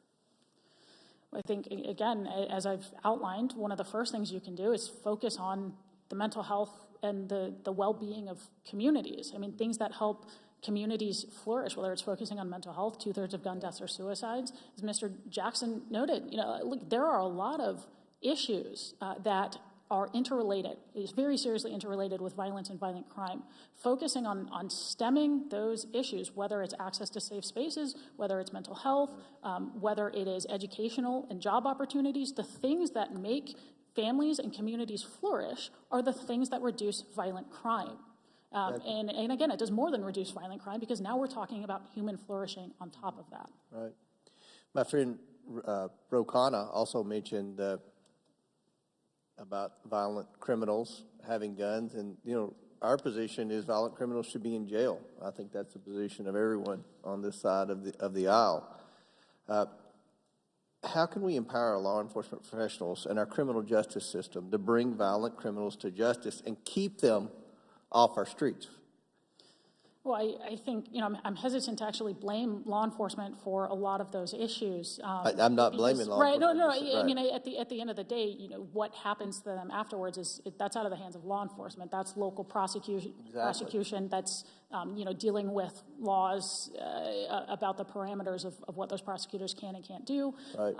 So I think it's more complex than that, and it's going to come down to what state or locality we're talking about where that problem might exist, but that is a major focus. That's yes, very good. I agree.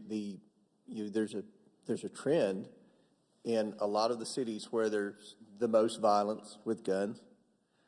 These cities have strict gun control laws already in the books that the criminals aren't abiding by, but they also have many prosecutors, including the one in San Francisco who was recalled last night, who have been very lax on criminals. I think the criminal justice system was created to try to help people that had been unfairly incarcerated for minor things like marijuana possession.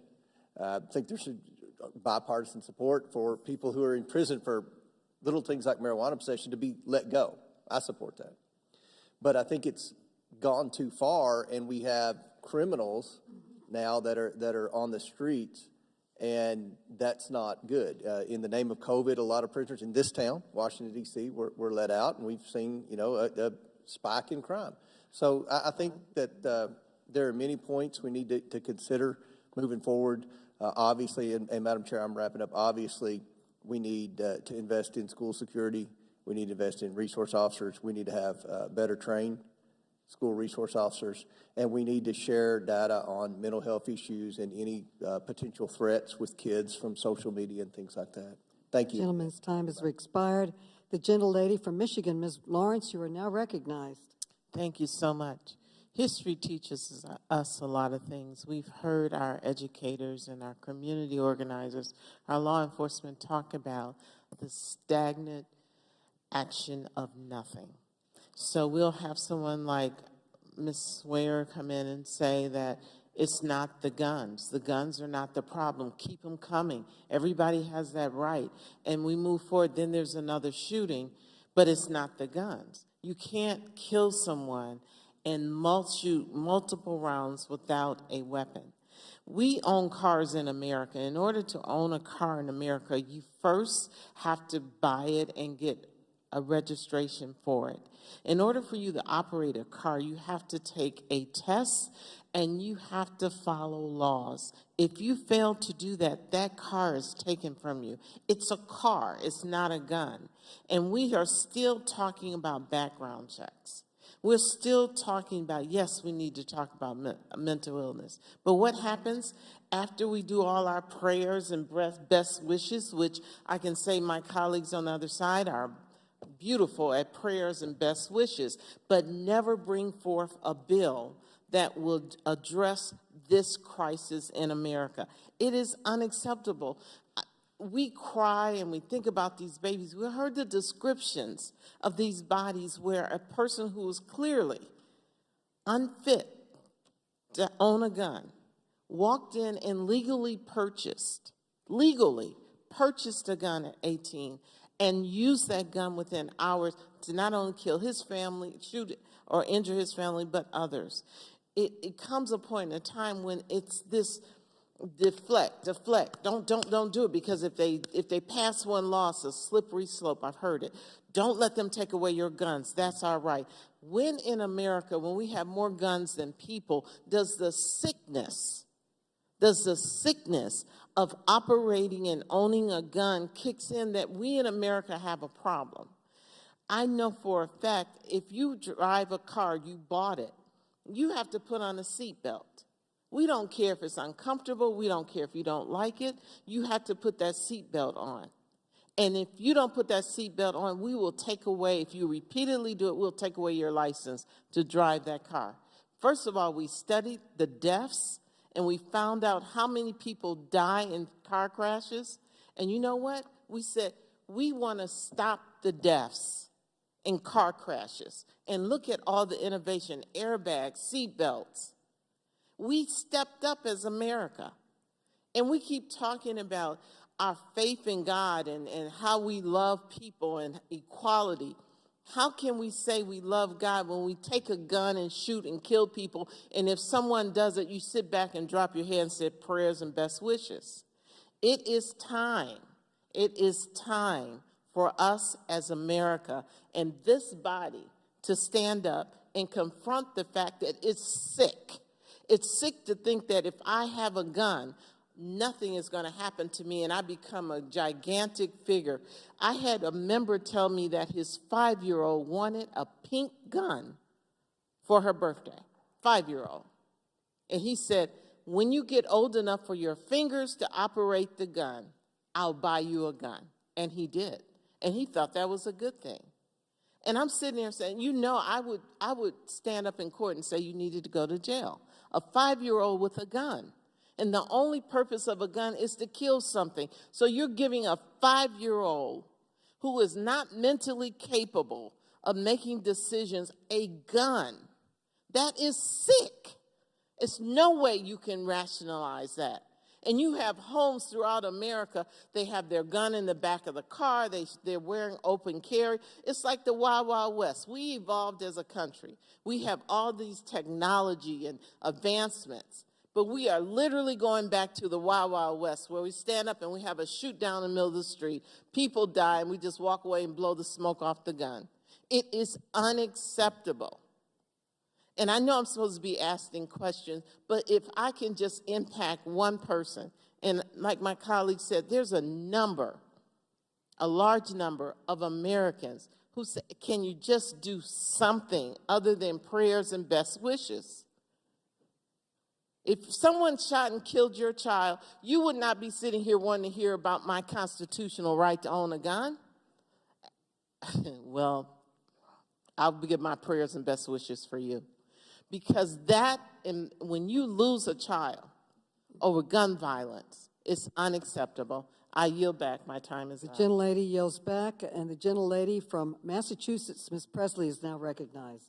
Thank you, Madam Chair, and thank you to all of our witnesses here today, especially our survivors, those who shared their pain, their grief, and their trauma.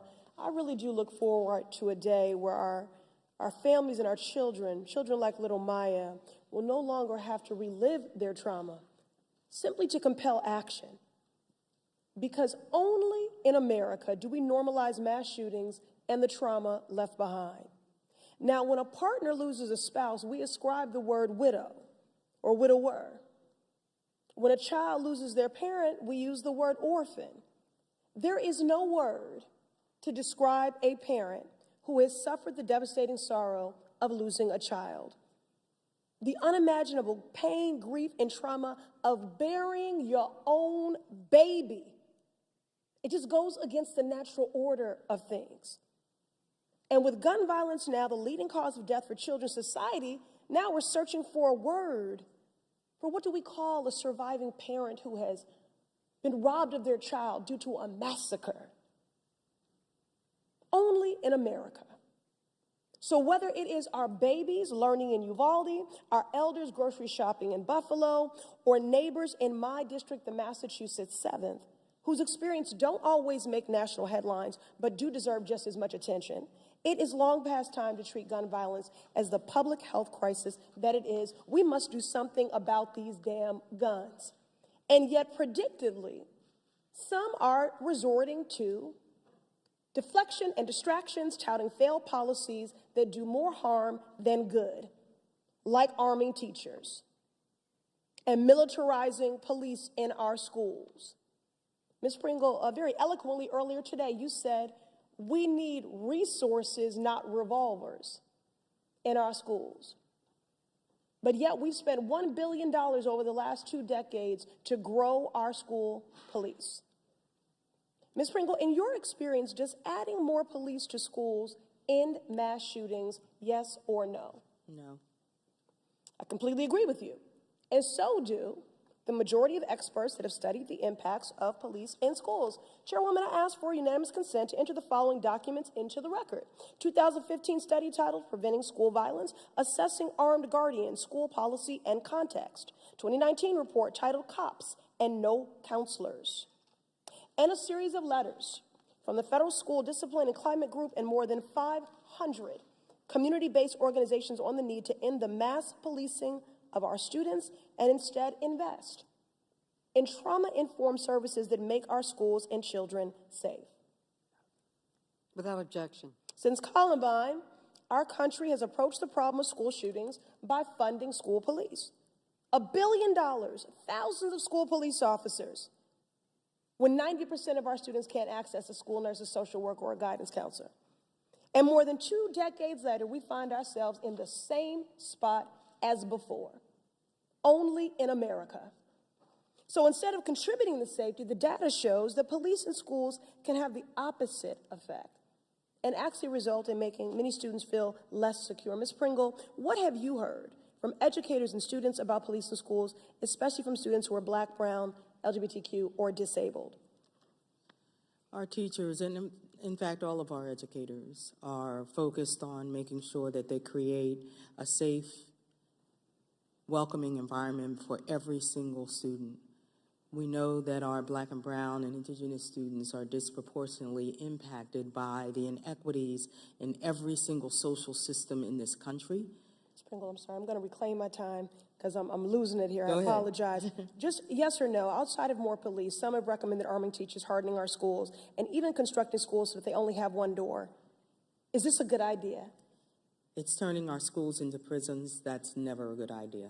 Thank you. This is not an issue of the architecture of our schools. It's about the foundation of our country and whether we care about our people, our children, more than guns. Every single life robbed by gun violence mattered. The 87-year-old at Bible study, the 27-year-old walking down the street, the 7-year-old learning to read, all had lives to live and dreams to achieve. Only in America do we consider arming teachers while failing to pay them a livable wage. Only in America do survivors have to go and start GoFundMe pages to afford mental health and trauma supports. Only in America do we expect survivors who have barely buried their loved ones to make the case for policymakers to save lives. I yield back. Gentlelady yields back. The gentlelady from Ohio, Ms. Brown, is now recognized via Zoom. Thank you, Chairwoman Maloney, for holding this hearing. I would also like to thank the witnesses for coming, and in particular, the witnesses on the first panel whose stories were simply gut-wrenching. In 2020, guns were the leading cause of death in children. Out of the 45,000 firearm-related deaths in 2020, more than 4,300 of these were children. Many more have been injured or traumatized by gun violence. Sitting here, it is hard not to feel angry that we allow so many children to be killed by guns. Now, let me be abundantly clear. My job is not to take away guns. I myself am a licensed gun owner. My job is to keep our communities safe. Our national obsession with guns is killing thousands of kids each year. Every one of those kids deserve to grow up and live a full life. We cannot sit idly by and do nothing as guns are used to kill our children and fellow Americans. So my first question is for Mr. Gramaglia. How does a red flag law work before you begin? A red flag law is designed that if there is some sort of a threat that is alleged, a threat to harm yourself or others, that is brought forward to law enforcement or another profession can bring that to a court.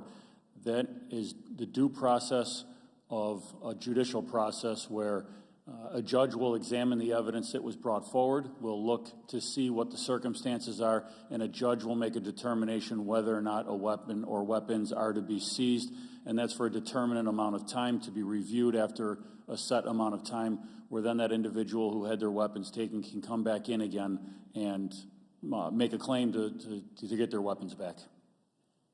Thank you so much. Mr. Suplina, why are we seeing an increase in child deaths due to guns? Well, the short answer is that we're not doing anything. We are seeing an increase in child deaths because we don't have the laws in place that we've been discussing this morning and this afternoon. We have not enacted child access prevention laws at the federal level that could protect children both from unintentional access, or rather unauthorized access, and child suicide. The reasons go on, and children are dying in homicide in this country. They're dying by suicide. They're dying by unintentional deaths, and we have not addressed that. In the states that have, we see better outcomes, and I want to emphasize that because we gloss over it so much. In the states that are enacting these laws, even though their efficacy is lessened by the influx of firearms from other states, we are seeing lower mortality rates among children and the general population. Thank you. Mr. Jackson, for you, we have heard your testimony today about kids who have been traumatized by the horrors carried out in Uvalde and communities that look like yours and mine. Can you share with us the impacts of gun violence on child survivors as well as their friends and family members?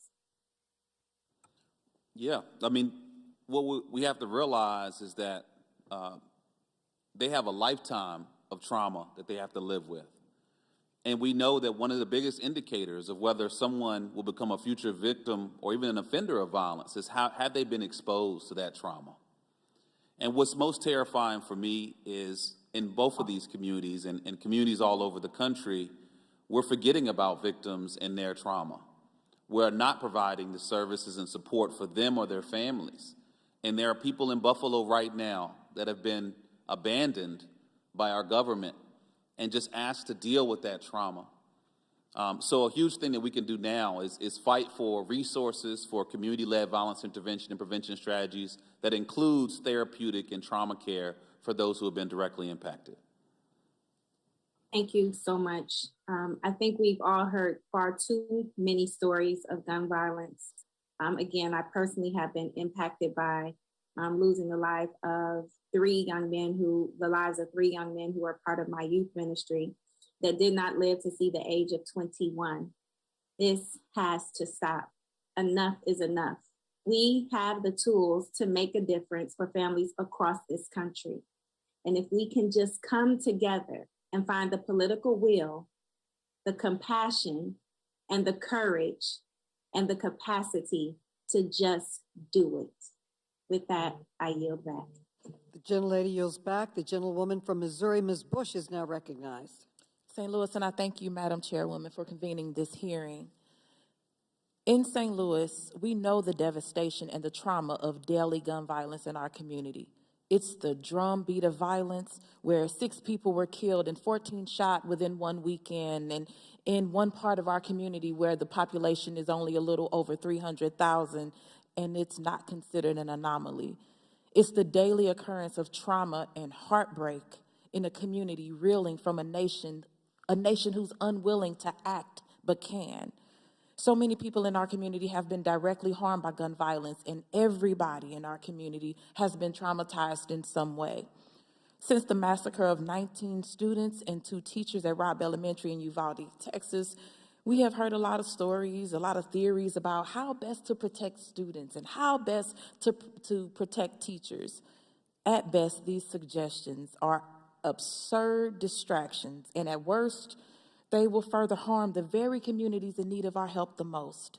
Communities like mine, communities like Buffalo and Uvalde, Black communities, Latino communities, AAPI communities, our schools, our churches. The list goes on, and we need to address the incidence of gun violence in this country, not with carceral interventionist solutions, but with a public health approach that's rooted in prevention. Mr. Jackson, briefly, what specific strategies has your organization employed to address the gun violence crisis in communities of color? Just briefly.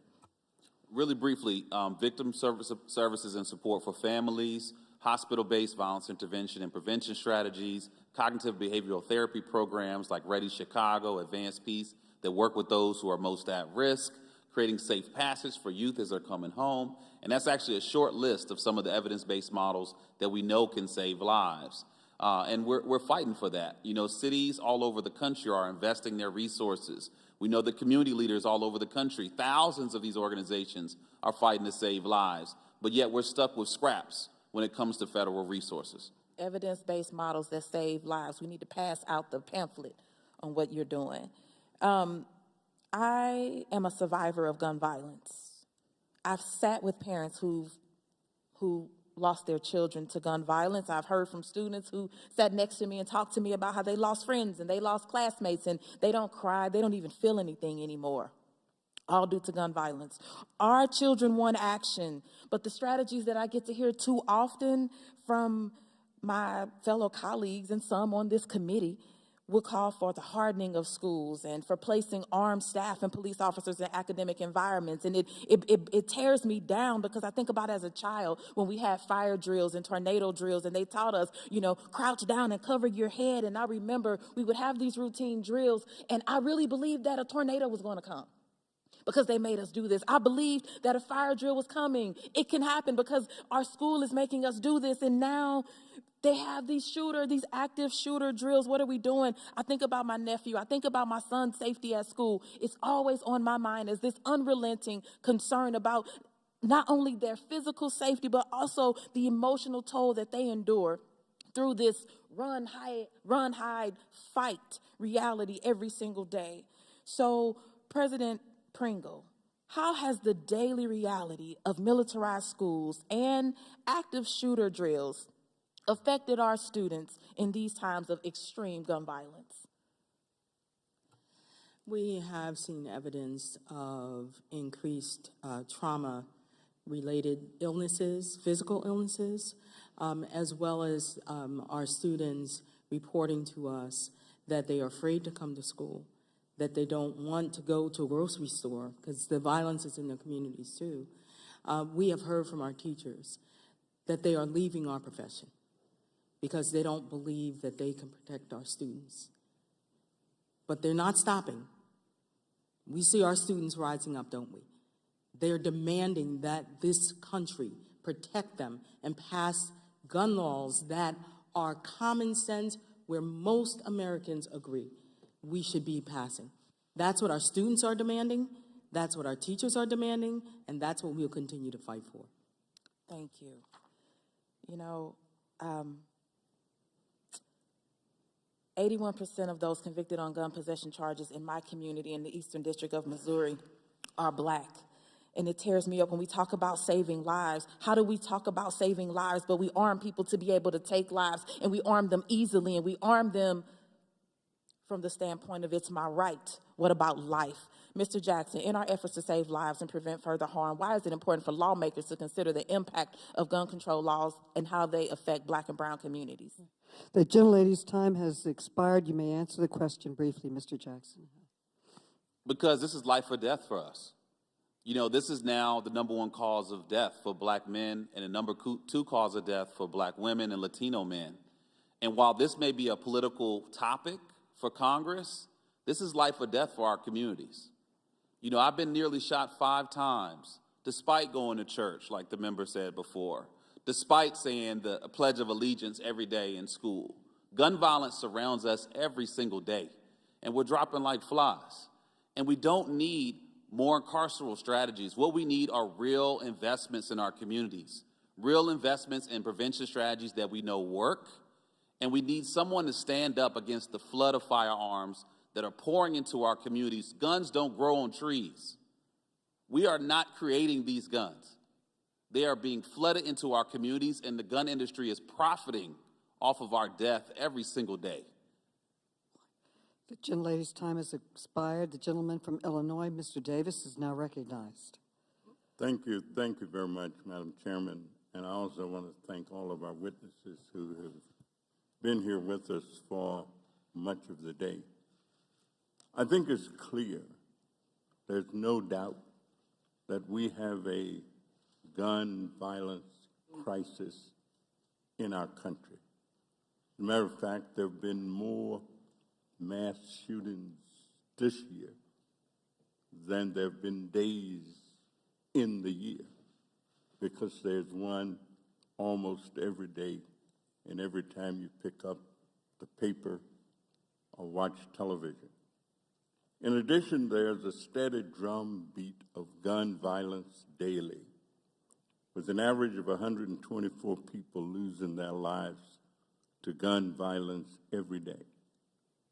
In 2020, more than 45,000 people were killed by gun violence, the highest number in our history.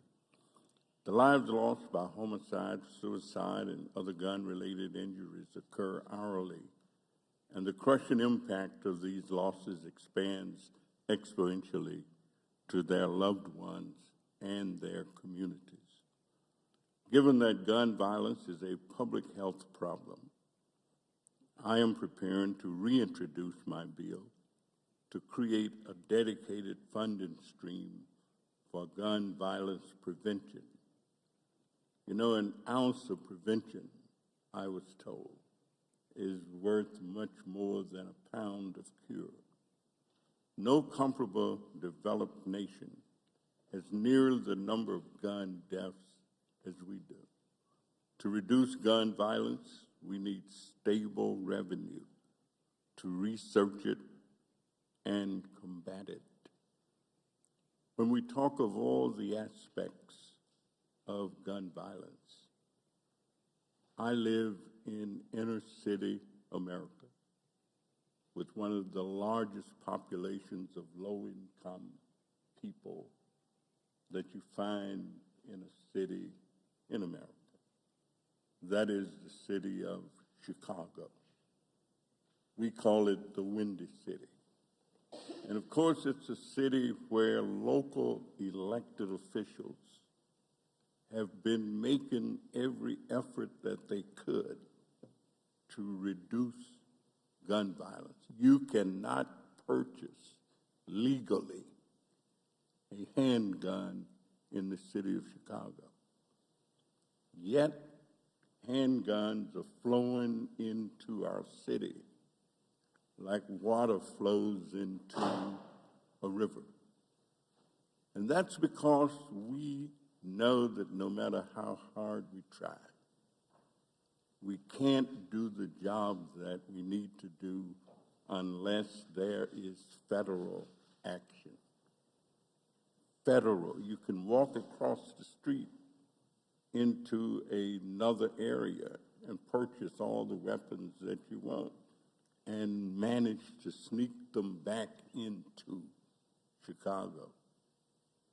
When we talk about the trauma of gun violence, mine does not come from reading the papers or watching it.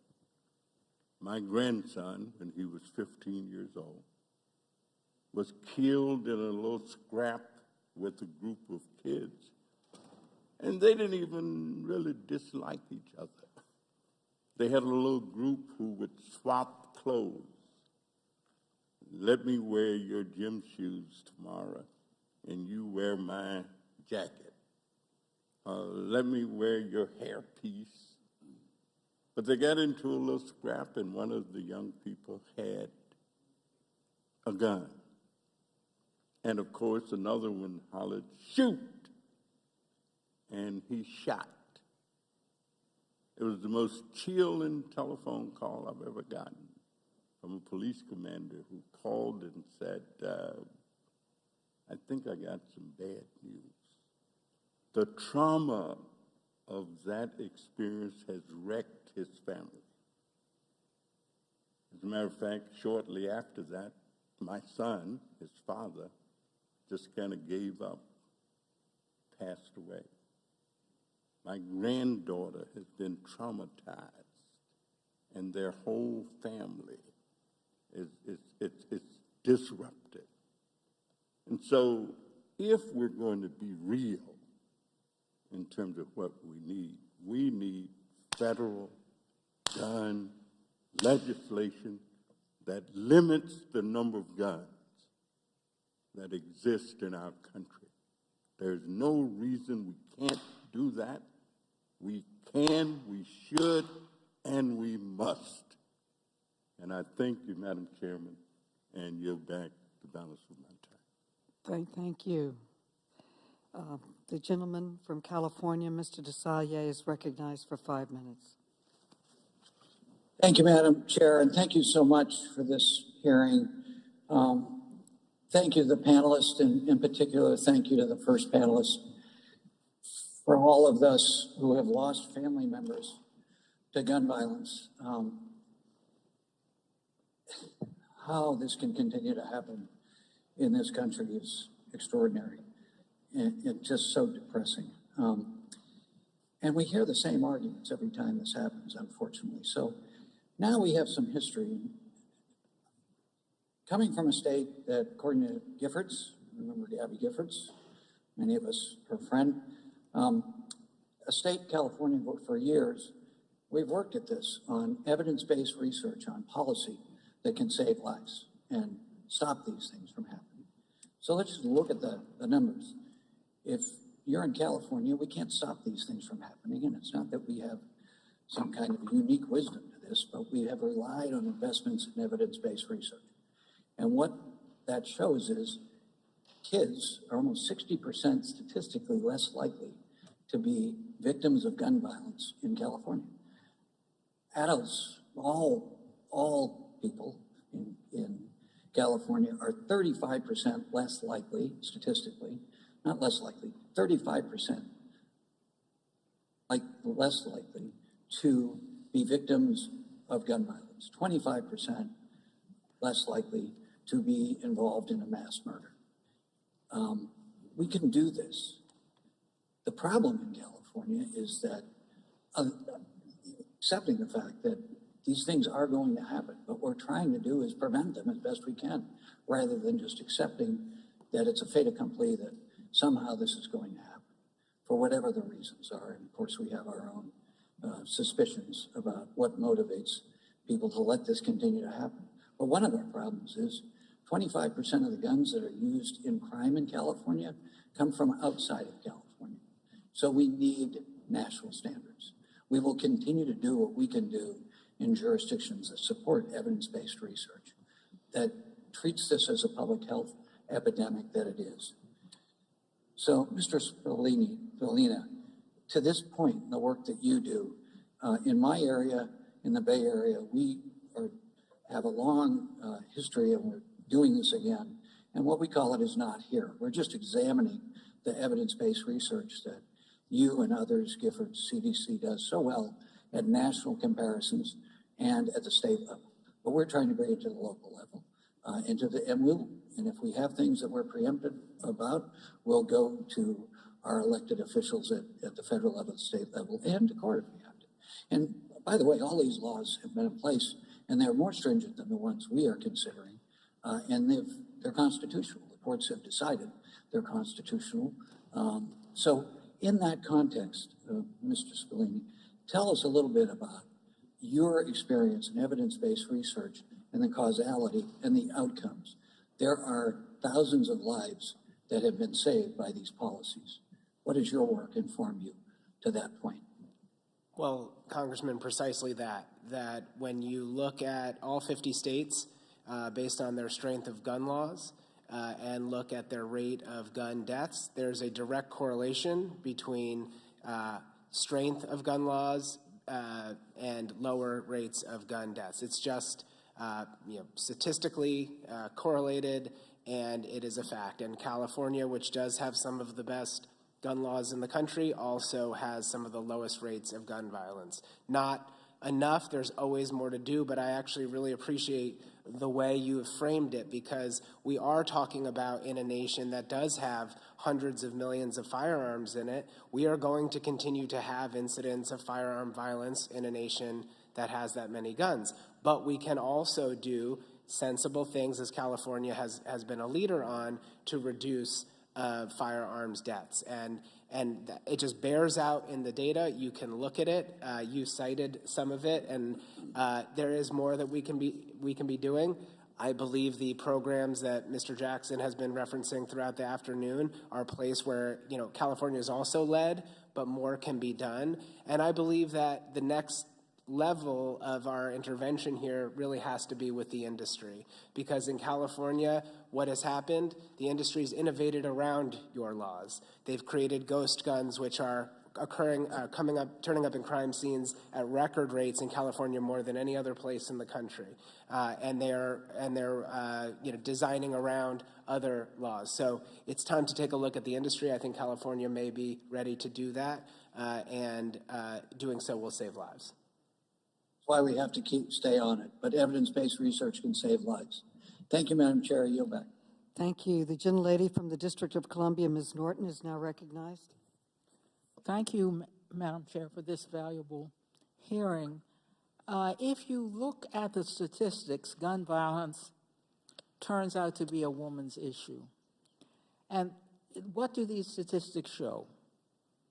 Nearly 1 million women who are alive today have been shot or shot at by an intimate partner. And an average of 70 women are shot and killed each month by an intimate partner. Mr. Jackson, in your experience, is domestic violence a major factor in gun violence?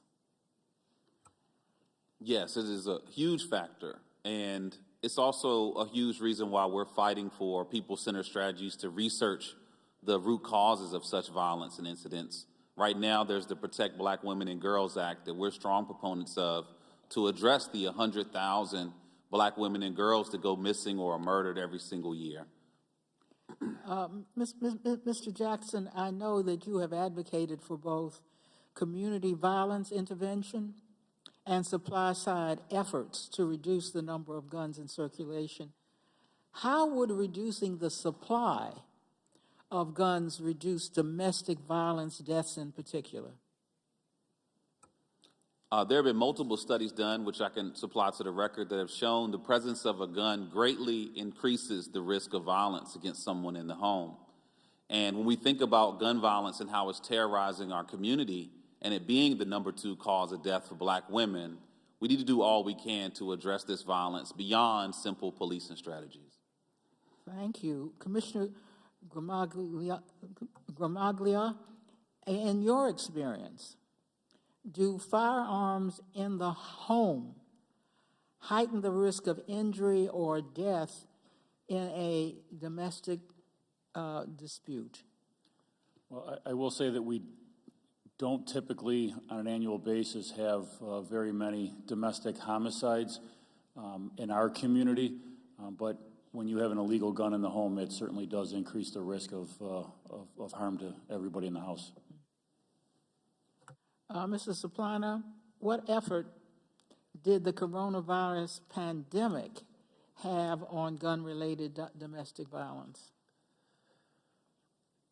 Well, to step back for a second, the presence of a gun in the home increases the risk of homicide by 2 times, risk of suicide by 3 times, and the risk that a domestic violence incident will become fatal by 5 times, just to lay that out for you. During the COVID-19 and the response and the lockdowns, we have real reason to be concerned that domestic violence increased even while being underreported.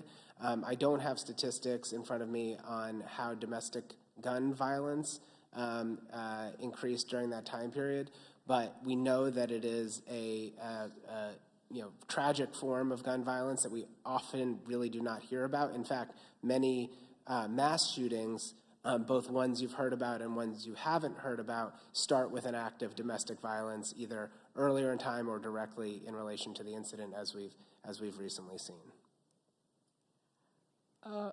Mr. Suplina, currently federal law prohibits spouses with a history of domestic abuse from possessing a gun. But the so-called boyfriend loophole allows abusive dating partners, like abusive boyfriends and girlfriends, to have access. Could you explain how this boyfriend loophole works and what we could do about it? Well, what we have to do about it is close it. There's really no reason why in 2022 we shouldn't give protection to intimate, where there's incidents of domestic violence, that we shouldn't also remove firearms where a couple is not in a married relationship. So there are efforts, as you know, in the House to close that loophole, and doing so would be very effective at reducing domestic violence deaths. Thank you, Madam Chair. I yield back. The gentlelady yields back. I ask unanimous consent that Representative Sheila Jackson Lee be allowed to participate without objection, so ordered. The gentlelady from Texas, Ms. Jackson Lee, is now recognized. Madam Chair, I thank you and the chairman and all members for their generosity in yielding to me at this time. I wanted to be very sure to be in this committee meeting today. I've just come off the floor of the House. To all of you as witnesses, we are now debating the Protect Our Kids Act. I want to acknowledge Zanetta Everhart, Dr. Guerrero, Maya, Felix, and Kimberly Rubio, and the previous witness, Ms. Hughes. To the witnesses that are here, I want to acknowledge you, and as well to acknowledge Mayor Adams for his presence here. My time is short, and so I'll be asking very pointed questions. To Mr. Suplina, I hope I pronounced it correctly. You said 2021 was the deadliest year. We are now close to that in 2022, yes or no? We are on pace, correct. The bill that I've introduced, the Kimberly Vaughn Safe Storage Act, among others that are in the Protect Our Kids Act, which I'll comment on, specifically deals with the requirement of point of sale for storage devices. In the instance of Kimberly Vaughn, the son stole guns from an unlocked, unsafe area, which I think goes to suicides and other uses of homicide. Is a safe storage issue an important issue as it relates to bringing down gun violence? It is such an important issue, Congresswoman. It's important for safety in the home. It's important to keep young kids away from firearms. It's important to reduce youth suicide. It's important to reduce school shootings because guns often start in the home and are accessed when they're not safely secured. There's just no overstating the importance of child access protection laws and other secure storage laws, as well as all programs that really encourage responsible gun storage. Thank you. Mr. Jackson, let me express my concern, but also your heroic recovery should be touted and recognized. You had a very important statistics. The number one killer of African-American men is by premature death is by guns, second for Latinos, and second for Black women. You also have already mentioned the cycle of violence. How much of a disparity and impact in our minority communities is this gun usage and gun victimization and gun death?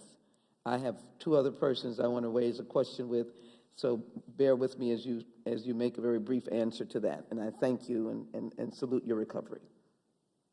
No, thank you, and I'll be very brief, but we've seen the largest increase of homicides since the start of the pandemic in the Black community, a 39% increase, as well as it already being 80% of homicides coming from Black or brown communities. And we're in a world now where a Black man is at a greater risk of being shot and killed than a police officer. And that shouldn't be a reality for anyone. So protecting our kids, dealing with the prohibitive magazines, raising the age limit, getting rid of ghost guns, because I've seen some of the folk on the street with the ghost guns, stopping trafficking, which when you have a city, they want to tout a city like Chicago, gun violence, but all the states around them have no laws. Would all that be part of helping to bring down the carnage? That would be a huge help. And we need that comprehensive strategy to be applied everywhere. We saw with every other health crisis that we didn't just say, oh, let's work on this one community. How do we make our entire country safer? And that's what we expect to see here. Thank you. Commissioner, I believe in the Constitution, and in the Constitution is the Bill of Rights, and the Second Amendment is there. I, as a member of the Judiciary Committee, have no reason, no intent to take away the Second Amendment rights. You have guns, you hunt, you're a responsible gun owner. Speak to me, and I've got one other person, so I guess I'm going to be in trouble, about the fact on the assault weapons ban, there are more weapons in that potential bill that are allowed, automatic weapons, than those who are not. So can you speak to the fairness of an assault weapons ban and a potential 7-day waiting period? An assault weapon ban to me is a no-brainer. Those weapons are made for one thing, and that's to kill people, and it's to kill a lot of people at one time. It's seeing the damage caused by them, and I just can't see any other purpose for them. Would a 7-day waiting period help as well on automatic weapons? It's a start. It's a start if that weapon is not banned. It prevents someone from getting something right away. May I, to Ms. Pringle, indicate in the state of Texas, we've been waiving, the solution has been armed teachers. Armed teachers. Can you give me a sense of arming the teachers, those precious teachers that were shot and died, and then ones that were shot and lived? Can you? Gentlelady's time has expired, but Ms. Pringle can answer briefly. I appreciate it. Thank you so very much. Putting the responsibility on teachers to carry guns to protect our students is not only irrational, it is unfair, and we know what we need in this country, and you just described it. It is that comprehensive, common sense gun laws, all of them working in collaboration, not arming teachers and putting that responsibility on them and causing more harm and damage to the people who have dedicated their lives to educating America's students. That is not okay. We know what we need to do. We need to do it now. I thank the chairman and the ranking member. I yield back. Thank you. I thank the witnesses. Before we close, I want to thank all of our panelists for incredible and meaningful testimony. It is tremendously important for Congress's work. I want to thank each and every one of you for your time, your knowledge, your commitment. Before we close, I want to offer the ranking member an opportunity to offer any closing remarks he may have. Ranking Member Comer, you are now recognized. Thank you, Madam Chair, and again, thank the witnesses for being here. This was a meaningful conversation, discussion. That's what this committee is supposed to do, and I appreciate the opportunity, Madam Chair, and again, thank you for your time. And when you look at this issue, like any issue in Congress, we need to focus on where we can have compromise, because obviously the two parties have very differing ideologies, not just on the Second Amendment, but just about every major issue in America. But there is consensus to protect our school children. We all want that. I have 3 kids in the public schools. My mom was a school teacher, public school teacher.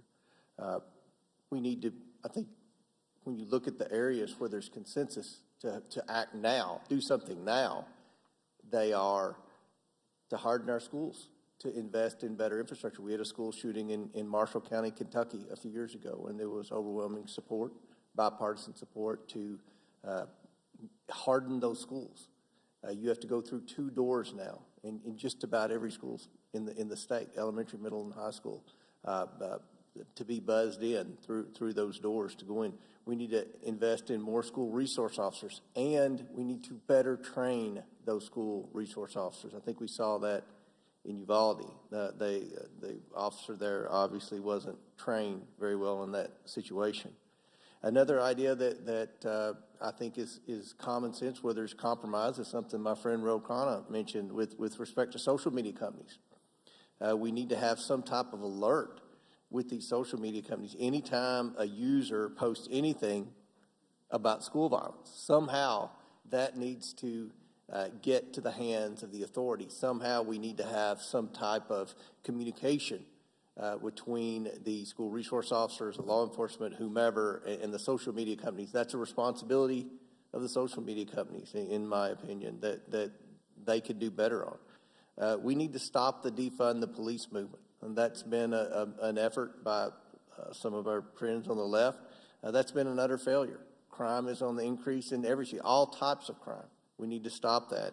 And lastly, we need to ensure that we have prosecutors who are tough on crime, because that's been a problem in the name of COVID and everything else, with so many criminals that have been let out early release. It's just not working. We're seeing that in the data, especially in the inner cities. So I think there are areas where we can come together and compromise, and I hope that we can work together in a bipartisan way to better protect our public school children. Madam Chair, thank you, and I yield back. Thank you. Today we heard firsthand accounts of the devastation that gun violence epidemic inflicts on American communities and families. To our witnesses who shared their personal stories of pain and loss, thank you for your bravery. We also heard from a local government leader, from a gun safety advocate, a community activist, from an educator, and from a law enforcement officer. They spoke with one voice, calling on Congress to end this epidemic of gun violence. Let me emphasize that our nation's police, the men and women sworn to protect our communities, are pleading with Congress to pass meaningful gun safety laws. And I am proud to say that today the House of Representatives heard their call and is approving common sense gun safety legislation supported by a strong majority of Americans. This is an important first step towards protecting our children, and I hope that the Senate will pass this legislation without delay. But the fight does not end here. The gun lobby still has a powerful hold over many of my Republican colleagues, and they are opposing simple steps to save lives, like banning assault weapons, simply because it might hurt the industry's bottom line. It is time to hold this industry accountable for the suffering and death it has caused, including the death of Lexi Rubio, her teachers and classmates. 2 weeks ago, I wrote to the nation's largest gun makers, including those who sold the assault rifles used in the massacres in Buffalo and Texas. We wanted to get to the bottom of how much these companies are profiting from selling weapons of war and how they are marketing these weapons to civilians. Over the last few days, the committee has received information from these companies that is troubling. It is clear they are reaping enormous profits from assault weapons that are used in mass shootings of innocent people. This hearing is not the end of our investigation. In the coming days, we will continue to gather information and issue findings. I also intend to hold a second hearing to hear directly from the gun industry so they can explain to the American people why they continue to sell the weapons of choice for mass murderers. The fight to protect our children from gun violence is far from over, but based on the bravery and determination our witnesses displayed today, I am confident it is a fight we can and will win. Again, I thank you all for your commitment, for your time, for your testimony today. I yield back. Whoops. Before I close, I want to thank again everyone, and I commend all my colleagues. And with that, without objection, all members will have 5 legislative days within which to submit extraneous materials and to submit additional written questions for the witnesses to the chair, which will be forwarded to the witnesses for their response. I ask our witnesses to please respond as promptly as you are able. And with that, this meeting is adjourned. And we're going to the floor to vote for gun safety.